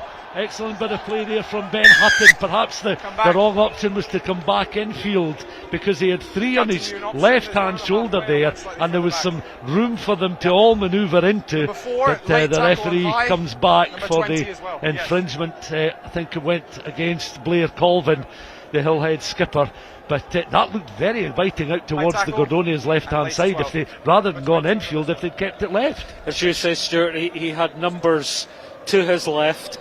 The ambition, though, and the word that you used earlier, Gordonians momentarily seem to have rediscovered that elan or groove on the counter over on the east-stand side, And the quick ball from the breakdown, it seemed to be crying out to be moved to the left. However, the referee has brought play back for a penalty on the halfway. We'll see what results from this penalty then as they play the ball from hand. And again, just the width of Murrayfield is something I suppose the players need to get used to. They're kicking towards the east stand side, but finding touch on this occasion. So the Gordonians players then make their way purposefully into the Hillhead 22 with the throw in and with this attacking platform. And Harry Faulkner readying himself to throw the ball in. 21, are you okay? You took a knock, you're fine. The referee just continue. checking to see if I think Sam Ryan had perhaps picked up a bit of a knock. He came on for Sean Mills at half time. Kane, not the best of throws there from a Gordonians point of view. It works its way back then towards Rory Hart. He plays it downfield and Gordonians find themselves back on the halfway line. Andrew though, again galloping into some open play and open space. The Jagger was on his left hand side. And the referee again penalising Gordonians. So, you know, a penalty conceded by Gordonians after an untidy line out across on that far side. And these are the mistakes they'll want to try and eliminate or at least iron out in the next few minutes. It was all very lateral from Josh Andrew there. Yes. And Matthew Murray, the Hillhead Jordanhill winger, snuffed out the attack and then the turnover penalty. Couple of Hillhead replacements stripped and ready. Lewis Lightbody and Charlie Smiley coming on, and it looks as if it's going to be Darryl Elvin and Douglas Price who will be replaced in the Hillhead side. So a couple of fresh legs on for Hillhead as we're approaching the hour mark. 58 minutes gone, and as Graham mentioned, no change in the scoreline since half time, so it's still a 5-point game with Hillhead leading 22-17. Okay. You always sort of, I guess, look at jersey sizes and such like, because Lewis Lightbody coming on at 16 for Hillhead Jordanhill. I was thinking, oh, that's a shame we're not going to see any more of Callum Weir, but no, Callum Weir's still there, and Hillhead just over halfway on the attack. We are one of the most versatile players just on the park, because Angus Rutter gets a quick touch of the ball there before he's slowed up right on the halfway line. Ball is recycled again through the hands there of Rory Hart, and Hillhead trying to find some space out then towards the aforementioned Callum Weir. Didn't have as much room to run into on this occasion, but get possession for Hills. Half-backs linking up well once more, taken on by Benley. Hillhead again, just trying to find some space, find a gap in that Gordonians defence, mix up their style of attack perhaps a little bit as Scott Halliday tries to fend off the attentions of the Gordonians players. They spread the ball wide and almost into touch. Referee signalling a Gordonians knock on. So, mistake made by the Aberdeenshire side. And Hills certainly just have the upper hand at the moment, you'd say. Yeah, some good soft hands in close quarters there by the Hills three quarters. Once again, Rory Hart orchestrating matters, and some willing collaborators among his backs. So we've played pretty much the first hour of this final, 20 to go, and it's 22 points to 17, two sides that have enjoyed relative success in their respective leagues this past season. Crouch! And Gordonians will certainly want to keep within 5 points of Hills and try and strike in their known fashion, but Hillhead now through Hart has it once more. Another crossfield kick. Away goes the right winger, Matthew Murray. Oh, lovely play from Murray, and he's in for a score. A sublime bit of Hillhead Jordanhill play. Matthew Murray, he scampered away as soon as the ball was in the hands of Rory Hart. I think he anticipated what Hart was going to do. A perfectly weighted crossfield kick. Murray was galloping down the west stand side, down his right hand wing, gathered the ball in, still had work to do, but finished it off, and it's a picture-perfect try from a Hillhead point of view, scored in the hour mark, 27-17 the scoreline. What a terrific score, and entirely appropriate given what we've seen so far today, Stuart, that Rory Hart was the creator of that try. We've seen him go through his repertoire, and that was a lovely crossfield kick. The bounce was maybe a wee bit fortunate for Matthew Murray, but he gathered, and what a terrific score. And setting off when he did made that life for Josh Andrew that bit harder, because Andrew was scampering in his fullback position across field, but he just could not get to him. So we'll see what happens here from this conversion attempt. Rory Hart, certainly a harder kick than the one he had just at the end of the first half when he'd just come back on the field of play. But this one, it's come back off the upright. Mighty close, but unconverted into the final 20 minutes. And Hillhead have struck an important blow, certainly in this final. They now lead by a margin of 10 points, 27 points to 17. And what a time to score a try like that, and what an occasion to score a try like that in the National Stadium, in a National League Cup final here at Scottish Gas Murrayfield. As the kickoff is gathered just on the edge of the 22, and Hillhead once again of possession of the ball, and we'll see if this changes the demeanour of some of these Gordonians players, because there's bound to be a sense of urgency creeping into their minds as the clocks either end show we're into the final quarter now. Yeah, well, we saw in the first half Gordonians blazing away, 12-0 lead. The advantage now for Hills is 10 points, and we've got just over 17 minutes to play. So as you say, Stuart, it may well trigger a slight change of approach, shall we say, from Gordonians, who just haven't got it together this second half. A lot of that, of course, down to the quality of the work that Hillhead have done. Yeah, it's not quite the throw caution to the wind stage in the game, but they'll know that they need possession, and they'll need to be clinical and cut out any unforced errors in the next few minutes. But they've got a good platform here, and they're almost away inside the 22. This is exactly what they'll want to try and do, is force the territory, force the penalty, and then try and find an end product. So Gordonians players just taking a moment. What are you doing here, Stuart? You kicking the goal? What's the option? I would be tempted to go for the 3 points, but understandably they're going to tap and go. Roll out, no hands! Because a successful kick would be a converted try, would see you back on level terms, and you'd have over 15 minutes to get it. But equally, this could be the chance to get those 7 points. And they've got a penalty advantage as well. And it's taken on then by Corey Buchan. Still the advantage 9, okay. Still with the advantage. Look to spread the ball out towards the right hand side, and again just force Hills back into those final 5 metres.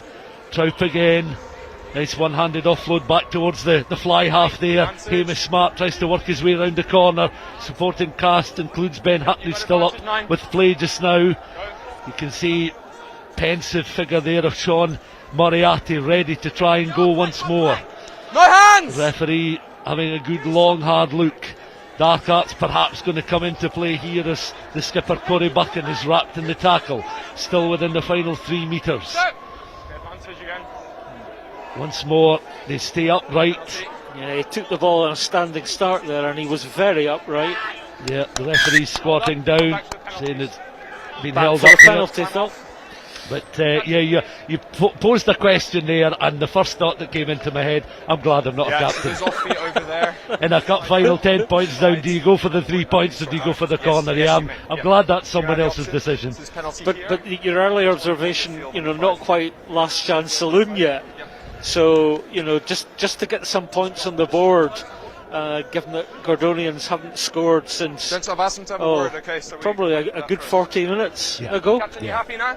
Yeah, that's it. Their scores coming in regular intervals in the 2nd, the 8th, the 16th minutes to, you know, open up an advantage. But here they go once again. Can they get a score at this stage in the second half to bring them right back into it? Well, that was unfortunate there, because Brodie McGraw, with the try line in his sights there, just perhaps took his eyes off the ball, couldn't quite cross the try line and finish off a move, and it just eases what pressure there was on a Hillhead side who lead by 10 points. Gordonians earlier in the game appeared to have the upper hand at scrimmage, seemed to get the nudge on, and as you say, 14 and a half minutes remaining, Stuart. If they are to take the trophy north, then you'd be looking for some things to start happening very soon. Yeah, that's I suppose quite often how a final is decided. If he's able to gather the ball in and cross the line, you've suddenly got 5 points and a kick right in front of the sticks to really reduce the advantage to just 3. But yeah, they can see that they're making a few changes now, Hillhead. I think, is that the skipper that's been replaced there, Blair Colvin? Blair Colvin off, and William Summers, was it going on? Set! I think, sorry, Ryan Riley. Ryan Riley is on. Cowan scoring 2 tries in the first 50 minutes. And Hillhead with the box kick. We've not really seen much in the way of box kicks so far today, but that's an inviting bounce there. Josh Andrew on and feeding the ball out towards Mitchell, out on that right portion of pitch, still relatively central though, as Trout once again looking to regroup and reorganise for Gordonians. Planted back, Trout has it once more. His golden yellow jerseyed Gordonians players just force back, but they'll want to regroup and go again, which they do. 13 and a half minutes of the final left to play. Opting now to spread the ball out towards the left hand side again. Andrew with intent has Finlay Brown just on his left hand shoulder. Mocked up there by Trout once again through the hands of Sean Moriarty. Really solid challenges coming in here from Hillhead, who are determined to try and hold on to the trophy. They've got a few fingers, if not one hand, on the trophy just at the moment. And again, Gordonians just running into a few problems. It's play this turnover. Hillhead support down below us that they're the more vociferous just at the moment. Rory Hart pinging it forward, pinging it into open space, forcing them back, and Gordonians just preventing that ball from going into touch there. I think that was Finlay Brown that was under a little bit of pressure as the ball was bubbling ever closer towards that touchline, with thoughts of another 50-22 perhaps in mind. But Gordonians, away they go once more again. Good running, good offload, good piece of play, taking the ball up towards that 10-metre line. But Hillhead have grabbed possession of the ball, and above head height, that was well taken. And out towards this right hand side go Hillhead once more, again playing the ball nicely just as players go down on the deck. They look very assured through the hands at the moment, and they're tackling very well once again as Ewan Ward knocking up for Hillhead. Ward will go in once again, does so, finds Hart out in the central portion of the pitch once again up towards that 10. Again going in was Callum Weir, was looking to try and get possession of the ball. Now an interception and away go Hillhead, but it is an isolated figure. He can't quite gather possession of the ball. It's pinged forward by Hart. Again Hart gives chase. Hart's in behind here, and Hart hasn't quite done enough to finish off that move, but a fine grubber kick, and it just adds extra anxiety to the anxiety building within the Gordonians ranks just at the moment. Again, what a terrific passage of play. You saw Gordonians seeking to counter from pretty much their own try line. Yet again, terrific defence from Hillhead Jordanhill, and once more Rory Hart stamping his control all over the game. Yeah, so just confirmation that I think wearing 19 is Callum Griffiths, Captain, rather than 3, 5 and 10 Ryan Riley.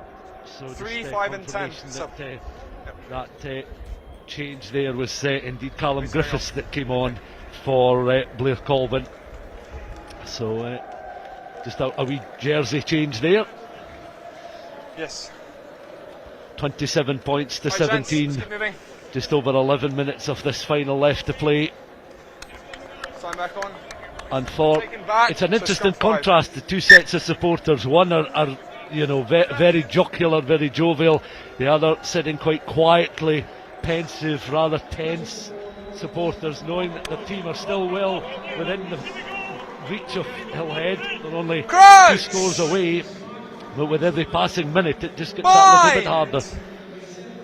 Stand up, Look please. where Gordonians are Boys, as it's well. still unstable. You need to hold it, okay? That's the corner flag of their try line, just to the right of the picture. Or it was just the right. Here it is again. We'll get another little glimpse of it, and that staggered 5-metre line. You must know literally every blade of grass inside Murrayfield. Oh, stop it. I'm not old. No, not suggesting you're old, you're just an ever-present figure in the stadium, that's all. Here we go. Hillhead again, regrouped, reorganised. Another score for them at this stage, and you'd feel that would seal the deal for them as they look to press and probe. They pick and go, and again, right at the very heart of it is Ewan Ward, the scrum half. Nice piece of play here. Ward goes in once again. Little pop pass out towards the flanker, and Denley, who's done so much to get this side to the final. 3 tries en route to Murrayfield this afternoon, and Hillhead surely now have more than one hand on this men's National League Cup trophy. 32 points to 17 they lead, with less than 10 minutes of the final left to play, and Denley, he just picked his moment to finish that off nicely, but they pick and go and pick and go. That's been a style they adopted early on in this final. It served them well. Patience has been key, and can they add an extra 2 points here? Hart, this would take it to 34-17, and you'd feel that Gordonians, despite their best efforts, wouldn't be able to turn around such a lead at this stage in the game. It is a converted try, and well, you mentioned him, one of the very first players you mentioned, it was Jason Denley, and he's certainly come good for his side in the last few minutes. Yeah, Jason Denley, who scored the decisive try right back in November when Alan Glens were beaten 37-30. The start of the road to Murrayfield for Hillhead Jordanhill. Is he the man who will take the trophy back to Hughenden as a result of that try there, Stuart? It looks like it. It does indeed. 34-17 with 8.5 minutes of this final left to play, and again they're having to build Gordonians from deep inside their own half off the field, but they'll play right to the finish. You can see that Finlay Brown now occupying space on that left hand side, taking the ball on there from Josh Andrew. Into touch they go, and it presents another set piece and a platform for Hillhead, and they'll just take all the time they need before the clock ticks down to the 80-minute mark. 8 minutes of this final left to play, and Hillhead 34-17, the scoreline in the top left hand corner. But like the women's Shield final we witnessed a little bit earlier on with victory for Wigtownshire over Greenock Wanderers, it's been a very entertaining contest, and Hillhead managed to get bodies on the ball there. Going flying was Douglas Price just to secure possession of the ball, as Hillhead just outside their own 22 have another platform. Again, little offload there from Callum Griffiths. Hillhead regrouping again. Hart has it. Graham, I suppose you now turn your attentions to player of the match, and there'll be a fair few contenders given the contributions that various players have made. Very different styles of play, but all coming together has made a thoroughly entertaining final. It sure has, Stuart. If you're ready for the player of the match selection, I would suggest that there really are a number of candidates for it. We've seen Josh Andrew and the Gordonians wingers Finlay Brown and Jake DeJager show their paces in the first half, but throughout the game some terrific sustained excellence from Callum Weir, here, there and everywhere for Hillhead Jordanhill. His scrum half Ewan Ward has also put in a terrific shift but for me there can only be one man of the match. The man who's pulled the strings on what looks like being a terrific success for Hillhead Jordanhill. That's the Hillhead Jordanhill standoff, Rory Hart. Yeah, and I think his side served him well as well when he was shown the yellow card on the half-hour mark, because they kept it very tight and composed, and then scored that all-important try right at the end of the first half. Hart came on, he missed the conversion, but he has been the real architect and orchestrator of this Hillhead side. There he is in the picture. Yeah, I took the time off a second. Rory Hart, then goal kicker, is also a must. I think 31 points prior to taking place in this final this early afternoon here at Scottish Gas Murrayfield. So all credit to him, Rory Hart.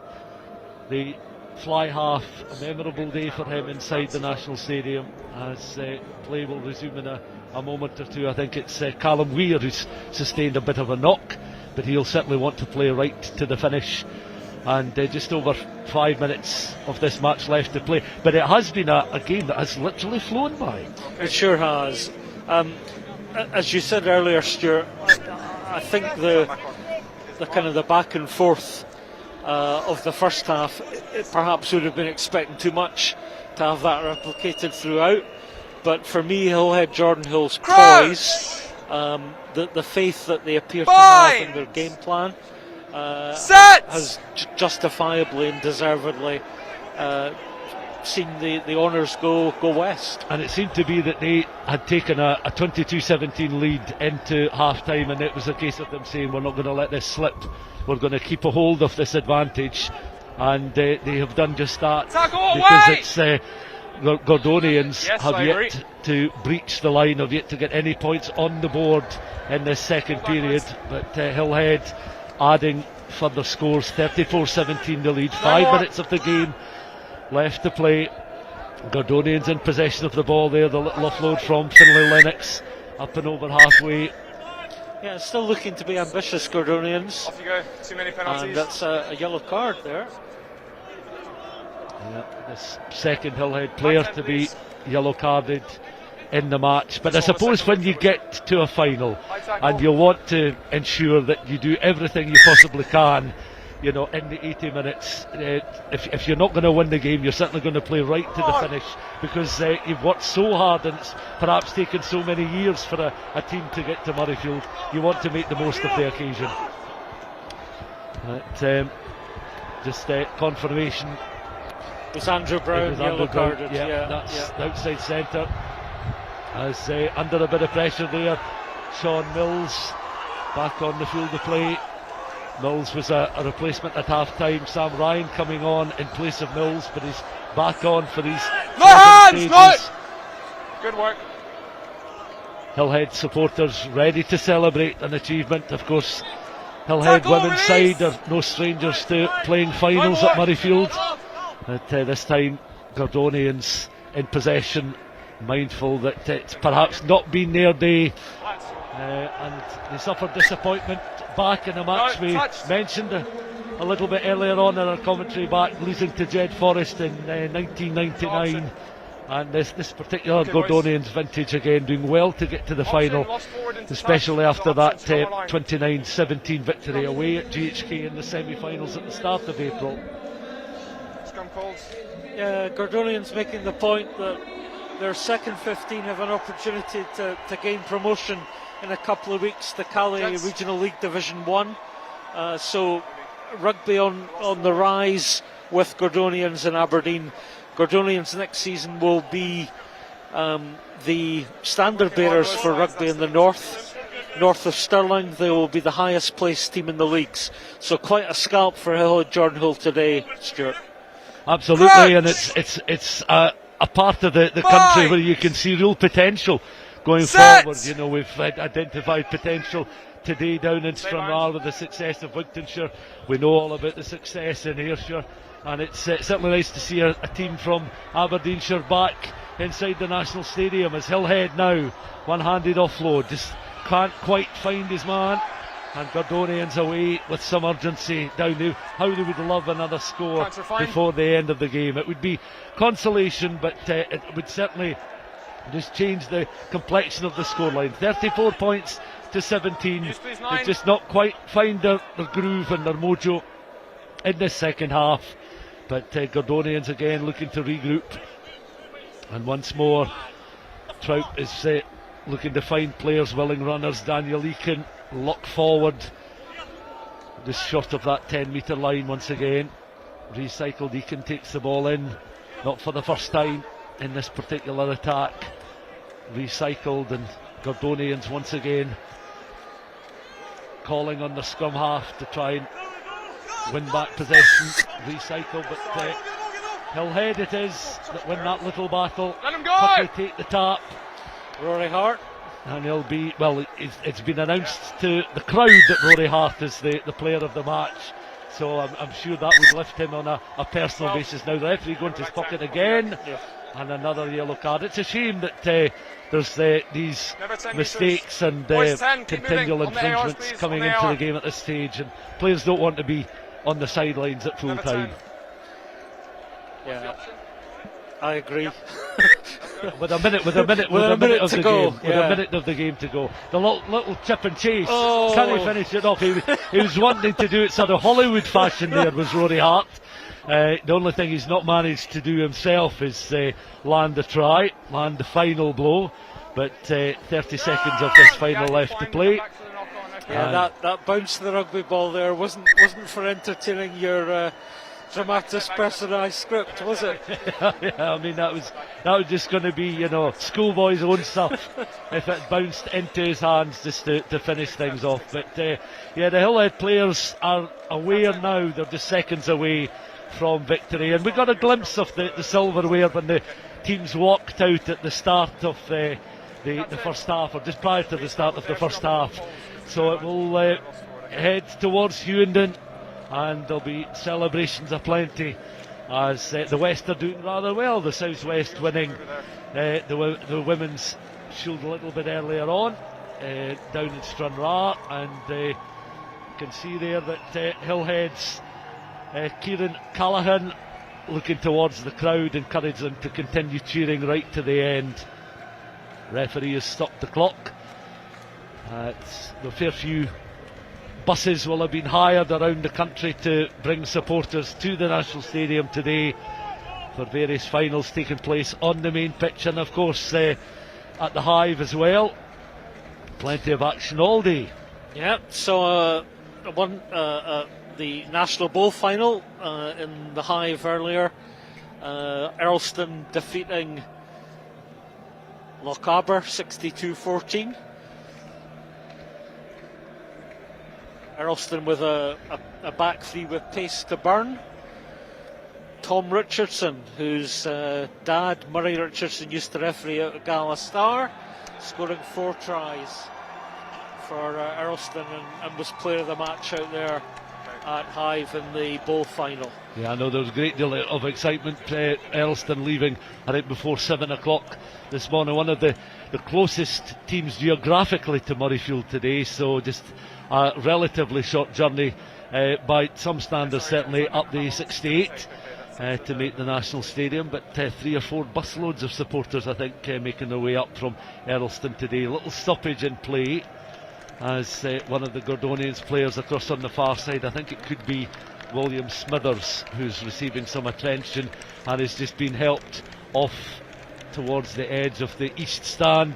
So a disappointing finish for him, just with 30 seconds of the final left to play. And of course we mentioned as well a little bit earlier on, just prior to the presentation of the women's medals, that these are very interesting and novel medals that the players will collect this year as well, made by an East Lothian company. Yeah, I was admiring them the other day in the office. They're quite a nice oak finish to them, I think. Yeah. No, it'll be a nice keepsake for this centenary year in the National Stadium. A nice touch from both the company that made them and from Scottish Rugby, who came up with the whole concept. And Gordonians have won that little battle from the set piece. Away they go. One final fling then from the men from Aberdeenshire as they play the ball forward, and you could see Gordonians players just glancing to the heavens as the referee blows for full time and the celebrations begin. And Silverware will head to Hewingdon, and there's I think a few beer glasses flung in the air, contents still in the glass, as Hillhead supporters applaud the efforts of their players. They've won by 34 points to 17. Gordonians, though, made it such an enthralling final, particularly with passages of play in the first 20 minutes that ripped open the Hillhead defence, down particularly that left-hand stand side. But Hillhead took a lead into half-time, and it was one they were determined not to lose. And in the end, Graham Law, you have to say, they just had that little bit too much for Gordonians and were worthy winners. Yep, absolutely deserved success for Hillhead Jordanhill today. The team from National League Division 3 getting the better of the champions for National League Division 2. Cast your mind back to the first half. Gordonians winger Jake de Jager's try had them leading 17-7. We were barely out of the first quarter. A fight back from Hillhead Jordanhill, going to the first half-time break, leading 22-17, and really dominating the second half through smart, intelligent rugby. Very entertaining to watch. And it shows that, you know, the sides are a league apart, but on a one-off occasion like this, that very seldom matters. If you can bring your A game to an occasion like this, you've every chance of winning. Absolutely, and the man who has done more than most to secure the success today, Rory Hart, coming up the steps to receive his Player of the Match medal. Yeah, Hart then, the sole figure, making his way up just in front of us, as the Gordonians players will follow him very soon. And Hart won, congratulations then, from a clutch of representatives from the club, as he'll receive his Player of the Match, and he'll treasure that, I'm sure. The Gordonians players taking the warm applause of their supporters as they'll come up to collect their runners-up medals. And they've certainly, many of them will be, I suppose, too young to remember the success of the side getting to Murrayfield back in 1999, such as it's 26 years ago now. But you can see there the Gordonians players, Sam Morrison, the latest to receive his medal, Mitchell Smart now, these players starting on the bench, Ben Hutton, again a great contribution from the outside centre, Finlay Brown on that right wing always looked dangerous as well, and each and every one of them will get a medal, which I'm sure they will treasure. They'll be disappointed that it doesn't come with a cup, but they'll want to make the most of this, and it's nice to see many of them smiling and going towards family and friends just in front of the main stand and joining in with the Gordonian supporters that have made their way south. Now Hillhead Jordanhill ready to come up the steps to the Royal Box as the remaining Gordonians players receive their runners-up medals. It's usually a very slick process. Well, you're keeping to such a tight timetable with several matches played at regular intervals during the course of the day that the organisers are mindful of the time. The East Lothian company, incidentally, is a company called Oak and Black, and as Graham mentioned, there's a nice oak finish to the medals, but a very sort of nice traditional style of medal, handcrafted, and of course sustainable as well. So these will be treasured by the players as the Gordonians players continue to make their way up towards the Royal Box. The last of them about to receive runner-up medal. And then the match officials today. Yeah, match officials receiving their medals from Scottish Rugby Vice President Hazel Swankie. Yeah, Callum Veymire refereeing the game, and somebody who's travelled the length and breadth of the country as well, Callum Lazenby, and Ted Poots receiving their medals. Now for the winners. Here they come, the victorious Hillhead Jordanhill side that brought plenty of colour inside the National Stadium, not just with their multicoloured uniforms, the quarter jerseys, but each and every one of them will treasure this moment. Warm handshakes, and they will no doubt line up when they find some space and do the sort of now customary collective team lifting of the trophy. Little punch in the air as he receives his medal there from Kieran Callaghan, one of the replacements, and Rory Hart, well, he'll be littered with awards come the end of it. And here you get an idea of what these medals are like. Many of them just having a long look at them, appreciating the importance and the significance of them, because this has been perhaps for many of these players more than a season or two in the making. These days like this don't come around every year. No, Hillhead Jordanhill, as you say, the standard bearers for them in terms of trophies the last few years have been the women's team. So these guys, I'm sure, will want to celebrate big time today. So Hillhead players one at a time lining up, and they'll already be thinking about an extra special Easter weekend. Many of them may well have Monday off as a holiday, and they'll take full advantage, I'm sure, as well, the traditional Queen We Are the Champions beginning to echo around Murrayfield. The supporters of Hillhead Jordanhill, many of them singing along to one of Queen's famous numbers.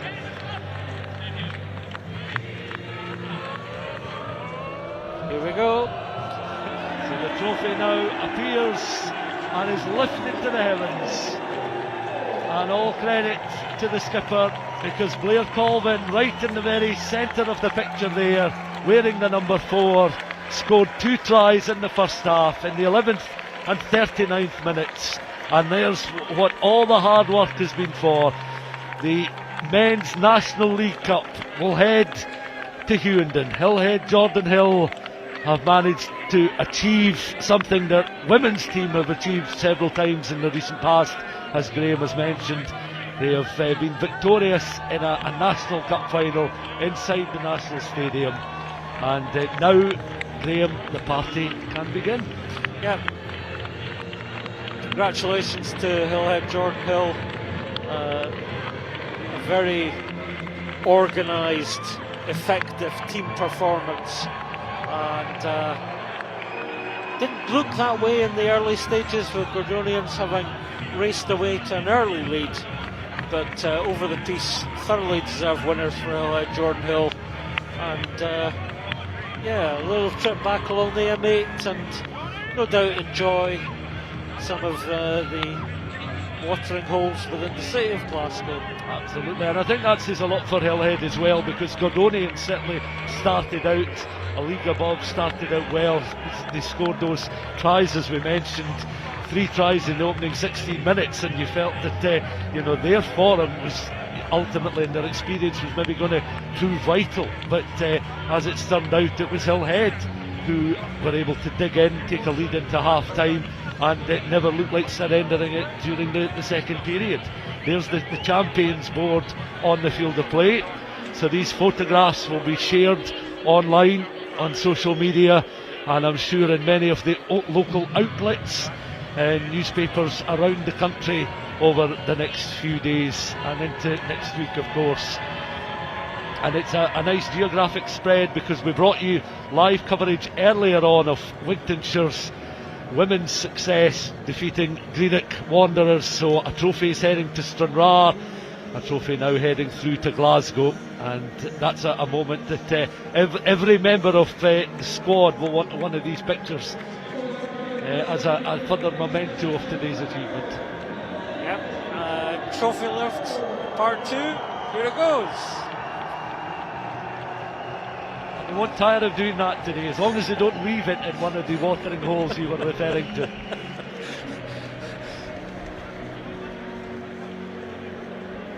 So let's take a look at some of the second half highlights then.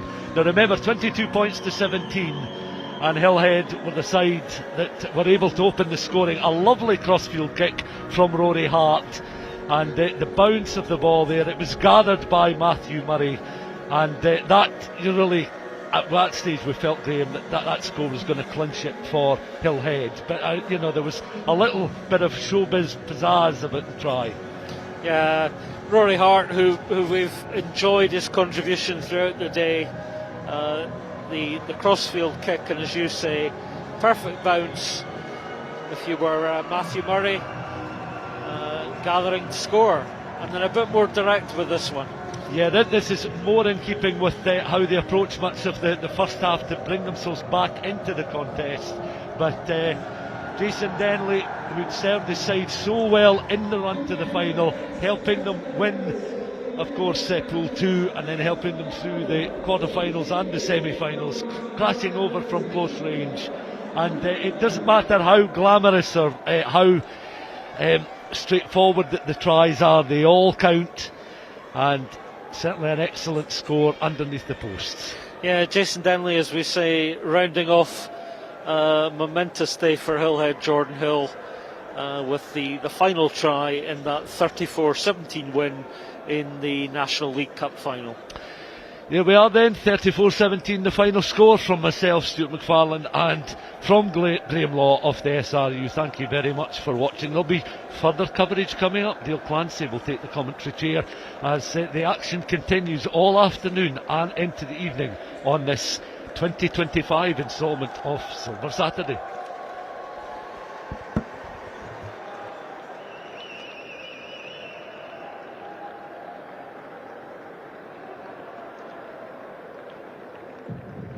No one was born a hero. It's an everyday journey. There are no shortcuts, no days off, no perfect scenarios. Things won't always go the way you expect. But overcoming challenges is part of the game too. Your time is now. When passion runs through you, become your own hero. Mark and Samantha have tied themselves in knots trying to find a new car. It's not rocket science, Mark. Why isn't it easy? It is easy.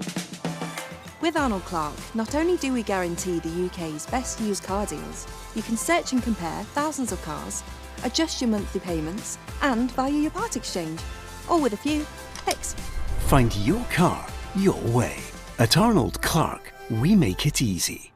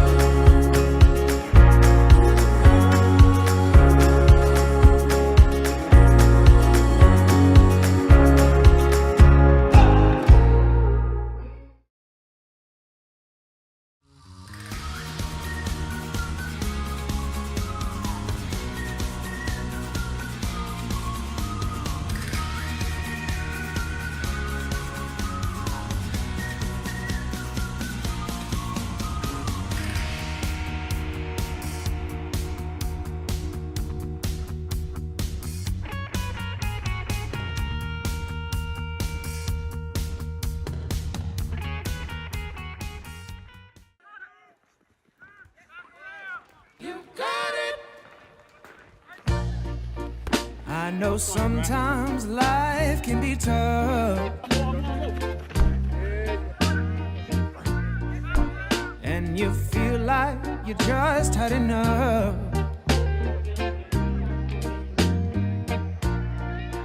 When you're thinking everything is gone wrong,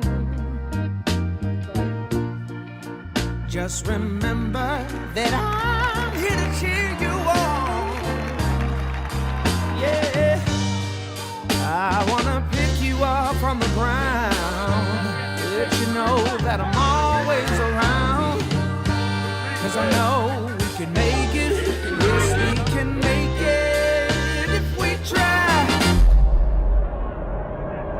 Keep on trying. I believe in you.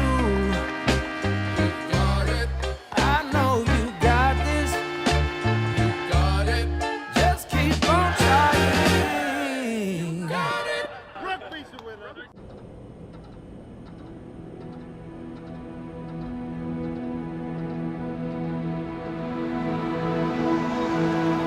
At Spire Healthcare, you could see an expert in as little as 48 hours. So you can get back to what you love sooner.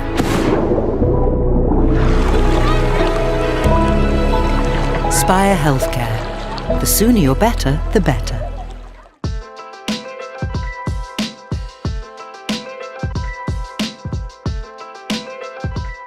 The Scottish Cup was quite new then. I think it was the 4th season, and it was a big goal for everyone to be here. We played in Division 2, both Gala and Kelso, both finalists were Division 2, so we weren't even in the Premiership equivalent now.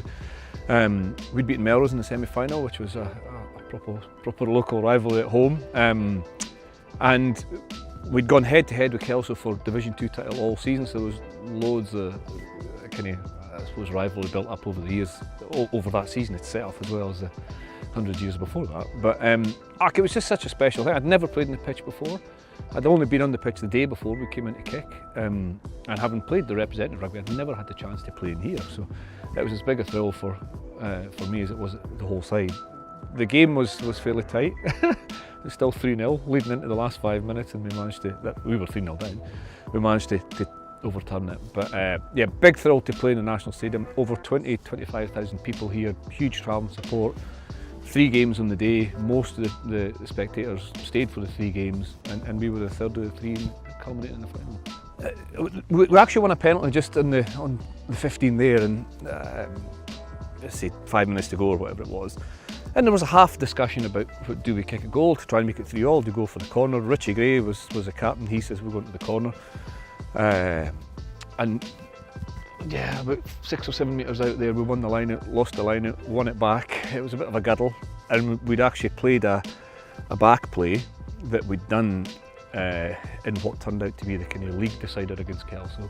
Run exactly the same shape, but took a different option. And I managed to squeeze through about here and dive over. We had a huge amount of success that season. We won Division 2, we won the Scottish Cup, and we went on to win Melrose Sevens as well. So Nathan Hines, obviously Scottish international playing, Stevie Scott, Davy Gray I spoke about before, but there was also Mike Dodds who'd been in this environment, who'd played for Scotland in 5 Nations as it was then, who could lean on his experience. Tom Weir in the back row, John Amos, who'd been a Scotland A player as well. So there was a lot of experience, and there was quality against us as well with a lot of the players in the Kelso side. So you kind of used that experience, and yeah, it was a good old day. It's amazing how deeply you look at games nowadays. I think there was a bit more freedom in those days. I mean, we'd caught the kickoff, kicked long, and managed to trap Kelso down in this really similar position, just in the 22 here. And again from a line out, I think we just called to keep the ball tight. I don't remember calling a drop goal. I don't remember telling anybody I was going to drop a goal, but as you say, with only 2 points in it at the time, it might have been more wise to maintain possession and keep it up the jumper in this corner. But well, there's 25,000 people here. It's the first time you want to entertain them. I can remember just before getting the ball thinking I'm going to drop a goal here, or I'm going to attempt to drop a goal here. And exactly what went through my mind was get the drop right. So if this drops right, you give yourself a chance. Yeah, I should maybe have told somebody who was going to do it. I think it was my last game of 15 for my club, for Gala, and it was really important to represent your club, and most of the town came to watch, and there was, you know, it was a pretty successful day for everybody. Yeah, and personally it was, you know, fast forward 2 months I was on a Scotland tour, fast forward 5 months I was playing in a World Cup for Scotland on the same pitch. So yeah, it was certainly a pivotal season and a pivotal fixture really for me, but the whole day was brilliant. Just the bus trip up, the nerves, the tension, the atmosphere that was created, as I said before, with the noise. Even although you're trying to shut it off, you're aware of how special it is to a lot of people that are here. And I get back as much as I can to watch the cup finals, and I do always really enjoy the enthusiasm and the energy that everybody bursts out the tunnel for, and then they get out the tunnel, they get towards the centre pitch, and then you can see the realisation, thinking, this is a big old pitch. This is much bigger than what we're used to. You know, it's miles to the touchline, or the dead ball areas are huge, and even trying to get up the field, you know, it's a big old piece of turf that I think gives, you know, a lot of club players the thrill of playing here, but also the realisation that there's a bit of space to cover it here. We've got to be on it.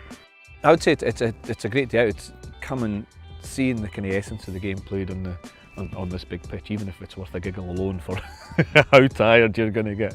But there's loads of stuff happening around on game day as well, and you'll see so many different players. There'll be a real connection with the players that are playing, especially if they're representing your club. You might play alongside them, or you might, you know, look up to them, you might be involved in the club, and you feel a real kind of pride in the players that are able to play. So yeah, it's hopefully the sun will be shining. It was that day, so can't organise that, but we can guarantee a decent day out.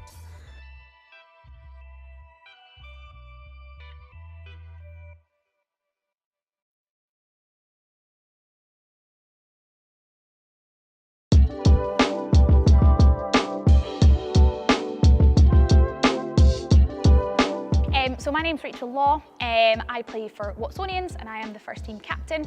And I have played for Watsons for the last 4 seasons. So I started in a 2021-22 season after I finished university, and I love playing at Watsonians. It is a fantastic club, and we are looking forward to pushing into the cup final.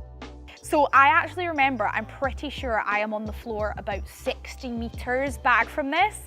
I remember we'd broken up the left-hand side of the pitch. There was an offload, we then had a ruck, and then I was involved in that, and then Amy Conkey, who is in this picture scoring, tears off down the wing. And I just remember thinking to myself, Amy only started playing rugby about a year ago before this picture was taken. She was very new, this was our first final. I remember how excited she was, and getting to score at Murrayfield was one of her favourite memories to this day. So I remember sitting on the floor thinking, please score, because I'm not making it. But no, that is an absolutely cracking photo of her scoring, and something that she will remember for a very long time.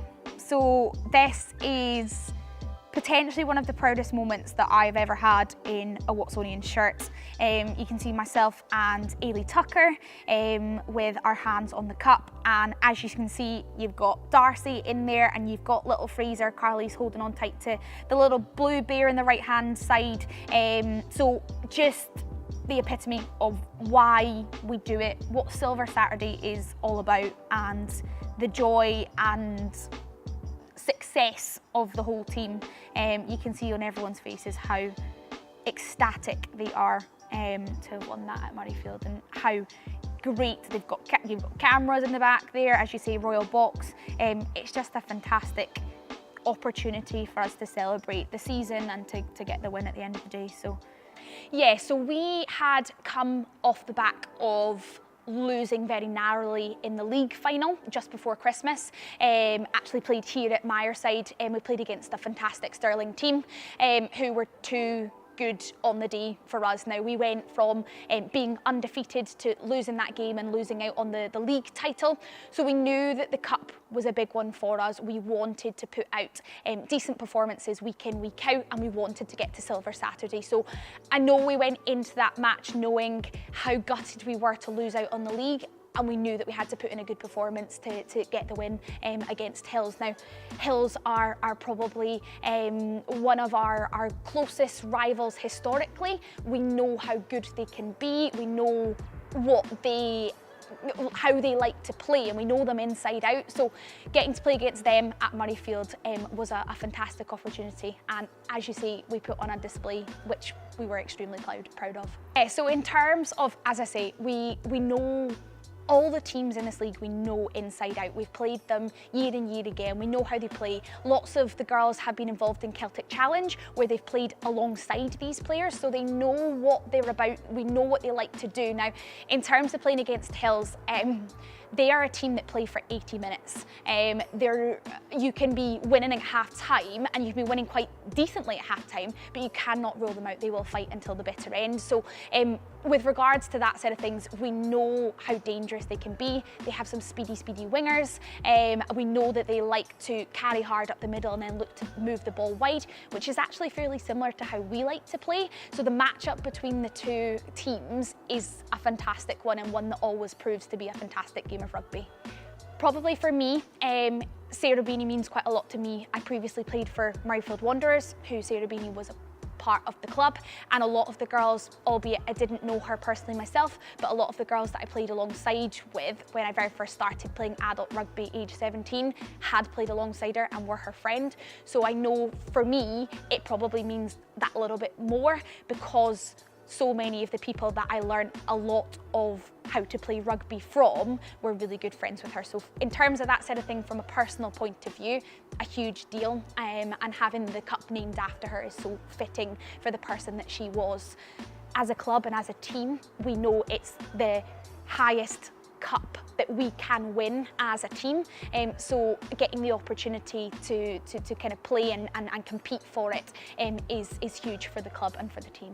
I think in terms of, from some of the pictures that we've seen and some of the kind of accounts from the day, having that many people down to celebrate the success of club teams in Scotland, whether that be women's and men's, having it all together on one day where people are able to come and celebrate the success in Scottish Gas Murrayfield in front of that many people is fantastic, not only for the fans but also for the teams, for the club game as a whole in Scotland. Being able to advertise and televise this is the best standard of rugby in Scotland, come down, there's a full day of matches, the bowl, the shield, the cup, everything, and getting the opportunity to showcase that on the stage like Scottish Gas Murrayfield is fantastic opportunity for everybody, and it massively grows the club game in Scotland.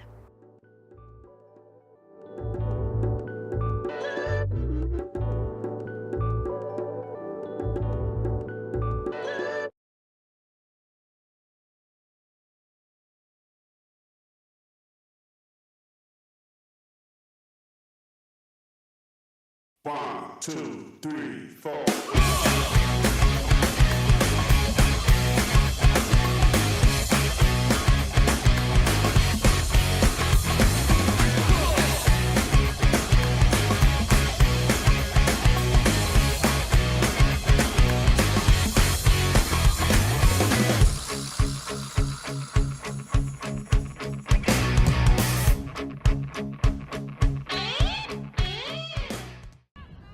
Still though, Dalkeith with the penalty. Can they take advantage? Up to the forwards, and Lindsay Halliday driving towards the line. Straven trying to force her into touch. Up goes the flag. Well, in fact, I think the try has been awarded. It has, in fact. Lindsay Halliday, the try scorer. Inside the 22, they go again. Strong carry towards the line. And the referee awards the try. Dalkeith over for their second try. Let's see who comes up last with the ball. Well, it took Dalkeith some time to grow into this game. Still with Straven, and away goes Scally again. And up goes Straven into the 22 through the forwards over on the far side. Another penalty conceded by Dalkeith. So what can Straven make of this? Tap and go again. And again it's Scally looking to connect further out. Are they over that try line? Up go the arms and up goes the referee's arm. Straven cross for their first try of the match. Number strung across to the right for Dalkeith, but again keeping things tight for now with Rachel McIntosh. It's right in front of the posts. Now to Sarah Hayhurst now. Tries to get the ball free. Well, it bounces up kindly for McNamara, looking for space, weaves her way through the defence, and McNamara scores. That's Dalkeith's third try. Good ball retention again by Dalkeith and Amy McNamara. So the tap penalty here for Dalkeith as they look for their fourth try. Still no change in the half-time score, 19 points to 5. Off they go to the right. Spinning through contact goes Lee Bell, and Bell makes her way to the line. And Dalkeith with the first score of the second half. Another penalty awarded. Once again, Jen Scally. Well, every time that Straven have been awarded a penalty, Scally is gone. And Straven over for the try. Great work by Jen Scally. 2 quick taps. And it is picked up by Kaylee Roach. She'll have Amy McNamara with her. Roach goes herself. And Roach may go all the way to the corner. Cuts back in field. Taken down in a tackle, just a metre or two short. It's a good carry by the number 8. Back they go to that blind side. Up goes the arm. The referee awards the try. And that all came from the pick-up at the base by Kaylee Roach. Taken down by Jen Scally.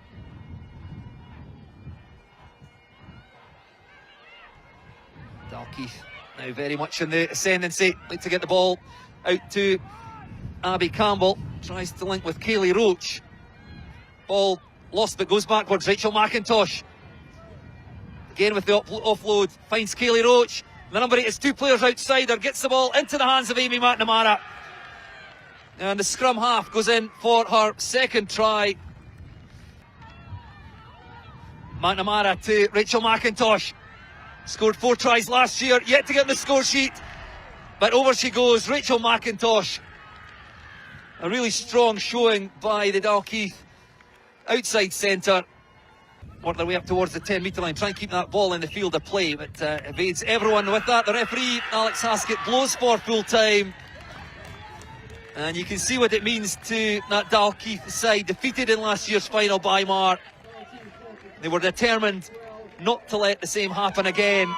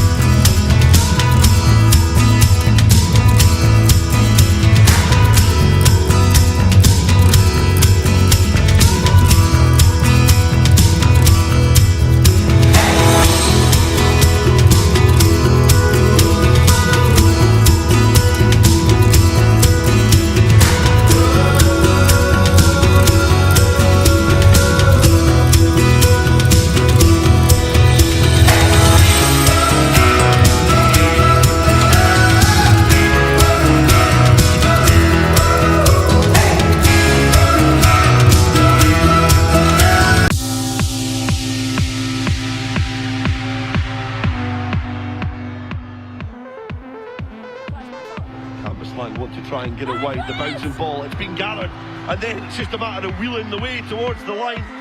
Rose Scott, she has been impressive in the opening stages and gets a try. But Curry do manage to retain possession. Proctor charges, and then it's opened up. Great awareness there from Finlay Struthers to strike through, and we were just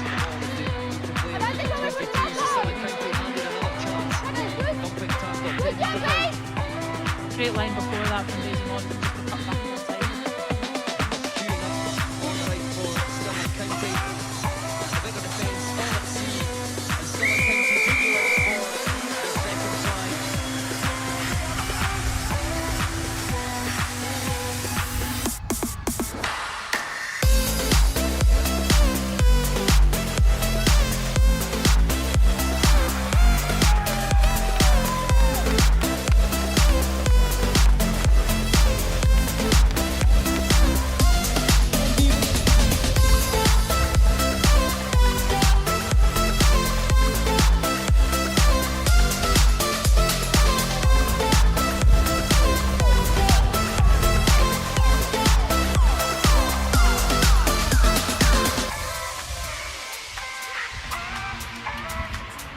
Both sides look really well coached in the opening stages of this game. So they have a play in style as it then opens up again for Bigger. Great offload, and there's an opportunity here for another try. It's the fullback coming in, Niamh Murray, and she powers round the defence, gets underneath the post, and a dramatic dive.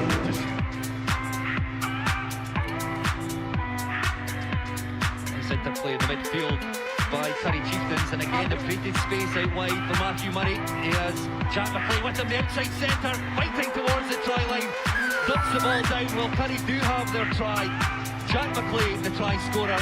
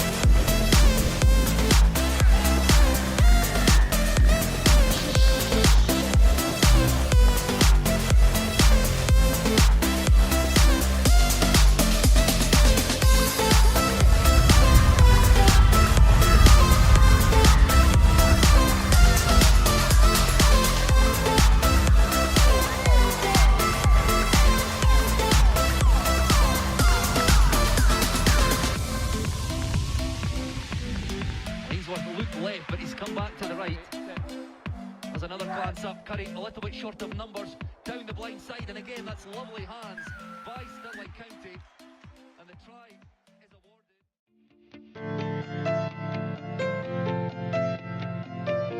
Possession. DL. Advantage over. Space over that far side. Has he measured this right? Is it going to bounce up?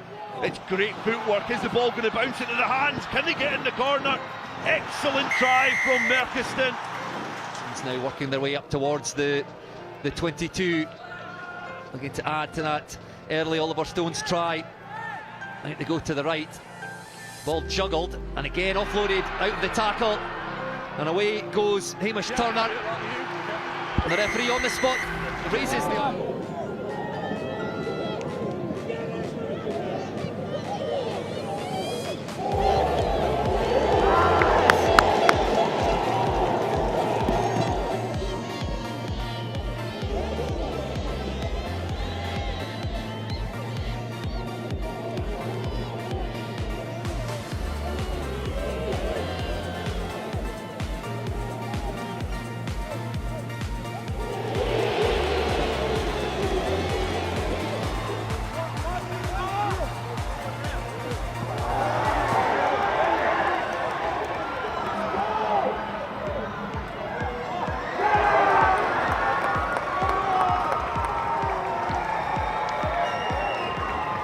The 22. It's the first opportunity of this second half for Dollar. And it goes to Max Gillespie. And cutting back inside goes David Johnston, the replacement in the Dollar Academy backline.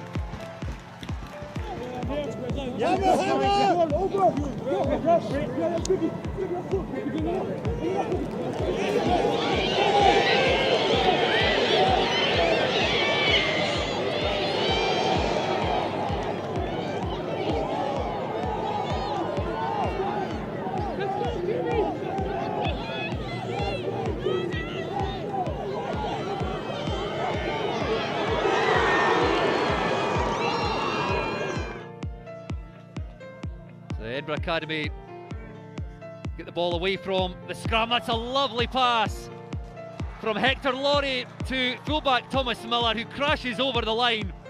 Well, lightning strikes twice. Dollar Academy scoring, not dealing with the restart, and Edinburgh Academy with the quick reply. 8 metres or so short, back they come to the right. George Watson's college reorganised their defence quickly. You feel that Stuart Melville have to score here. The referee playing an advantage. Just inches short. Forwards, the troops massing, pick and go, and over they go. Stuart Melville in for their second try. Try and encourage the George Watson's team as a little break there from Sanyu, looking to try and weave through the George Watson's line, and but great awareness there. And now through Fraser Doig, Dundee are in behind. Can they get to the line? They slide over. It's a great effort from the number 8. Seldom have we looked towards the right hand side in this game. It's mostly been George Watson's to the left, and again they splinter through, and that is individual brilliance there, just able to get in behind the defensive line.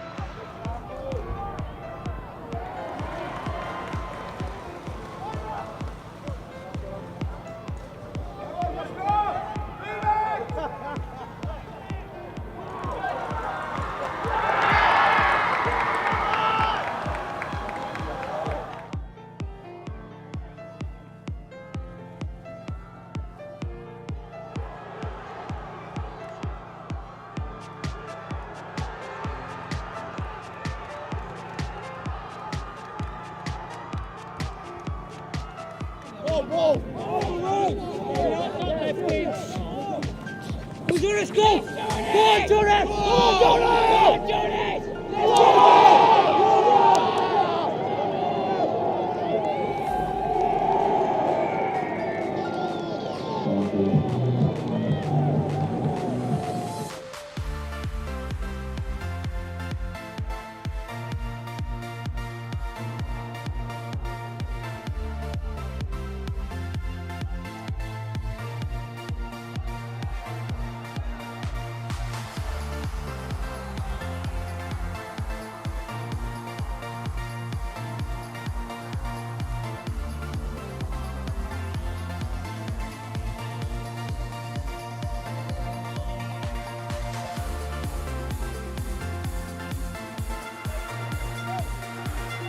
Back into murky territory. Keep retreating. Hold on. Gathered by Offord, who's been Keep retreating out of the 10. involved in most things in the opening few minutes, and he receives his own kick as well. There's another opportunity here for Stuart Melville. The bobbling ball has been gathered well. and floated off the deck and piercing through yet again. And it's another try out of absolutely nothing from Stuart Melville.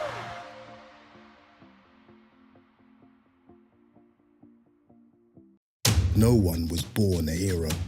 It's an everyday journey.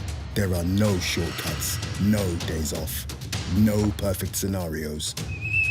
Things won't always go the way you expect. But overcoming challenges is part of the game too. Your time is now. When passion runs through you, become your own hero.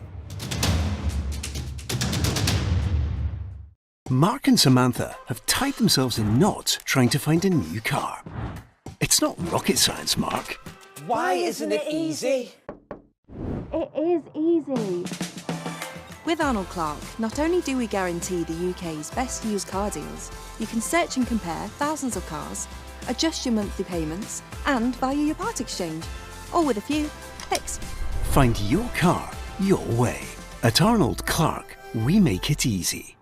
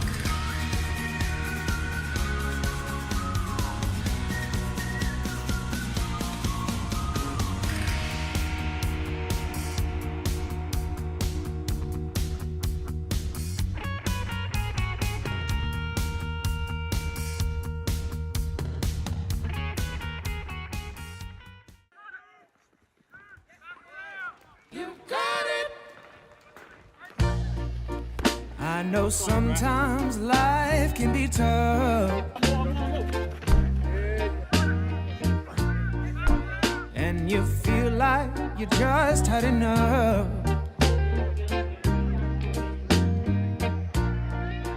When you're thinking everything is gone wrong, just remember that I'm here to cheer you on. Yeah, I wanna pick you up from the ground, let you know that I'm always around, 'cause I know we can make it, yes we can make it if we try. Keep on trying, I believe in you, I know you got this, just keep on trying.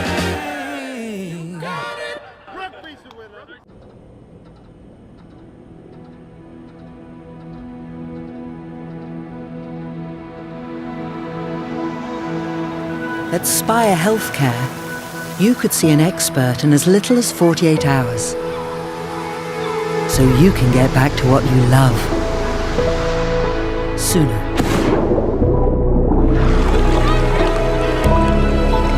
Spire Healthcare.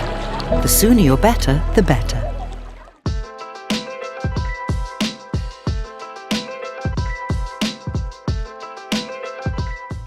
Scottish Cup was quite new then. I think it was the 4th season, and it was a big goal for everyone to be here. We played in Division 2, both Gala and Kelso, both finalists were Division 2, so we weren't even in the Premiership equivalent now. We'd beaten Melrose in the semi-final, which was a proper local rivalry at home, and we'd gone head to head with Kelso for Division 2 title all season, so there was loads of kind of, I suppose, rivalry built up over the years, over that season itself, as well as the 100 years before that. But it was just such a special thing. I'd never played in the pitch before. I'd only been on the pitch the day before we came into kick, and having played the representative rugby, I'd never had the chance to play in here, so it was as big a thrill for me as it was the whole side. The game was fairly tight. It was still 3-0 leading into the last 5 minutes, and we were 3-0 down. We managed to overturn it. But yeah, big thrill to play in the National Stadium. Over 25,000 people here, huge travelling support. 3 games on the day. Most of the spectators stayed for the 3 games, and we were the third of the 3 culminating in the final. We actually won a penalty just on the 15 there, and let's say 5 minutes to go or whatever it was. And there was a half discussion about, do we kick a goal to try and make it 3-3, do we go for the corner? Richie Gray was the captain. He says we're going to the corner, and yeah, about 6 or 7 metres out there, we won the line out, lost the line out, won it back. It was a bit of a guddle, and we'd actually played a back play that we'd done in what turned out to be the kind of league decider against Kelso. On exactly the same shape, but took a different option, and I managed to squeeze through about here and dive over. We had a huge amount of success that season. We won Division 2, we won the Scottish Cup, and we went on to win Melrose Sevens as well. So Nathan Hines, obviously Scottish international playing, Stevie Scott, David Gray I spoke about before, but there was also Mike Dodds who'd been in this environment, who'd played for Scotland in 5 Nations as it was then, who could lean on his experience. Tom Weir in the back row, John Amos, who'd been a Scotland A player as well. So there was a lot of experience.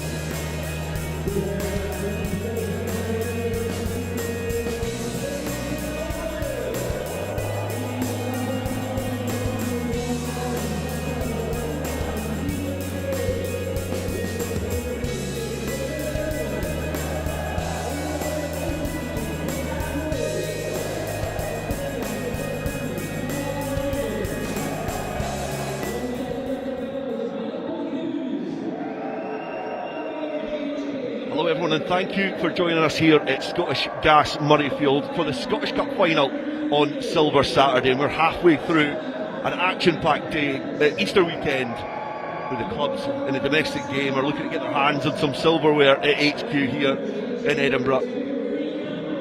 And the Scottish Cup Final is going to be played between GHA and Glasgow Academicals in what is a Glasgow mouthwatering derby between these two sides, who are familiar foes after playing each other a couple of times already in the league this season.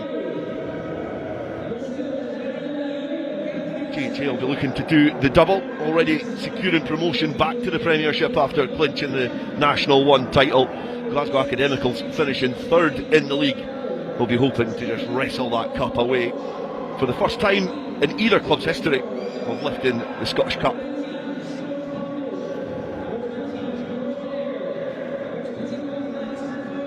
The West Stand starting to fill nicely here as the travelling spectators join us here at Murrayfield as we get an opportunity to look through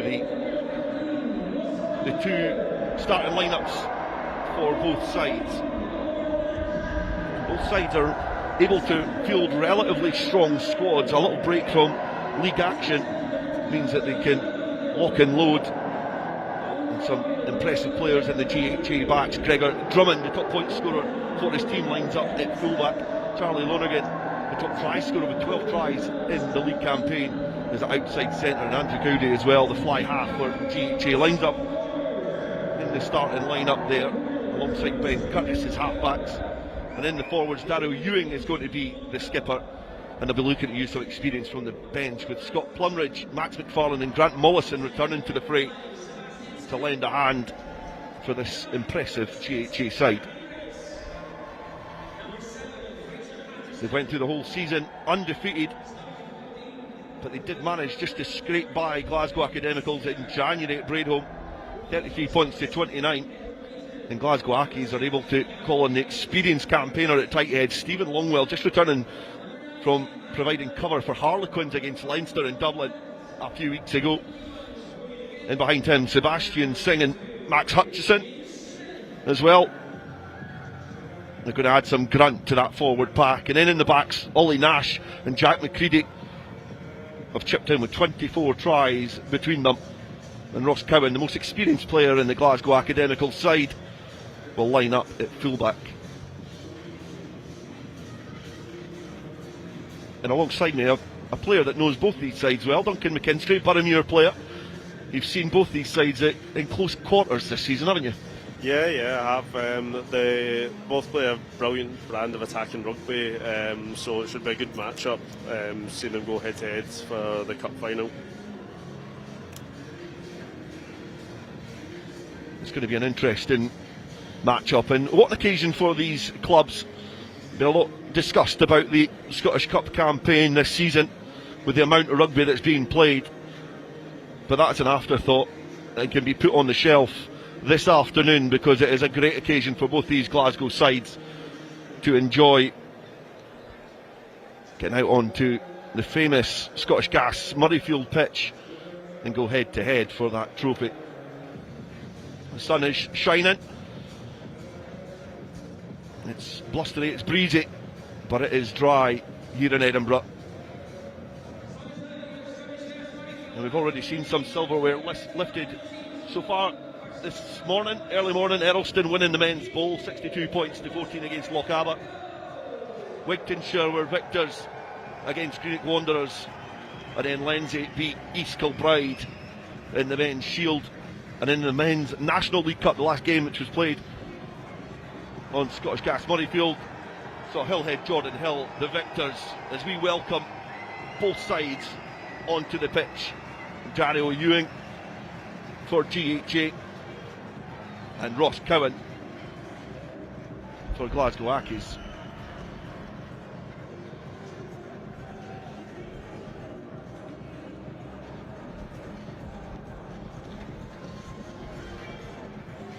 All is, it can be said by the respective coaching sides. Callum Forrester leading the GHA side and Ryan Grant for Glasgow Accies. Both very experienced players in the Scottish game. have now left it up to both sets of players to do their talking on the pitch. A great occasion for both these sides.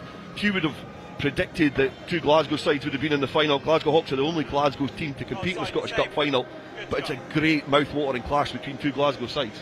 Yeah, it's definitely a great thing for the West Coast just to have two of Glasgow's premier sides kind of battling it out for this one. Obviously GHA won that one, so they'll be looking to go for that double, but as you've kind of alluded to earlier on, the game was pretty tight back in January when these sides last met, so I think whoever wins will be going back up them 8 with bragging rights. Sam O'Neill, the match official, and it is going to be the Glasgow Accies fly half. Adam Scott to get us underway, and he kicks the ball into the 22. And in one of the trial laws, the mark is called deep inside GHA territory, so they're able to clear their lines.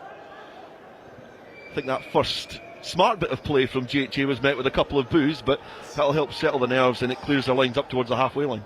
Yeah, the trial laws obviously came into effect this year, but it just kind of gives the team receiving the ball a clean exit, which they might not get if that law wasn't in place. Collier to throw, he gets it towards the tail and dropped down into the hands of Stuart Black, who looks to deploy some of his heavy artillery up front over the halfway line now. Glasgow Accies enjoying the opening stages of this game with the ball in hand. Another powerful carry, but good defending from Lonergan, outside centre for GHA. Accies working hard, try and clear their lines, and Sebastian Singh gets an opportunity to carry forward. Back in the starting lineup after brushing off an injury. Patient, pragmatic start from Glasgow Accies, who come into this fixture as slight underdogs, but anything can happen in cup action. And Ross Cowan just scythes through the line and picks a hole in the GHA defence. And now Glasgow Accies have their tail up, they go short. Options out wide for Glasgow Academicals, but decide to retain possession. Good work rate from the forwards to carry forward and clear the GHA players out of the way. Black stoops again. Floated ball over the top, and it's well gathered. And now Glasgow Accies inches away from the line, just spill it short. Oh, and they've got the try. The referee, Sam O'Neill, was in a great position there to signal that the ball was not knocked on. And Glasgow Accies were the first to react. And it is an explosive start from Glasgow Accies. They get the first try in the Scottish Cup final. Yeah, the Glasgow Accies have kind of came out the blocks here. They haven't been afraid to ship the ball wide, and have kept GHA moving around the park, and they've definitely reaped the rewards of that, coming out with such an attacking mindset. Try's been awarded to Jack McCready. Couple of minutes gone. 19 tries and 16 appearances in the league this season so far. And what a start in the cup final.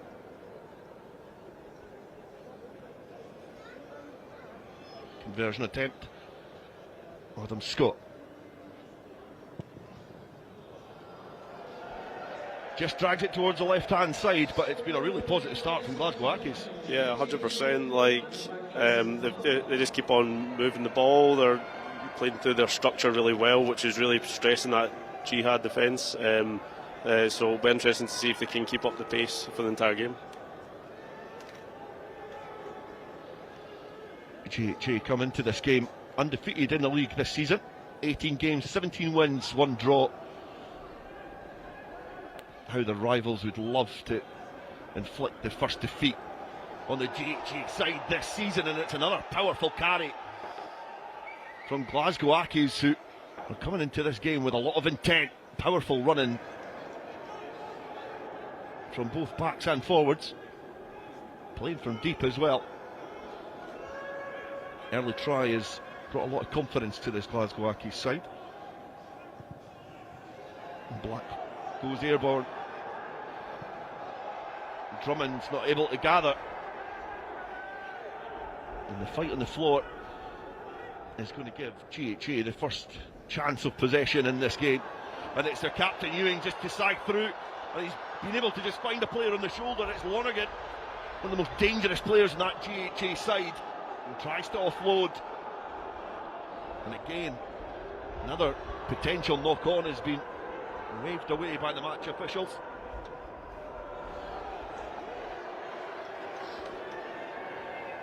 GHA now on the attack. Fly the ball out wide. And there's a player in acres of space. And it's an instant reply from GHA. They get over the line.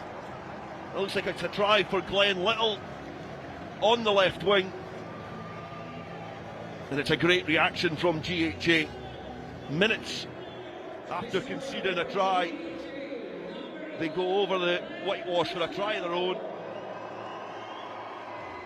Yeah, that came from some excellent footwork from Daryl Ewing up this right-hand side. That just allowed them to get in behind and play through their structure. Glenn Little obviously following up his man of the match performance in the semi-final and getting on the score sheet early as well.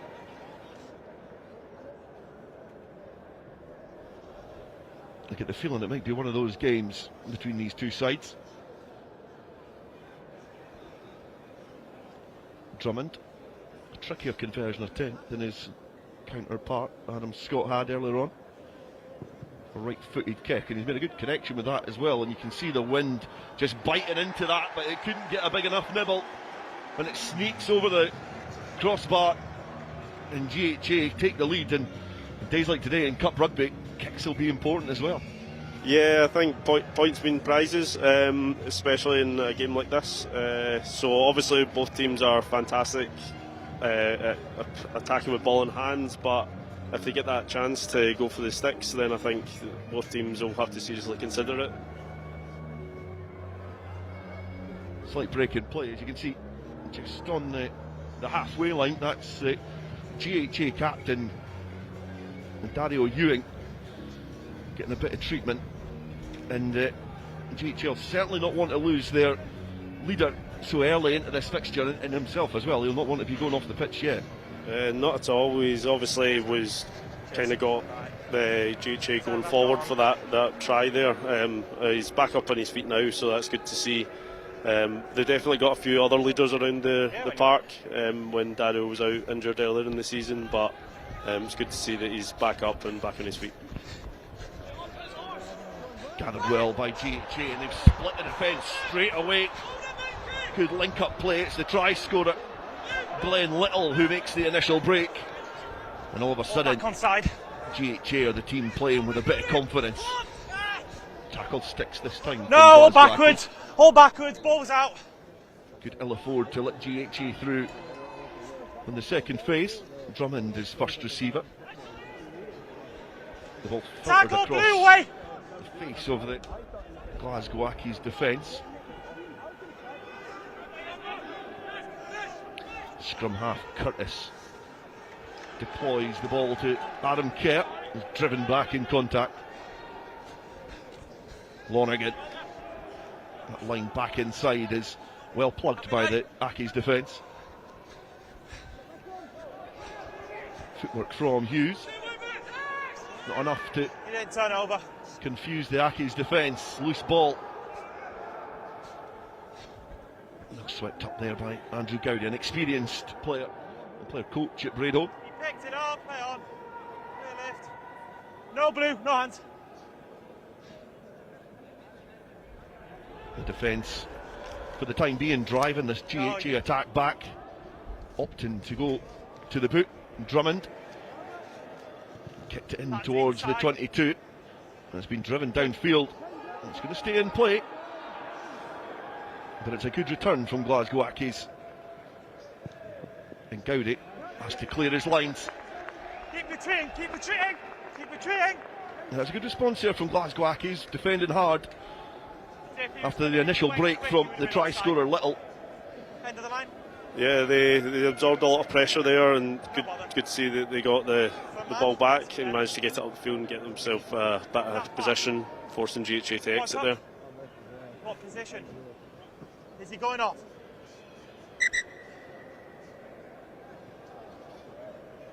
Is he okay? Aren't we all? A long season. I'll second that, Sam O'Neill. It's certainly been a lot of rugby played, and I think perhaps a little gap in games as well can sometimes have a negative effect on some of the players, but it does look like there's some more running repairs needed. Okay, next time you might for the GHA players. We'll just do it a bit more live. Thanks.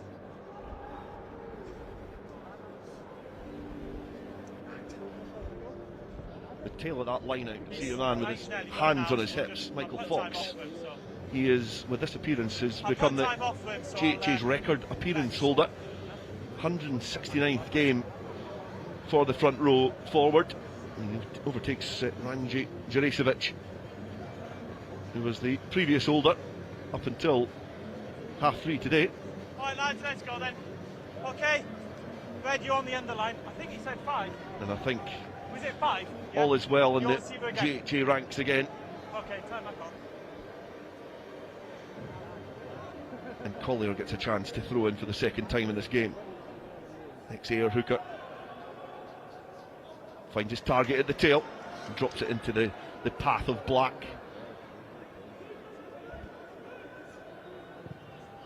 The ball stabbed in behind. Well watched there by GHA and hacked downfield. Keep coming. Good. Well gathered by Glasgow Ackies, who sense an opportunity to counter-attack against a disjointed GHA defence. Longwell acting as an auxiliary scrum half.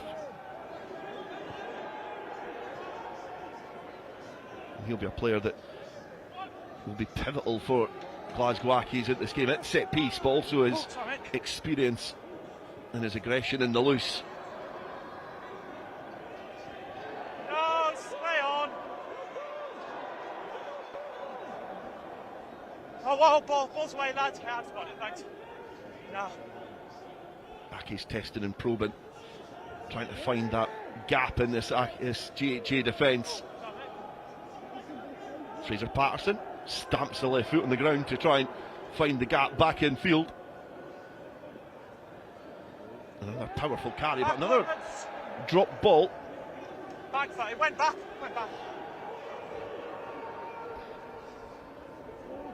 Black again Two finds away. it a forward.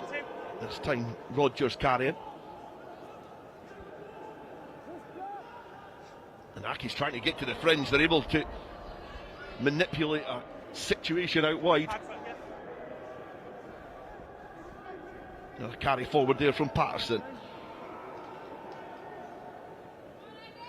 Flat pass to Longwell, and Longwell's broke through, galloping towards the 22, and an excellent offload as well. Finds support on the shoulder.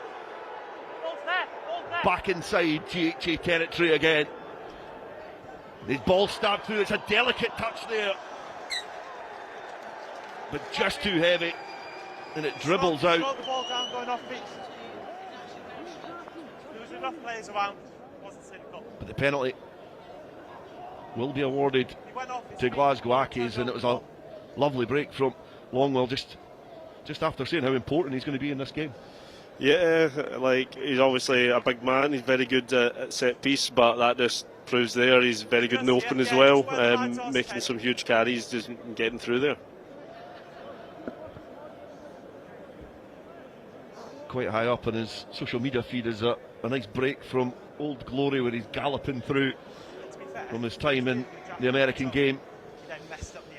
Yeah, he's had some big clubs that he's played for. Bristol Bears recently, as you mentioned, Harlequins. He's won the championship with Jersey Reds, so his experience will be vital to Ackies as they continue to try and push for this cup.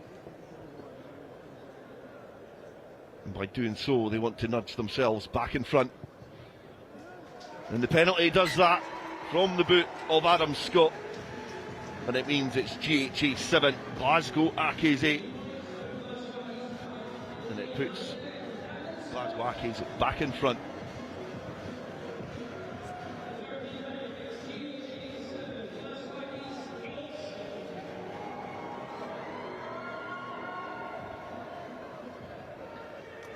13 minutes gone. We thought it was going to be entertaining. It's been a good start to this game. Yeah, 100%. Like, both teams are really trying to go for it, but they're not just running it from anywhere. They're being a bit more pragmatic, taking the territory when they can. But with ball in hand, they're looking dangerous, both sides. The pivot now gets the ball wide. Good hands from Glasgow Accies, looking to run from deep. Stabbed downfield, and it's a dangerous ball in behind. The chase is on. Gregor Drummond got a little bit of company. He has to use Gowdy. Gowdy with a good exit, but well gathered above the head. Ross Cowan. Excellent footwork, but has slightly isolated himself, carrying forward. Impressive work from the forward pack to get that back. Lovely offload. Now it's opening up for Glasgow Accies. Can they go in? It's just drifted forward when it was going into the clutches of Stuart Black. But some lovely touches from this Glasgow Accies side. Yeah, it was a great offload from Ross Cowan there, just to get them behind the gain line, but just unfortunate with that last pass. It was good cover defence from GHA to just kind of force them into pushing that.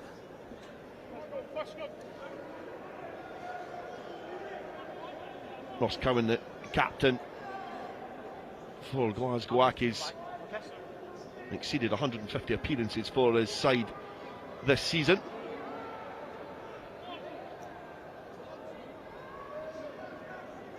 Which is testament to his loyalty, but also his durability. Bind. Set. Stationary scrum starts to twist, but it's been given away into the path of Gowdy. And then Hughes, then Lonergan. Try scorer Little getting in the action. Testing Accies out wide.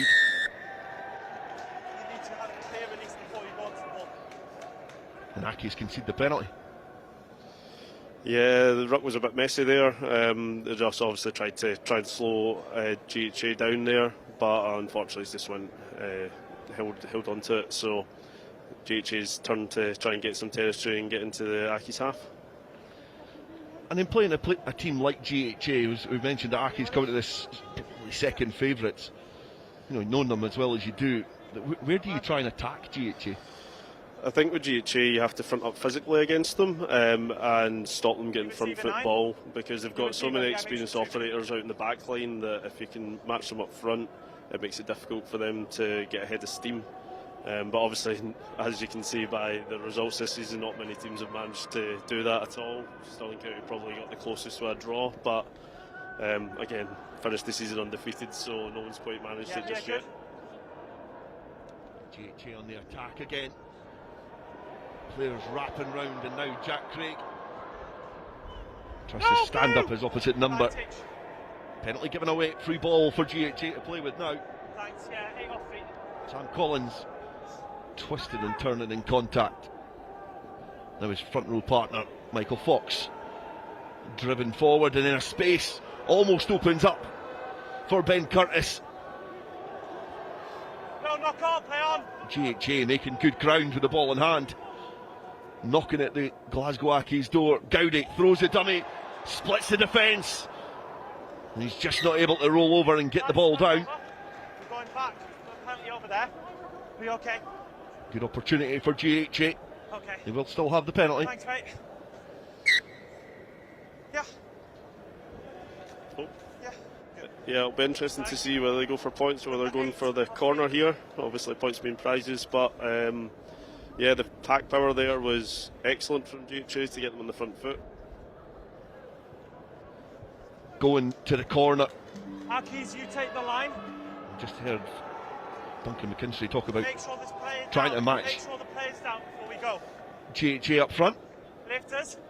And this is what no obstruction. Glasgow Accies are Make going to sure have to do now. We know what's going to come from this GHA side. Gather the ball at the apex, it's been brought down to ground.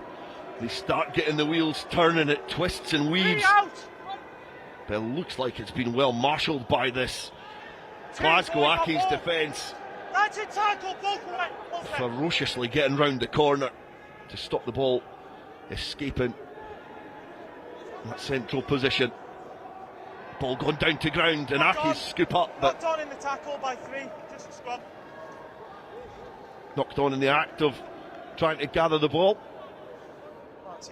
So GHA will get another stab at this. Yeah, Glasgow Ackies must have heard what we're saying up here in the commentary box. Really fronted up with that maul when it looked like GHA were about to get ahead of steam, but fantastic maul defence there to disrupt it and just really put pressure on the 9 at the back.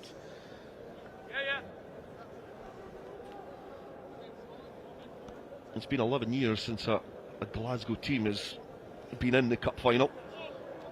Heriots beating Glasgow Hawks on that occasion. I have to go all the way back to 2007 before a Glasgow team last lifted the cup. Glasgow Hawks beating Edinburgh Academicals that day, 24 points to 13. So great to see another couple of Glasgow teams gracing Scottish Gas Murrayfield. And it is GHA to go over to reclaim the lead, and it's their scrum half Ben Curtis. He spotted an opportunity on the blind side. He was able to weave the ball just enough to manipulate a gap and power over the line and put GHA back in the lead. Yeah, it was a good quick pick from Luke McCutcheon at the back there. Ben Curtis, just the Scotland under-19 player, really just powering over the try line from short range. So GHA will be glad that they managed to get the lead back.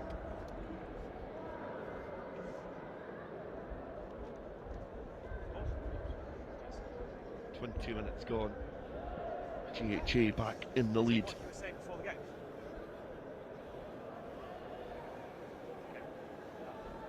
Gregor Drummond, impressive first kick.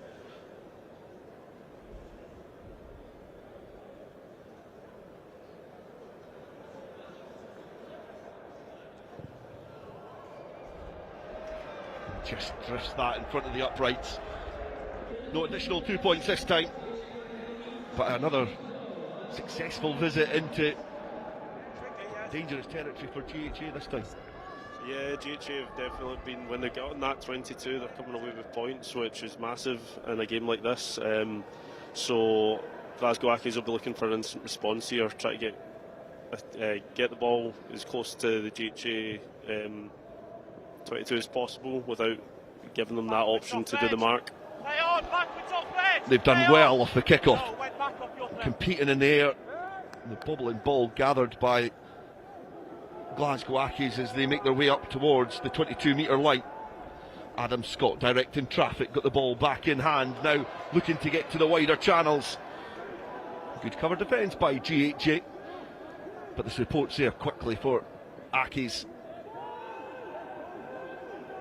Powerful drive, eating away at those yards. Lost red. Looking at the options, and now there's a gap that's appeared just on the fringe of the ruck, and it's now the chance for Stuart Black, the opposition scrum half, to go in for a try. Anything Ben Curtis can do, Stuart Black can do better. Just found the gap on the right hand side, and within 2.5 minutes Glasgow Ackies find themselves back in the lead.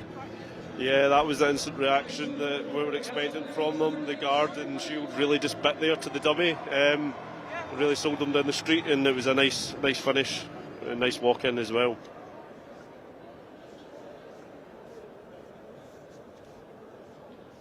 The easiest conversion of the day.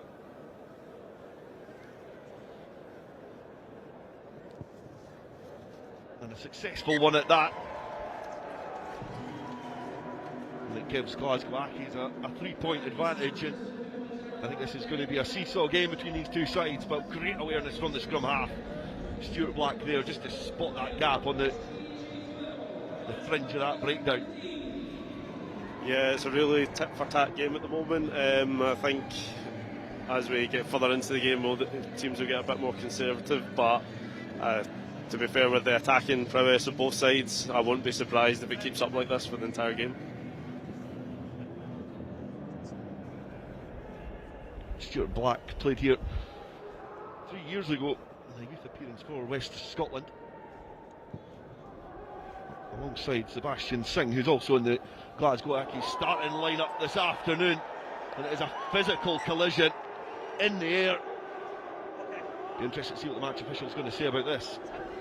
Yeah, it didn't look like a good one. It'll be interesting to see whether he had his eye on the ball the whole time, but it looks like he's actually came off worse off out of the collision.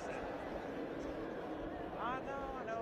I've seen it. Thanks. I've seen it. It's just got a PK, at least for me. Both were in the position, he just hadn't got high enough when he landed on backside. It's just a penalty. You alright, pal? You staying on? Just penalty. Captain Ewing was... Yeah, you weren't high enough to be in a position to get the ball. You need to be shortly off there. It's complete. Yeah, I hear what I mean, but still, it came down safely.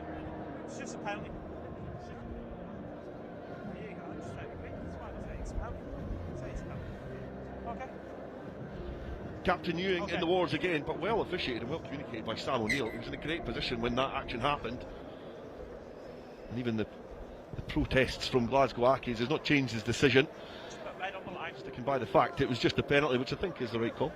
Yeah, I think he was there. He had a look at the replay. He had his eyes on it, so it's just unfortunate that he didn't get off the ground early enough, and it was just the Accies boy just managed to get up in the air and get his hands on it, so it was just an unfortunate collision.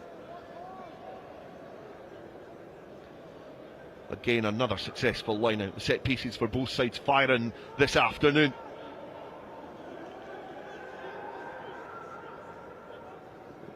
Looking to try and catch GHA out.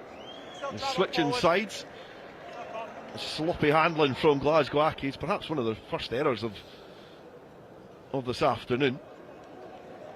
Yeah, they tried to do that switch back round, but I think he just kind of got too far ahead of it. Tried to catch it behind him and just slipped forward. But yeah, it's an uncharacteristic error from the Accies side.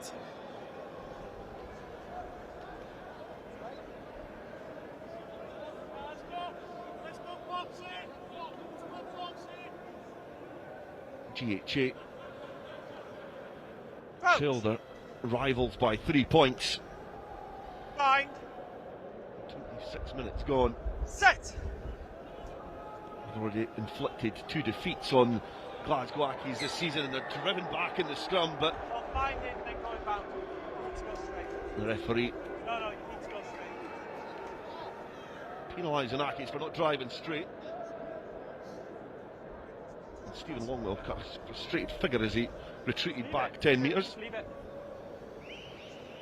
Yeah, I've been on the receiving end of a few Glasgow Accies scrums this season. They're usually very, very strong in there, so just unfortunate with going in at the angle there. And that's an excellent penalty kick back into Glasgow Accies territory.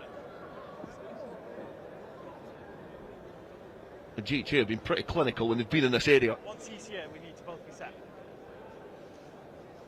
Like, we both be set. Towards the tail, it's overthrown this time. The first real error from a line out this afternoon, and it's hacked downfield. The ball sits up kindly for Gregor Drummond, the GHA fullback. He returns it to a pocket of space, but he's just overcooked that one as well. And that is a very good escape from Glasgow Accies. Staring down the barrel of a GHA line out, 7 metres away from their own line, and all of a sudden they're going to be thrown into one just inside GHA territory. Yeah, it was a difficult throw. The lifting pod going backwards is always a hard one to judge for the line-out thrower, but they've just compounded an error there, overthrew it and then kicked it straight out, so back to advantage Accies. Collier again. A bit of movement towards the tail. Harry Briggs is lifted. And a flat, abrasive pass to try and entice the GHA defence out of position. And another fumble from the GHA hands. No. It's just a mess. We're going to have a scrum here. And we've entered probably about a 5-minute period of the game where it has been a little bit scrappy between these two sides.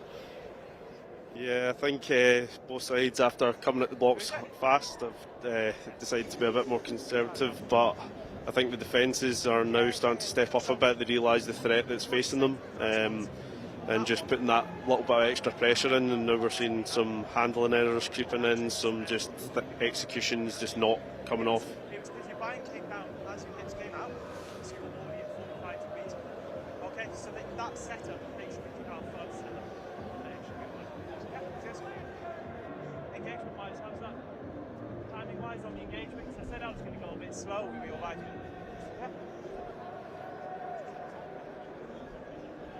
The treatment for Andrew Gowdy has allowed an opportunity for Sam O'Neill to have a discussion with the respective front rows about how he's seeing the opening stages of the battle in the scrum. It gives us a chance to give you a rundown of the action that we've had so far today on Silver Saturday at Scottish Gas Murrayfield and Hive Stadium, just over the fence. We've had Errolstein kick off the day with a win in the men's bowl, 62 points to 14 against Lochaber. And in the Women's Shield, Wigtownshire were successful in their ventures against Greenock Wanderers, 37 points to 17.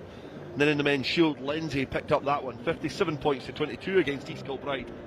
And the last game that we had on Scottish Gas Murrayfield was Hillhead Jordanhill defeating Gordonians 34 points to 17 in the National League Cup. And currently, Garrick Seconds and Annan are playing for the Women's Plate at Hive Stadium.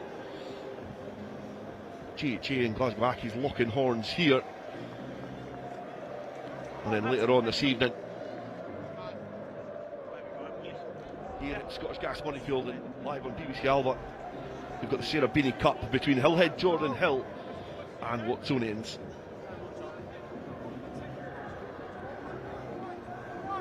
Gowdy able to shake off the knock received centre field. And he's going to be called back into action pretty quickly if this scrum goes to plan for GHA. Bind. Set. Solid.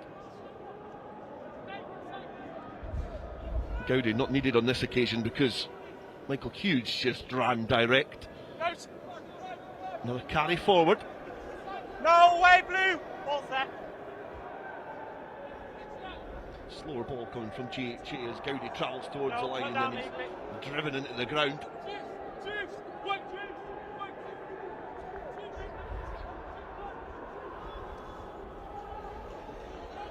Blue away. Ben Curtis trying to ignite something at the base of that ruck. Gives it to the hand of Drummond. And Drummond floats the ball wide and in space is Little again. And Little is able to find his man. It's just been fumbled forward. Good cover defence from Glasgow Ackies to get back and thwart that danger.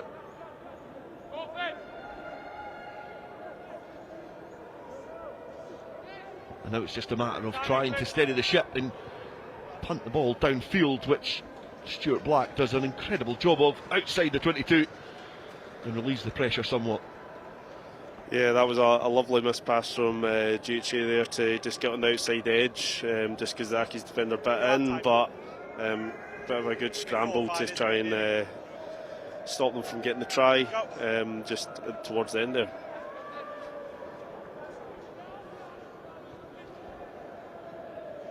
Not clever, eh? Chance to throw in again for Rory Campbell, looking to try and hit his target this time, does Adam Kerr. Has to paw it under immense pressure from Glasgow Ackies at the line out. Fox No way. Sets the platform, working hard round the corner. Gowdy into the hands of Hughes, then Little. He's turned over the ball. Sam O'Neill with an incredible view of that and a punch of the air from the spectators in front of us here in the commentary position from the Glasgow Ackies. Travelling support. Praising that defensive effort. Yeah, Stephen Longwell over the ball quickly there. He's a big man, so you're not going to get him off the ball if you don't get there quick enough.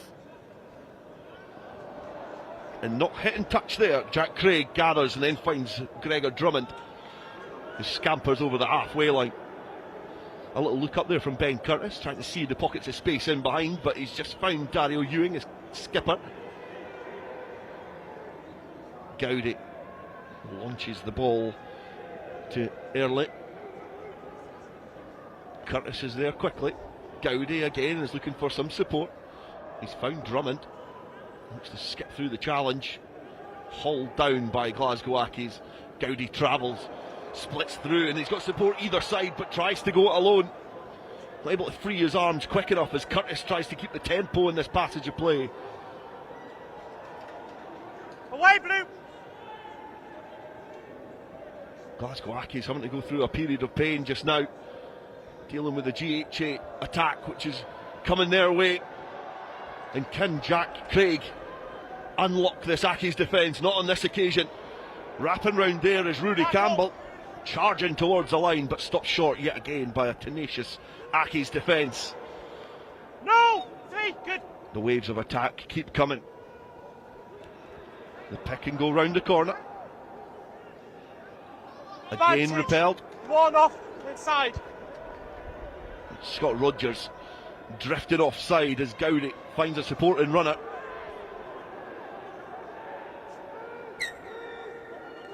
That's a good jackal by 9. We've got 1 offside here. Great defence from Glasgow Accies, but they'll be disappointed to give the penalty away. Yeah, they're just getting a bit excited. They're trying to get off the line, really cut down that space that GHA have to, space and time that GHA have on the ball, which you need to do around this danger zone. But interesting to see they've opted for the scrum. Yes, it is an interesting call.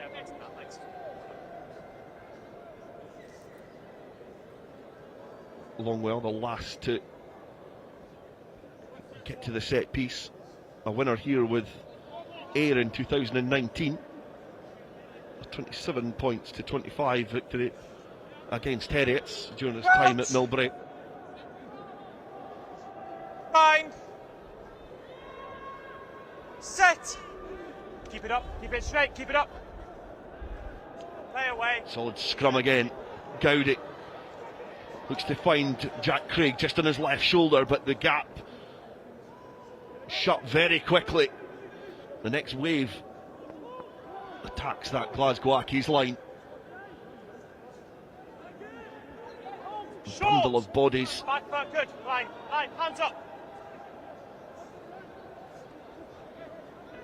Another drive towards the line. Sam O'Neill in a great position to see if that ball's grounded. Now out the back door, Drummond. He's found Hughes, and Hughes just skips off his right foot and dives over the line. And GHA reclaim the lead. Great footwork, great persistence from the forwards, and that allowed them to unleash the backs.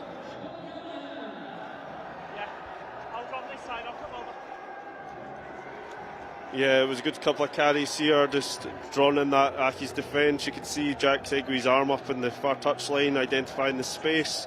GHA just got that overload, forced that last defender into making a decision, and it's a good finish. Great finish there from GHA, back into the lead. And a conversion attempt to come.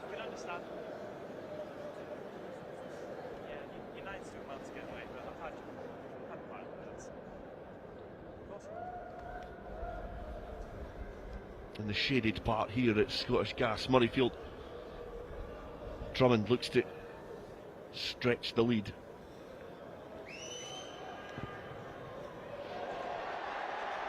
And the roar from GHA signals that he's been able to split the Kinlan. 19 points to 15 they lead. Yeah, got it. And it's a low stabbing curling kick he's got, but it's an effective one.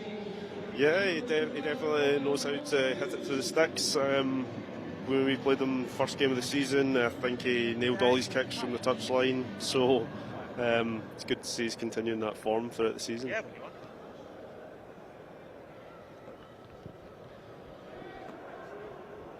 Restart again as well, gathered by Glasgow Accies. Competitive. in that area. Scooped up by Adam Scott.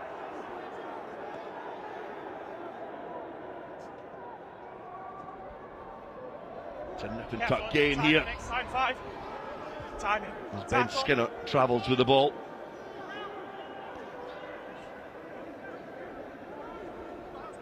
That's Hutchison.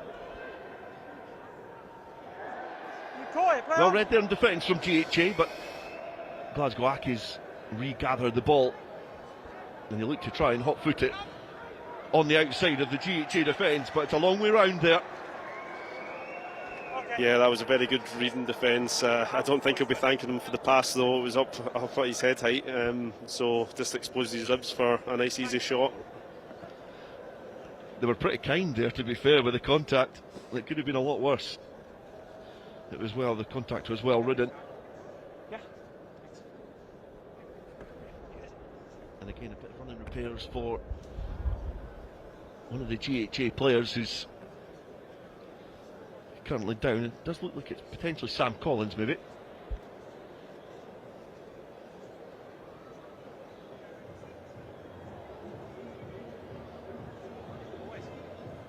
But it's a difficult final to call at this stage. It's ebbed and flowed, it's went one way then the other, 19 points to 15. Two sides who know each other very well and have had long preparation towards this final. But it's certainly a difficult game to predict. Yeah, it's just whenever GHA get in that 22, they look dangerous, they look like they're going to come away with points, but then as soon as Accies get their tails up, we've seen them get tries on the boards, keep the scoreboard ticking over, so it's still anyone's game at this point. Wait, you on the end of the line. We all go on the front man. Thank you. Outside, yes.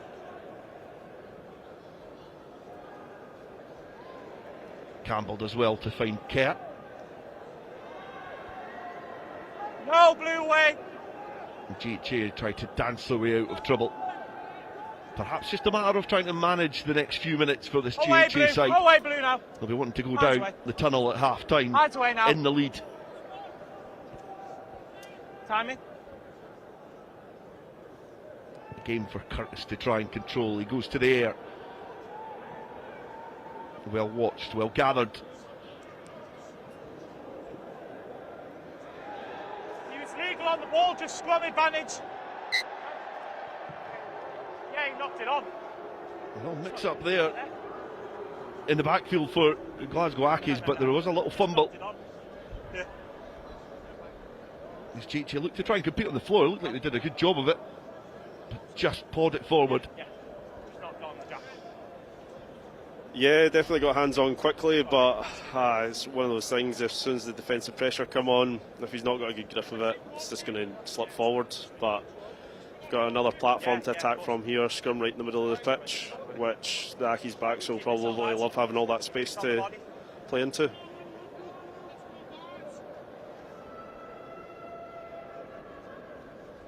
Crouch. Black loiters by the tunnel. Bind. Set. And awaits the next episode of the scrum drama that we've seen here at Scottish Gas Murrayfield, and this time it's going to be a penalty. Got a loose edge just collapsed. Some pressures came on. Yeah, it's that way. And it's awarded to Glasgow Accies. It's that way. Yeah, Stephen Longwell exerting a lot of pressure on Sam Collins there, and milking that penalty.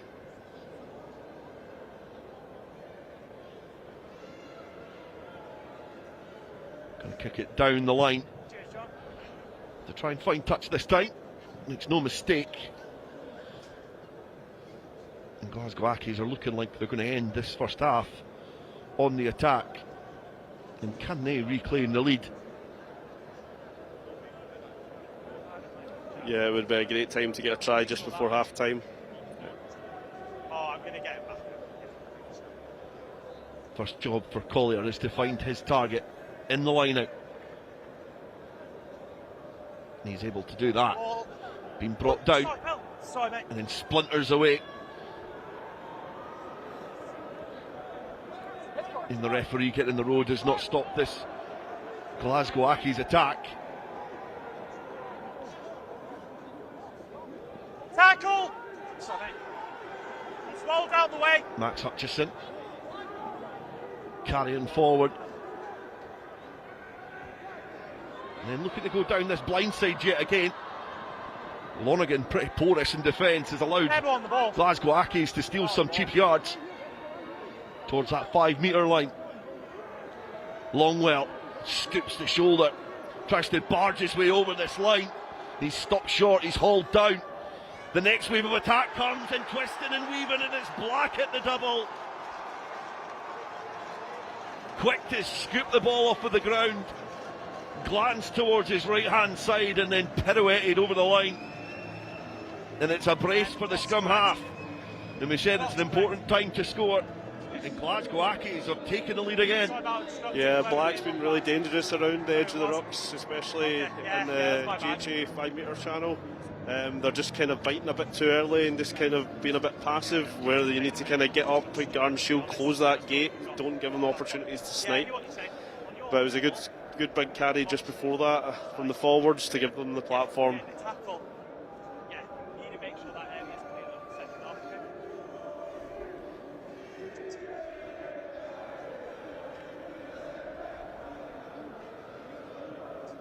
A 1 point advantage just now. The right boot of Adam Scott has made it 3, and the referee's whistle at half time means it is Glasgow Accies who are going to go down the tunnel in the lead here at Scottish Gas Murrayfield in the Scottish Cup. 40 minutes to go in this game, 40 minutes for GHA to claw their way back into the lead. And it's going to be an interesting team talk in both changing rooms at half time. But at half time, here it is, GHA 19, Glasgow Accies 22. What's specific? He went elbow down and it was Glasgow Accies to get us off and started. It was a blistering start from Accies, but they went over the try line from the winger Jack McCready. And it was a bit contentious, but they did eventually get awarded the try. Yeah, he's a real danger man out there. He's obviously, as you've alluded to earlier on, he's got a brilliant strike rate this season. He's kind of brought that onto the big pitch at Murrayfield, breaking a few tackles and getting over. Good evasive footwork, able to slip the tackle, and the offload coming off of the head there. Good positioning there from match official Sam O'Neill, but it was a instant reply from GHA, and it was through their winger Glenn Little. Yeah, it was a brilliant carry from the forwards there. Andrew Gowdy just double pumps the ball there to square up, and Michael Hughes giving that nice little floated pass out to Glenn to finish in the corner. And it's a difficult ball to gather as well. You'll probably see it from this angle. He's having to stoop down pretty low to gather the ball, but he's done well to keep a bit of momentum. Yeah, it was a really good hands. He's just kind of dipped down, trying to use that momentum to keep them going forward, and by that point, the Accies defender can't get across. A penalty from Adam Scott puts Glasgow Accies back in the lead, but it was a try from GHA scrum half Ben Curtis, which reclaimed the lead for GHA yet again, and it's textbook scrum half play. Yeah, it was a good quick number 8 pick-up from Luke McCutcheon to Ben Curtis there. I think the Accies defence just needs to get off that line a bit quicker. They bit in on the 8 pick and just kind of let Ben Curtis run it in. I think Stuart Black perhaps a little bit aggrieved at his opposite number scoring a try. He gets on the act himself, almost taking out the cameraman as well, as it ghosted towards the right hand side, but instinctive play from the number 9. Yeah, he sent him to the shops with that dummy. It's just fantastic. Just the guard and shield really need to hold it in position there and don't let the 9 snipe. The seesaw battle continued between these two sides, because after some good work from the forwards, inches away from the Accies line, it was deployed to the backs, and it's the inside centre Michael Hughes who eventually got his hands on the ball and was just able to pump off that right foot and dive over the line, and it was GHA back in the lead. Yeah, that quick fold round the corner to get that overload on the short side, with you've got 2 playmakers in Andrew Gowdy and Gregor Drummond setting up Michael Hughes there. Just left the Accies winger with a tough decision to make. And then just after discussing how important it was going to be to score a try, just before half time. This powerful carry from Longwell got Aki's inches away from the try line, and then the dummy throw and the pirouette over the line and the dive over from Stuart Black meant that it's going to be Aki's going down the tunnel at half time in the lead. Yeah, Black will be happy with that's 2 9 snipes over the line, but that first carry from Longwell, he's done a couple of big carries today to get them on the front foot, and definitely done that at the correct time to ensure that Aki's got ahead going into half time. Pats on the back there for scrum half Stuart Black, because his 2 tries have helped get his side into the lead at half time. And it is a half-time score here between these 2 sides. It is GHA 19, Glasgow Accies 22. And join us back here after a breathless first half. We'll go and catch our breaths and enjoy the next 40 minutes. But join us back here for the second half of the Scottish Cup Final between GHA and Glasgow Accies.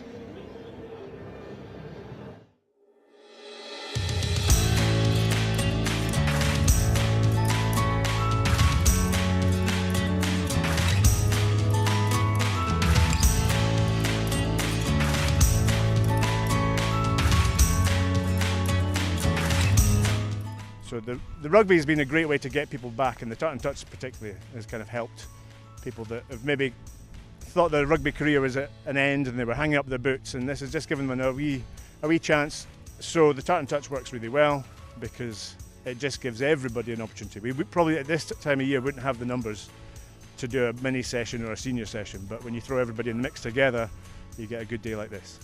There's a real passion in Carnoustie for rugby anyway, and it's getting out, and the kids love a bit of fresh air, and the mums love it because obviously they sleep after they've done the sessions. It's great. So yeah, the kids love it. They love coming up to play rugby here. They love the hut, and they love the sweets and crisps and everything as well, so that encourages them. And then mums and dads can have teas and coffees as well. So it's a real family atmosphere here at Carnoustie, and the success is the numbers of people that turn up.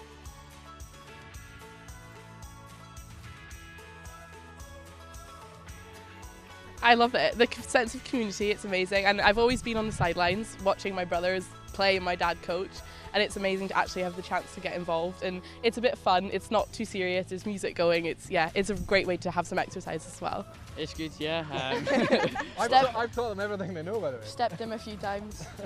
Seeing if all the stories he told us when he was younger, if they're actually true or if he's just making them all up. Let's keep them quiet. It's been really good. My boys are really quite proud of Mummy because they said after the first time that they never thought they'd see me playing rugby, so I'm only woman in a house of boys, so I just thought, well, if you can't beat them, join them. So.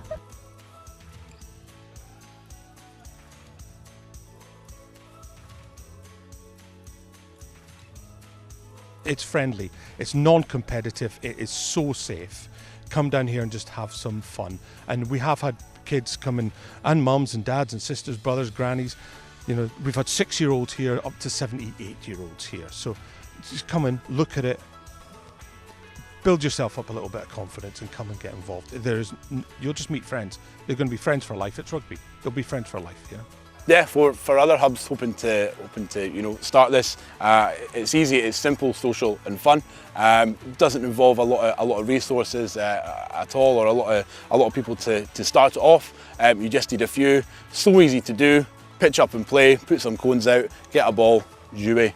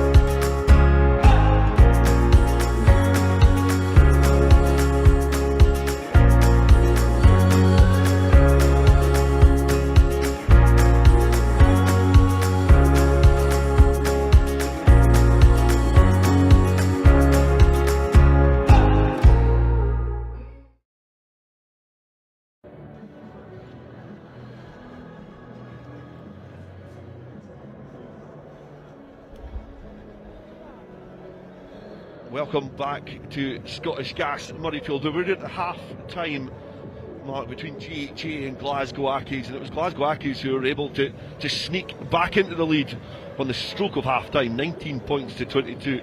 And alongside me, Duncan McKinstry, player for Boroughmuir, a player who knows both these sides pretty well. Is this what you expected from both these sides? Yeah, both sides are very attacking in mindset, and they've definitely came out and showed that. Obviously, the scoreline's tight. The last game they played back in January was a tight affair, I think 4 points in it, so it's no surprise that this game's turned out the exact same way. And we spoke about before about the way that you as a player and you as a club team would be approaching a game against GHA as we welcome Glasgow Accies back onto the pitch. How do you feel that they can win this game? How do you feel that what they'll be saying down the tunnel and in the changing rooms? What will be the message in terms of going and attacking GHA? Yeah, so as I said earlier on, they needed to win the physical battle, and it's definitely, you can see Glasgow Accies have been stepping up in that front, really putting pressure on big hard carries, making some good shots, and just kind of getting that defence set early and just cutting out as many GHA opportunities as possible. But as we've seen, when GHA do get the ball and get ahead of steam, then they're going over that try line or coming away with points. So Glasgow Accies need to stay top of their game here. Can see a couple of replacements for this GHA side in the second half. Max McFarlane being one of them, number 21, and Lachlan Hodge coming on for GHA. Does look like Eddie Beaton as well is on for the Glasgow Accies. So both sides going to the bench to try and get their fingers clasped round the Scottish Cup. And the second half is now underway. And Rudy Early has got the ball for an early carry, and Michael Fox then joins him. GHA trying to impose themselves early on in this second half. McFarlane with his first carry. Gowdy, flat, luring his players onto the ball.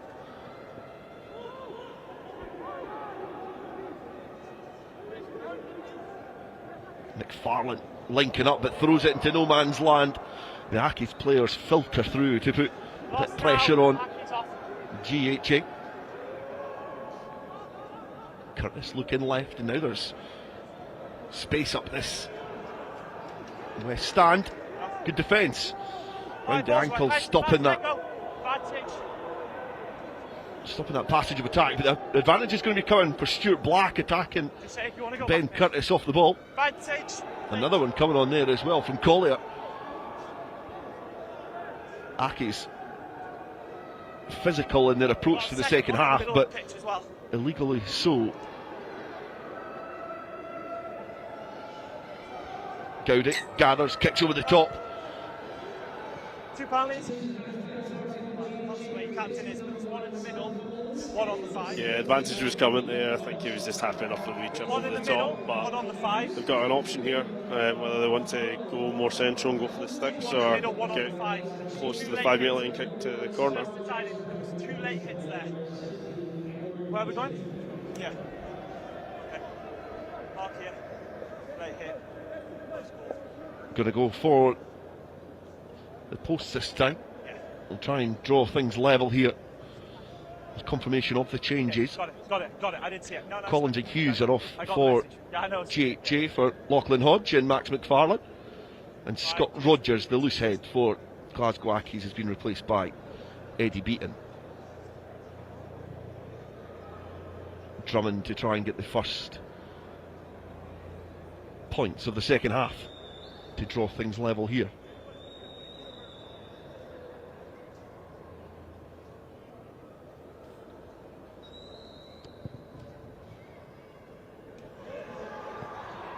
There's a good strike, but it's just glanced towards the left-hand side, and Accies are looking to try and attack from deep.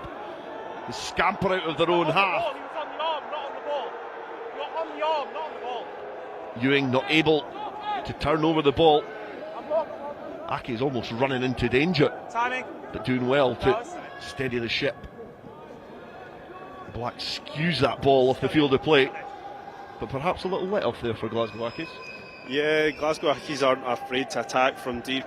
Seen it several times this season where they'll just run it from their own 5, and they've scored some full length of the pitch tries from it. But obviously GHA, league champions in that one, are definitely making sure that they get their line set and really putting pressure and not letting them out.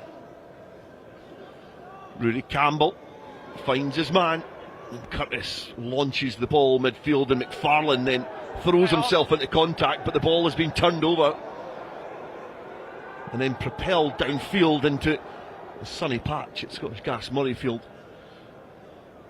Pressure on Jack Craig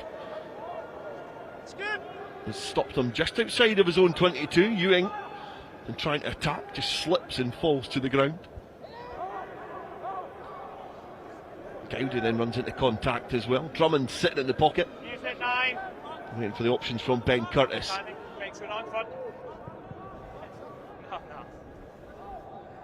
Not able to find touch. Black has been wrapped up there. Play on, no foul play. Well kept in, there was options outside, but he thought he could potentially throw the dummy and unlock a gap in the GHA defence. He's been able to recycle himself well to get back and start the next passage of play. Just follow that, Dave.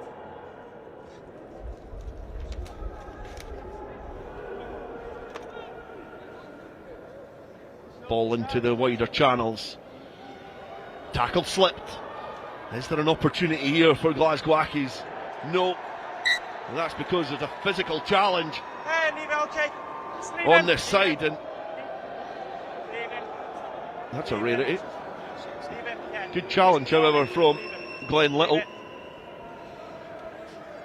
Yeah, interesting to see the team manager or coach getting involved. But yeah, just there's a wee bit of niggle between these two Glasgow rivals, so wouldn't be surprised to see a little bit more of that on the pitch. Yeah, it's something that has become a bit of a rivalry. Both teams starting to meet each other a little bit more regularly in the national landscape. Kane Gregan, who's the club captain, who's had to retire from the game this season, unfortunately misses out on the Cup now Final. let's start using 6 as legal. Alluded to that before the game, 6 mentioning how allowed. it is starting to become a real tasty rivalry between these two sides.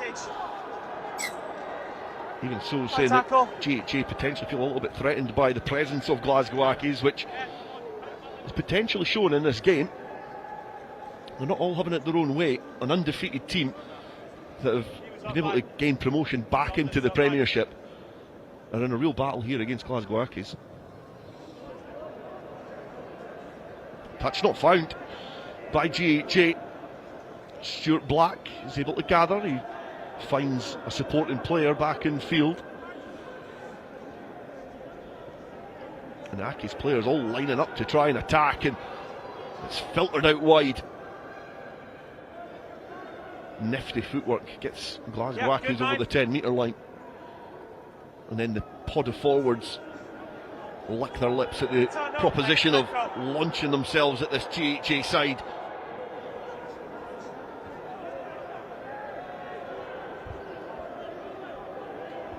You're pulling him in. Let go the next time he tries to go. Carry there for Eddie Beaton. Good hands from the Glasgow Ackies backs. Again, just going side to side, trying to manipulate this GHA defence, but it's standing firm. You alright, pal? You okay? Yeah? GHA just passively walking up and being able to deal with any danger. Put in the air, the bouncing ball almost catches out Glasgow Ackies, but in the end it caught out GHA, and I think it's going to be a penalty as well. It did look like the GHA player just drifted in front. Thanks. Thanks. I think it's potentially Luke McCutcheon who was guilty of just being in the wrong place at the wrong time.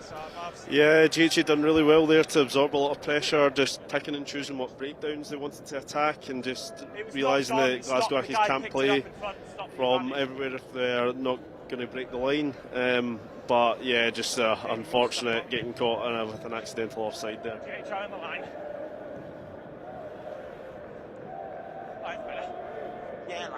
Kick down at the line towards the GHA 22. It's been somewhat of a tepid second half so far. 10 minutes, it's been physical, but no scoring yet. Took 2 minutes in the first half for any sorts of points to arrive on this game. But here's an opportunity for Accies as they make haste towards the try line. Out the back and trying to drag the GHA defenders out of position. Again, another physical challenge from Glenn Little. Thank you. Collier grounded early, presented back. Players picking up, folded back into contact. It's ripped. You ripped it back. No knock on, ripped. Glasgow Accies still have the ball in hand. And there's a clattering hit in midfield from Max McFarlane.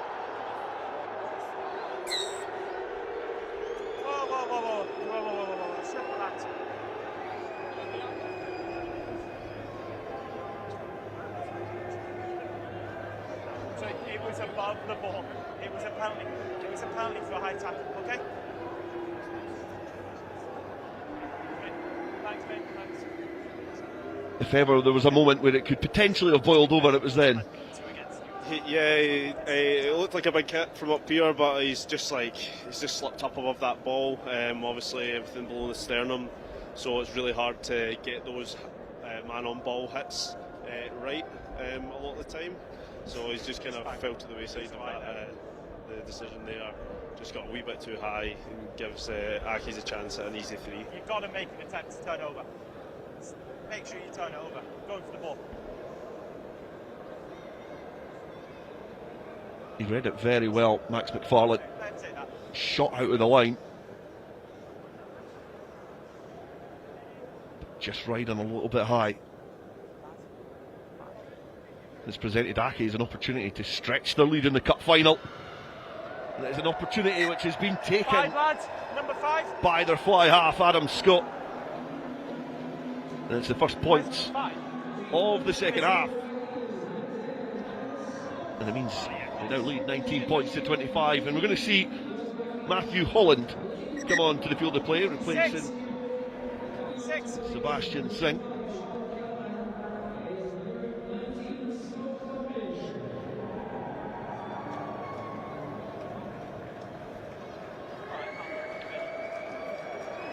Scott Plumridge is coming on as well to replace Sean Callahan for GHA.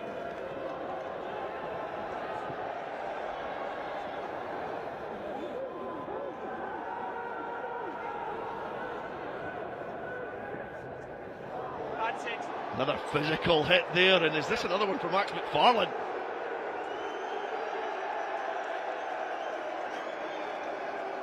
Yeah, he's just came off with the second hit in a row, just sliding get too high. He is bringing that line speeds, but if you're coming up that fast, there is that dangerous window where you are going to hit high, and that's 2 in a row, and he's seen himself sent to the bin. Okay, staying on. Yeah. Your marks here.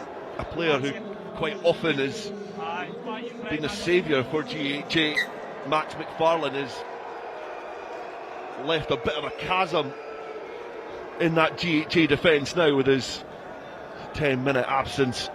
Line. Yeah, line, thanks. So can Glasgow Accies take advantage? He was so dominant though. That's why he wasn't anymore. Yeah, you on the line. Stay in the line. Sam O'Neill having to do a lot of explaining for some of his decisions this afternoon. Yeah, there's a lot on the line. Knowing the senior players in each team, the captains, they'll be asking questions at every given opportunity just to make sure they can see if they can get that little bit of advantage.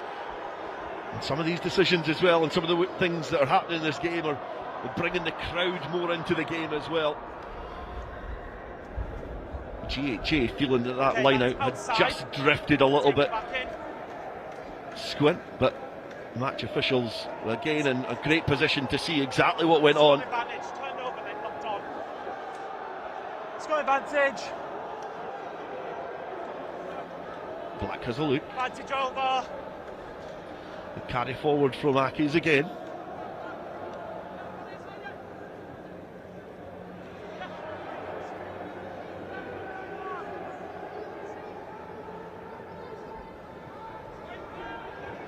Space now. Has found Collier downfield. He tries to stab it downfield, but Andrew Gowdy just gets in his way. And it's squirmed off the field of play. It was more of a launch to nothing there. Trying to throw the ball wide at the first opportunity to try and manipulate a gap, but it just wasn't happening there for Glasgow Ackies. No, it wasn't. With GHA down to 14 men, just a little bit of patience, a couple more phases to open up that space, and it would have been on. With GHA a player down, they're going to have to work even harder to get back up and in the line.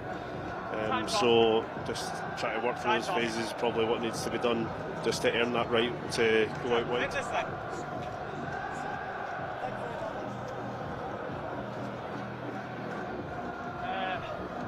One of the GHA players. Michael Fox just getting a little bit of treatment. There we go. Hoisted up on his feet now. We're outside.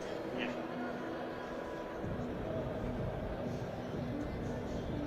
And it's tense Your inside. mark's going to be on the end of the line. Scottish Gas You're Murrayfield. good. You up?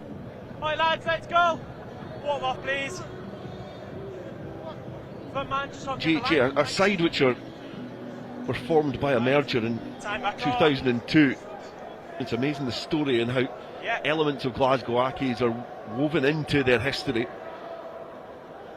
So although GHA, in terms of a club, are relatively new, this rivalry does go back years. Yeah, GHA actually lifted the league title in their 500th game at Braidholme as well. Another attack downfield, well gathered in the backfield there by Glenn Little, and now he sizes up an opportunity to launch a counter-attack for GHA. Ewing, who's been kept quiet in this game. He's certainly been timing, make sure we're not in front. Willing to carry forward, but been well marshalled most of the time by Glasgow Ackies, aware of his danger. He's going to ground. Going to ground. I'm not sure Stuart Black meant that, but it was fortunate that it came back on his side.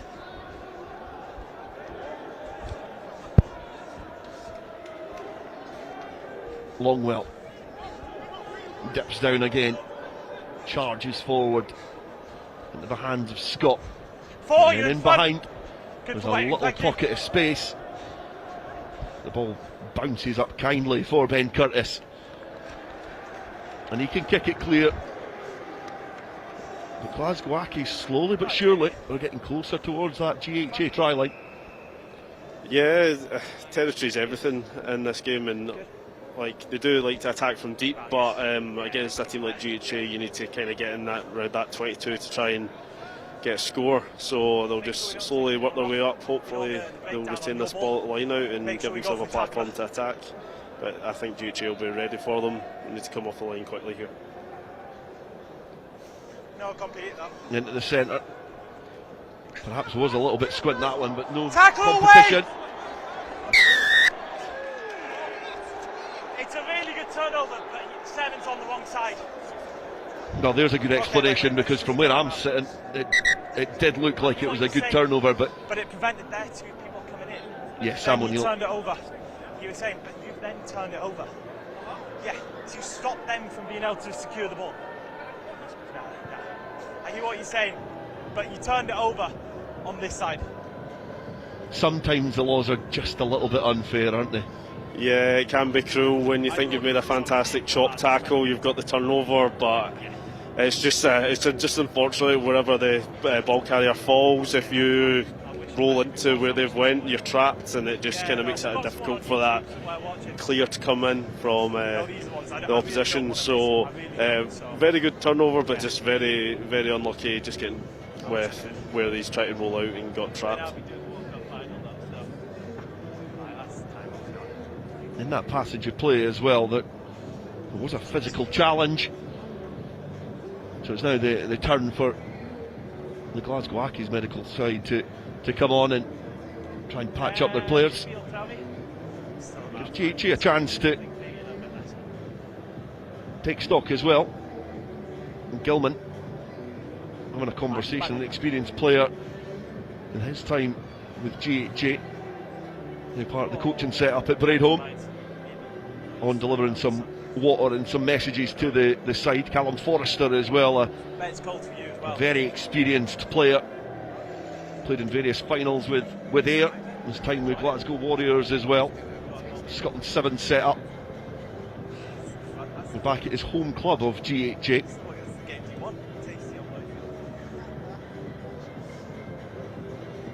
Cutting a slightly frustrated figure on the touchline, but it's good to see both these clubs as well with the personnel that they have in the coaching setup, like to Ryan Grant and for Glasgow Accies and Callum Forrester for GHA. You know, it can only be good for the clubs. Yeah, you've also got Rudy Jackson there. Duncan Weir's been doing a bit with Glasgow Accies this year as well, so Callum Forrester as well. I think they probably crossed paths at Glasgow Warriors as well, so there's a real flavour of pro players going back into the club game and bringing their experience, which with some of the structures and plays you're seeing in this game, you can see it's definitely come from the expertise these guys are bringing. Tom Vadit is going to come on for the Glasgow Accies. Not able to shrug off the injury. So there's a forced replacement. Trudging off the pitch at the moment is Adam Scott. Lines up the penalty which was awarded for the infringement at the breakdown. 6 points currently the advantage that Glasgow Accies have.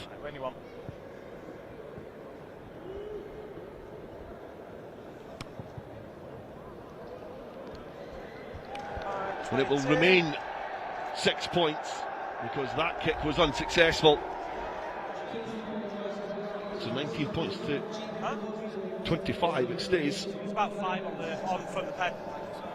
Yeah, that's a couple of penalties missed for both teams. Obviously, the try being the only point scored in this half.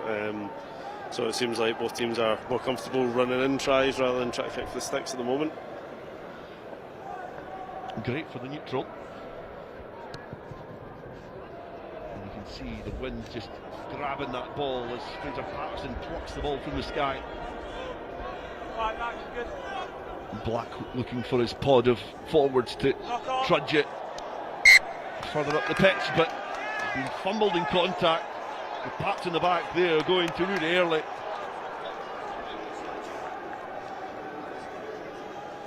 And GHA have been able to weather this period where they've been down to 14 men. They've not faced a lot of attacks in the back divisions, exposed from Glasgow Accies, and they've got about 3 more minutes to see out of that. Yeah, they're playing smart in defence. They're just icing those breakdowns, not chucking unnecessary hands in the ruck and overcommitting there. They know if they do that, the Glasgow Accies are going to have numbers out wide. So they're just kind of setting off, getting 14 men, 13 men on their feet as quickly as possible, and just really just waiting out that Glasgow Accies attack. Curtis claws the ball from the scrum, gives it to Gowdy. He's looking to try and turn the Glasgow Accies backs. Well gathered there by Jack McCready. We had 2 players over the ball. 2 players over the ball. 2 players over the ball. Ruck was formed. The ruck was formed. 2 players of theirs were stood over the ball. Glasgow Accies will be happy to escape with a penalty. Gives them a chance to nudge themselves further downfield, and GHA will be disappointed with their penalty count. It is starting to increase, and what's happening is they're conceding territory. You on the cross? Yeah, obviously, literally, it must have been commentators' curse there, said about them icing the breakdowns, but they obviously thought they had the chance to get hands on ball, but yeah, it's just not really going their way. Just a couple of things, just getting a bit overexcited when that opportunity comes, especially when they're down to 14 men. It's quite dangerous. On the ball, play on. It did look like GHA had gathered that ball, but I think it's been wrestled back by Matthew Holland. Great work in close quarters. Desperate work from Glasgow Accies. Adam Ryan. Knock on. An opportunity to pick and go has been fumbled. As we're entering a period of the game where it's almost been played in no man's land between both 22s. Was that an element of nerves kicking into both these sides? Yeah, I think so. I think GHA will probably be happy that it's got a bit slow and scrappy just for about 14 men. Just try to run down that clock till Max McFarlane comes back on. Especially when he's one of the more senior operators in that back line. Alongside Andrew Gowdy and Charlie Lawler.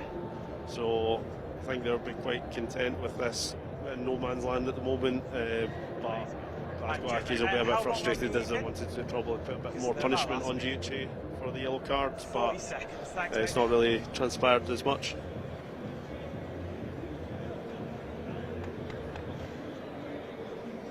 Seconds. Sam O'Neill just mentioning there's seconds left on the yellow card here on Silver Saturday. The Scottish Gas Murrayfield, a great occasion for both these Glasgow clubs and their support, their friends, family, volunteers to make their way to the National Stadium. Okay, we all right? Few players are lucky enough to grace the pitch, but it's a great opportunity for both of these clubs to spend a moment in the spotlight. GHA off the back of a successful season, promoted to the Premiership in Glasgow Accies. Consistent building at Old Annie's Land over the last few years.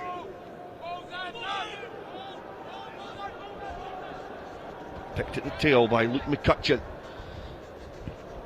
Time is good, I will inside. Ball starts forward and then just dropped. With no pressure whatsoever on Ross Cowan. And with that, you feel a little momentum shift as Max McFarlane comes back to the pitch. Very uncharacteristic of a player of Ross Cowan's experience. Is that correct? Yeah, he's on now. Yeah, it's a big occasion, so pressure can get to anyone, but that's GHA back up to 15. And I do think that's going to be Ross Cowan's last action in the game. Oh no, they're changing it now. Oh, sorry. You can see evidently limping. Your new captain. Obviously having to be withdrawn.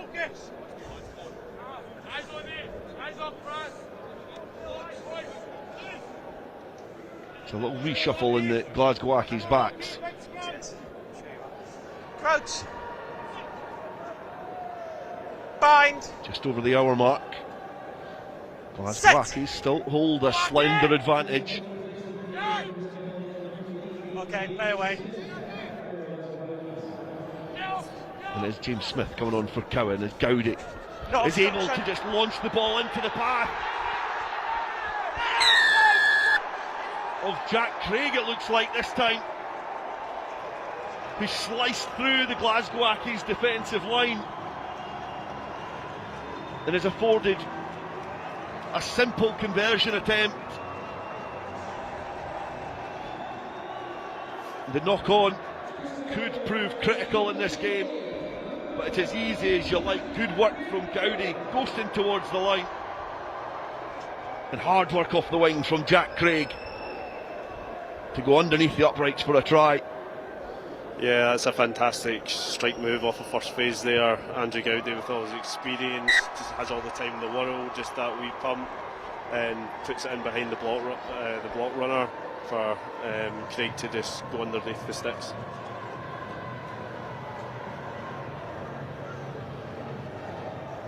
Successful conversion attempt as well from Gregor Drummond. It does mean that GHA are now into the lead.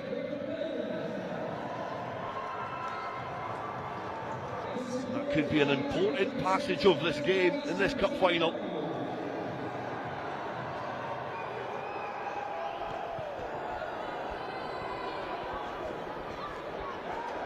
Well gathered by Adam Kerr under immense pressure. And it's now Glasgow Accies' turn to concede a penalty. We had 7, no, you go 7 came inside the match. Lost it and then came back in. Good track, good crack, good crack. Patterson, the guilty party.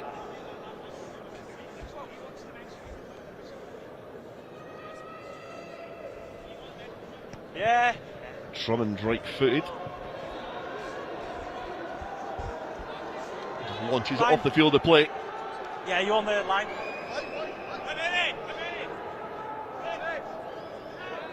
And you feel when they've went on an 18-game unbeaten run in the league, You got time.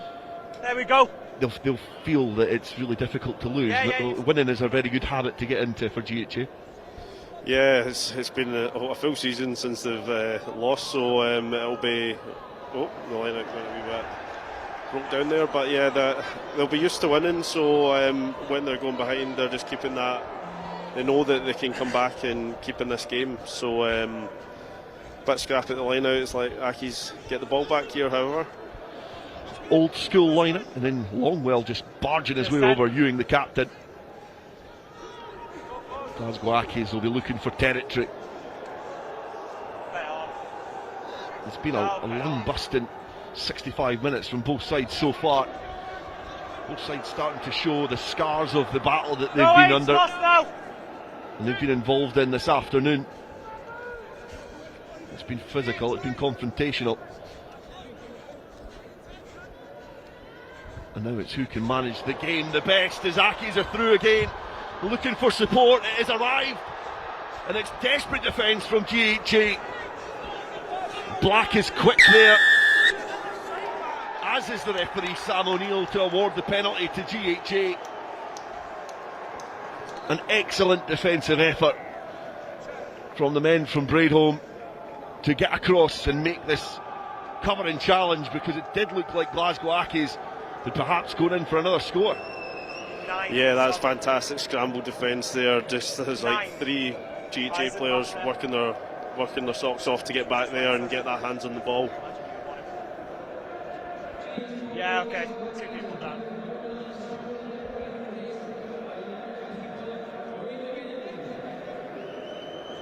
Rory McGinn going to be coming on for Stuart Black. 2 tries in this game for that man there. Yeah, to me, their 2 were first there. Number 9. Clancy on the ball, so it was good enough. Yeah. Still waiting for. A little shake of the head as he enters the dugout, but he's had an impressive outing so far. Yeah, we got a few down. And how can McGinn impact this game when he comes on? Yeah, okay. Sometimes very difficult to get up to speed with the pace of a game and keep the flow going.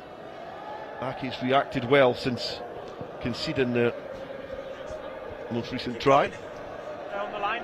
JJ on the line. We're outside. Sorry, we're inside. Lads, my bad. Blue on the line, so it's inside. 4. We're inside. My bad, we're inside. Important line out for Rudy Campbell. And finds Kerr again. No, he's down. That has been a partnership which has worked well this afternoon. Again, competitive at the breakdown. Launched back so Gowdy can clear the lines. 6, you in front. Nice try. And GHA can get a bit of air in the lungs. And Glasgow Accies are going to have to think about how they can snatch the lead yet again. Yeah, GHA were probably hoping for a bit more distance in that last penalty, but they finally got the exit that they wanted, pushing off a bit closer to the halfway line, but still in their half, so Accies will have their tails up, thinking how they can beat this GHA defence.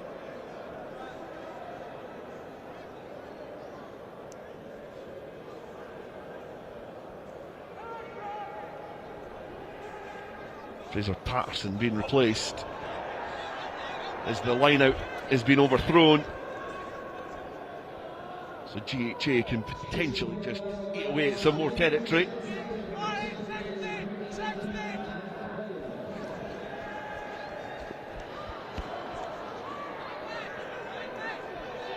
McGinn, the replacement scrum half, fires the ball away from the breakdown. And now there's some space out wide for Glasgow Ackies. If they can break that first challenge, which they're not able to.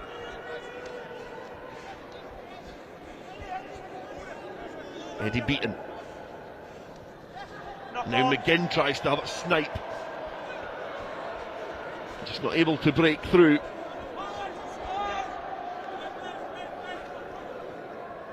Scott Plumridge steadies the ship, and Gowdy stabs it forward, well gathered and well picked up, and it's an attacking line and great intent there from Glasgow Ackies as McGinn looks to keep the momentum in this passage of play. Play on! Well hacked forward there by Lonergan. And the ball is then went loose to Glenn Little, and is able to scoop the ball up, and he is, and he knocks it down. Advantage GHA.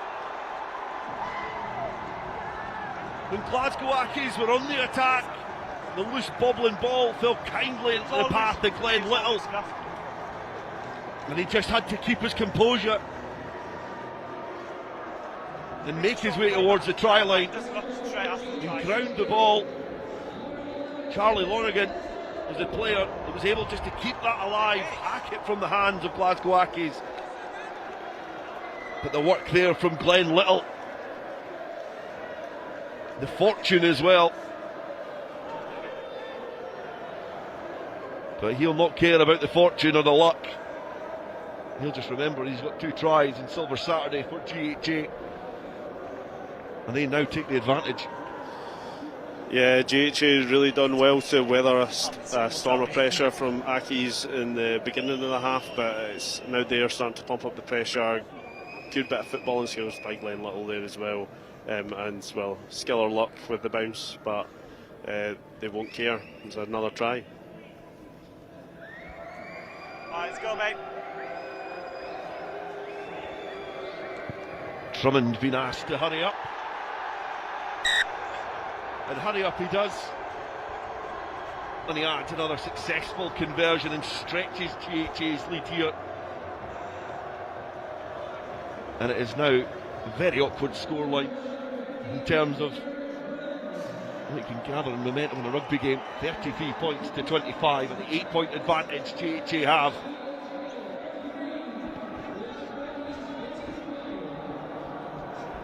And how do Ackies react now? Gowdy just taking the sting out of that, calling the mark inside the 22. Where the is? Where you skip with?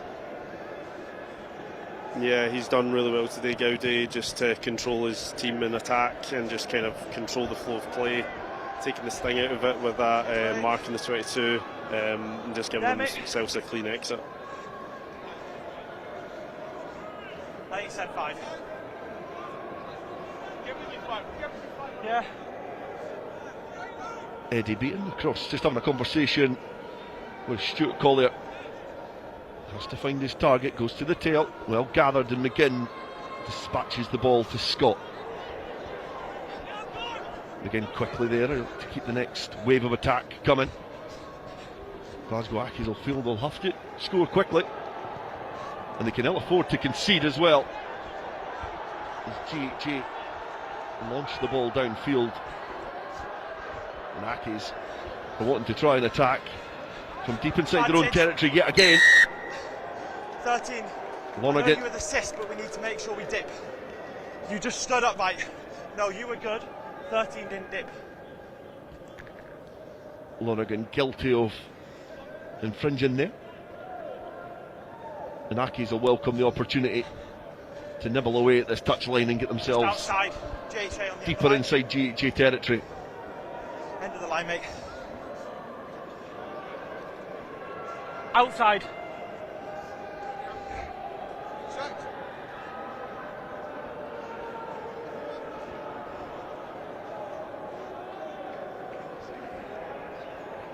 Collier doesn't find a jumper, but it falls gracefully into the hands of GHA, and it's Scott Plumridge who's diving over the line. And is it the try that seals glory on Silver Saturday for GHA in the Scottish Cup? 2 opportunistic tries. But it's the experience off the bench of Plumridge which stretches the lead. Thanks, mate. Thanks, guys. You can see here, well gathered, great momentum, great physicality, great fend, and great pace to squeeze into the corner. Okay. An experienced campaigner for GHA, but I doubt he'll have scored a sweeter try in his career. Yeah, just a bit sloppy from Aki's there at the line out, but Scott Plumridge, that'll be one for the highlight reel with a Bosch and a handoff on the way to the try line in the corner, especially in a cup final. We'll be replaying that one for many years to come. Your lad threw it away. It's your lad who put it down and then threw it. Anyway, you're all right. You're all right. Oh, I didn't see it. I thought he threw it. Okay, it's all right. You got 30 seconds anyway. The nerves from the travelling support from Parade Home are starting to settle. In the dying embers of the game, they can almost anticipate a double. 2 trophies to cap a fine season. The return to the Premiership.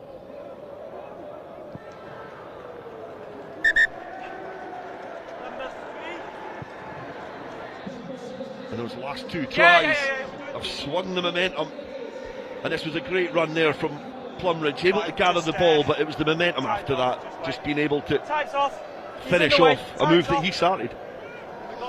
Yeah, it's just that would-be tackler coming in and him just dipping the shoulder, sitting him down, kept going, nice wee handoff, and great finish into the corner.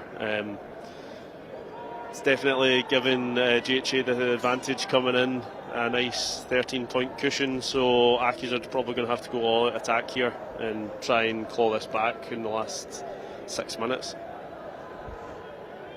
This looks like a cast, that, mate. We all saw it now. Brilliant. Cheers, guys. We good? Time back on.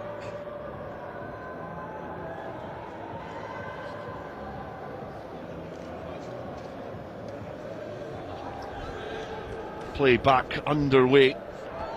On the floor, good timing. GHA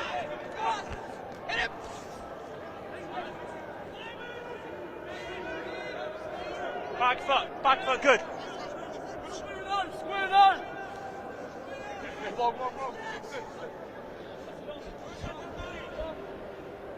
Outside, Red. Time your chase. Curtis licks the ball downfield from the base of that ruck. It's not gathered cleanly this time. And GHA just exerting a little bit too much pressure on this Aki side, who are starting to crumble in the final stages. Curtis again, downfield.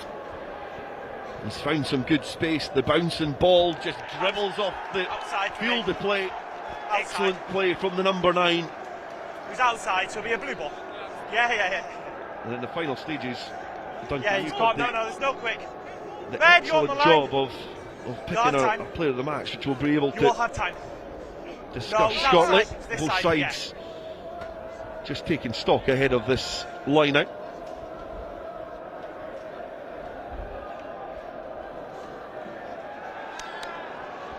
And it's been picked again by GHA.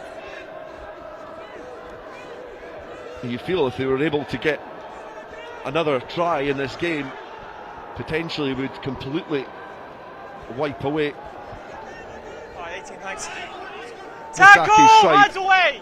Maybe add a little bit of gloss to the scoreline.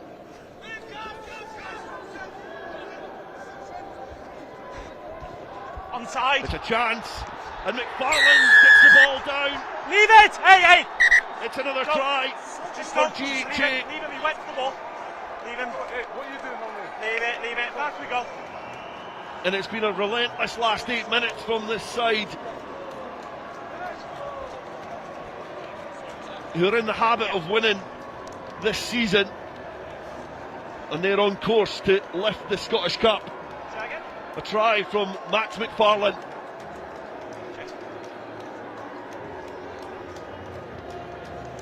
Yeah, out of the 3 matchups between the sides this season, this is the most points GHA have actually scored against Accies. I think Accies are just kind of running at a puff at the moment, and GHA are really putting their foot on the throat.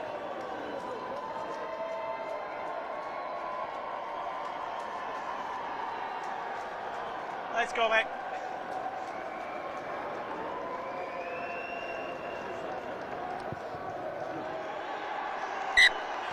And a successful conversion as well. 45 points to 25. You do wonder, have they been 20 points better than Glasgow Accies this afternoon? Probably not. But they've taken their opportunities, and their experience has told.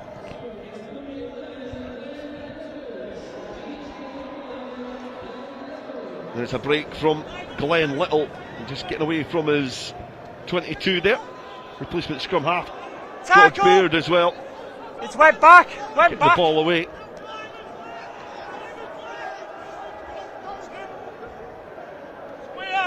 Fox carrying forward.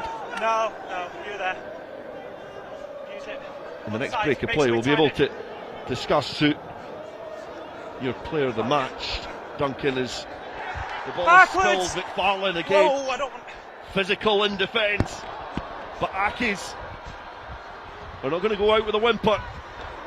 Charging towards the 22-metre line. There's numbers up on that far side. Are they able to get the ball through the hands? It's an opportunity to get a try and close the gap, and they can squeeze it in the corner. It's an excellent try. It's perhaps the pick of the bunch.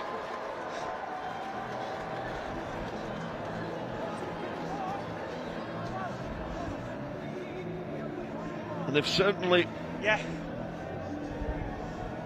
not given up in the final stages here.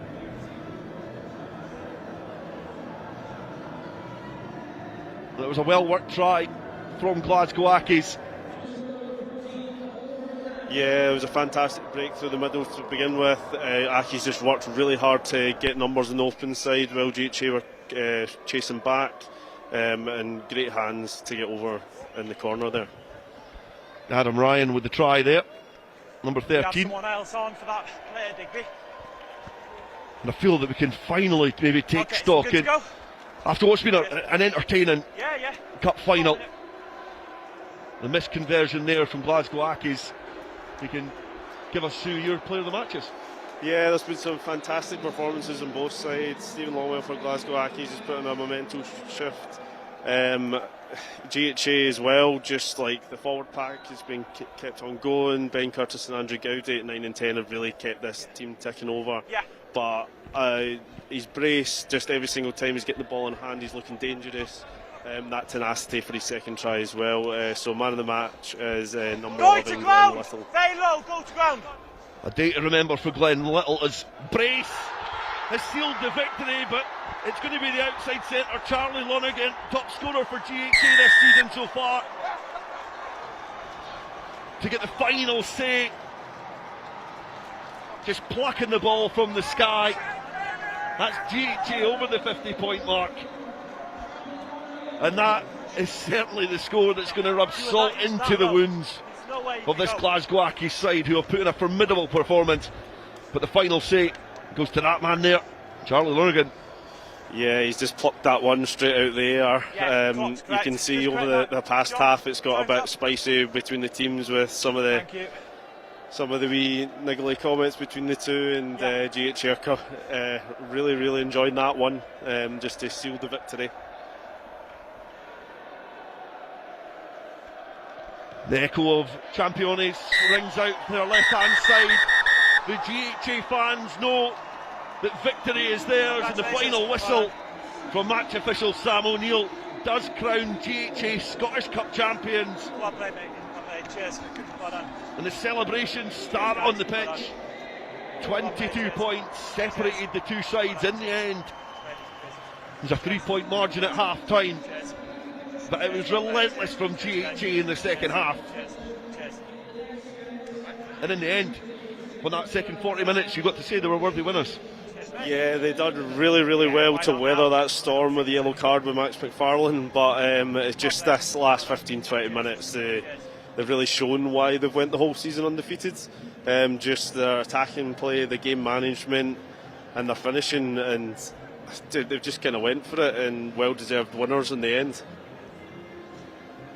Handshakes on the pitch, but I mentioned we'll get an opportunity to discuss the positives from GHA, but from Glasgow Accies' point of view, they put in a really emphatic first 40-minute performance, but just started to drop off a little bit, maybe on that hour mark, just started to maybe not be able to stay in the fight that much against what was a really physical GHA side, but they made an incredible account of themselves here this afternoon. Yeah, some of their attacking play was fantastic. Like that last try, whilst it might have just been a consolation, just kind of epitomises their play throughout the game when they're attacking intent with ball in hand.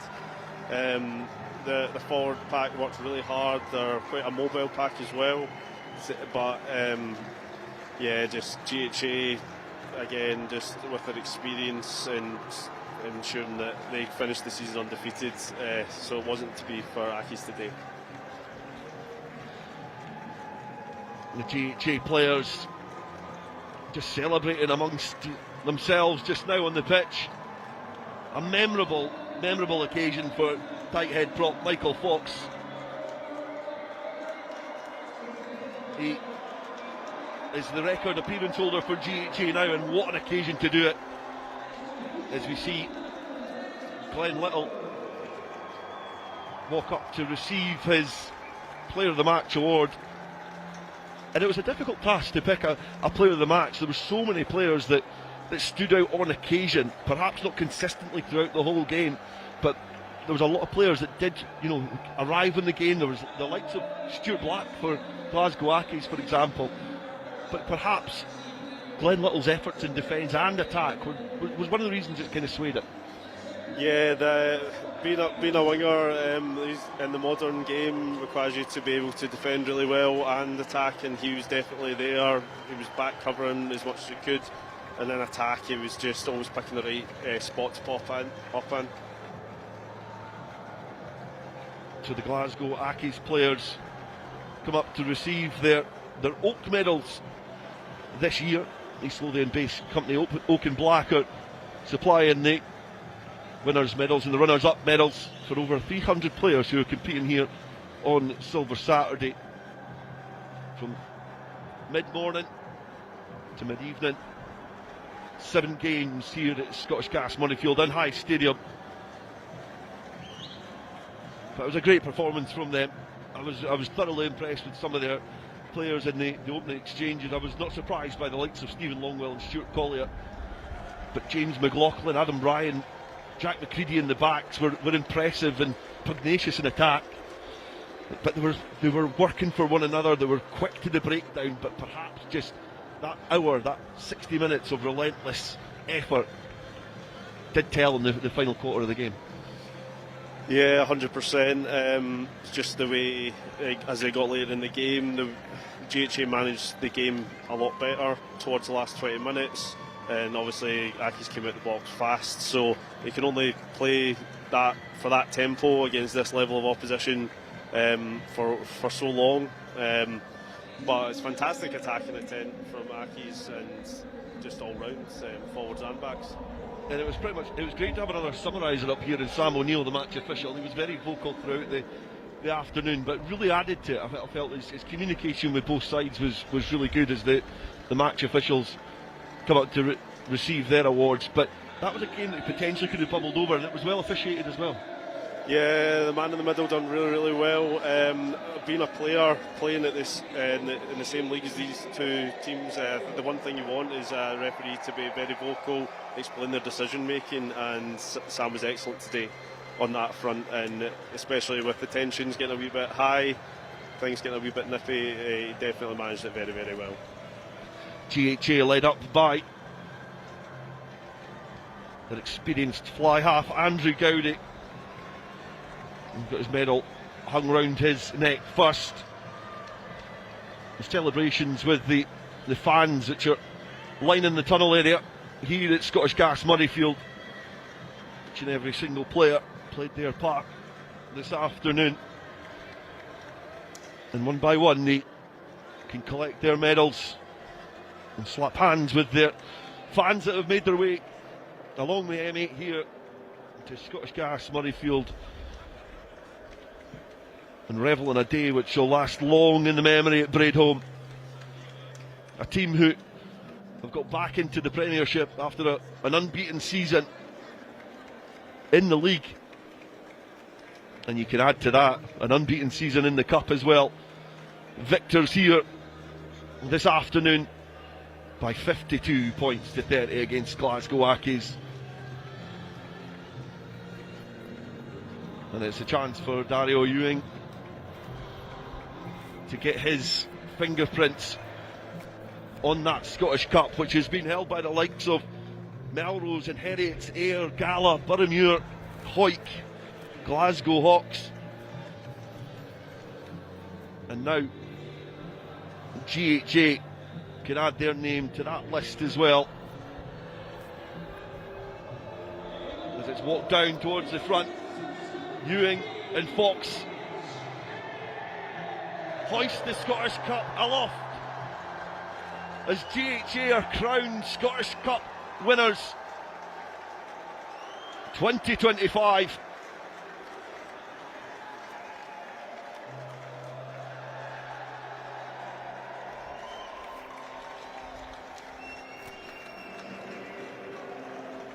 And they can then start to enjoy this occasion, the hard work of what has been a long, long season for all the players in our domestic game.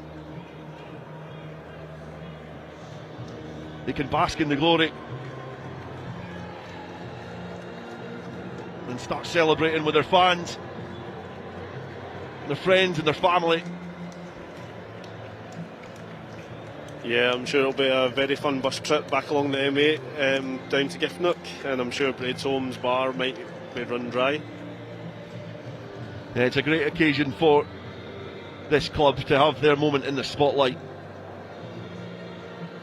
And those two players, Ewing, who was in the wars, and Fox, who's now the record appearance holder for GHA, overtaking Rangi Jurecevic.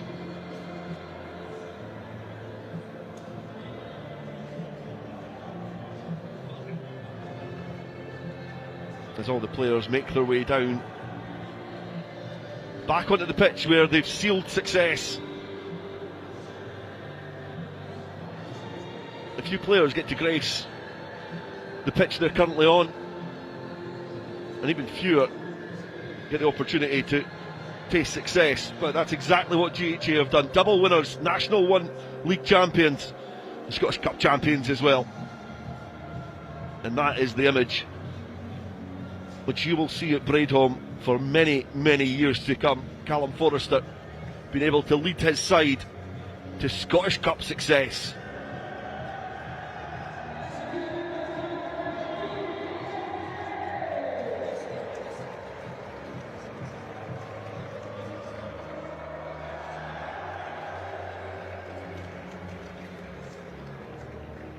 And I think they'll quickly want to get back to the changing rooms as we look back on what was an eventful second half. This was the first try of the second half from Jack Craig, and that was the try which got GHA back in front, and they never relinquished that lead from then.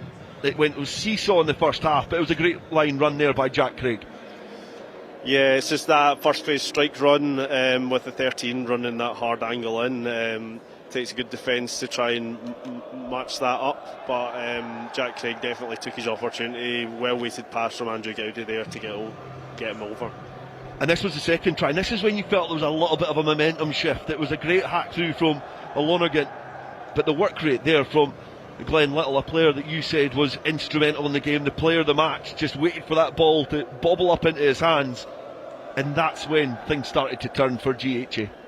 Yeah, 100%. That was definitely the game-changing moment in my eyes. He's definitely, Charlie put a lot of pressure on there, and just Glenn Little's chase, his just tenacity to get to the ball, really put that catcher under pressure, and then just a nice wee touch and nice wee bounce up to get over the try line.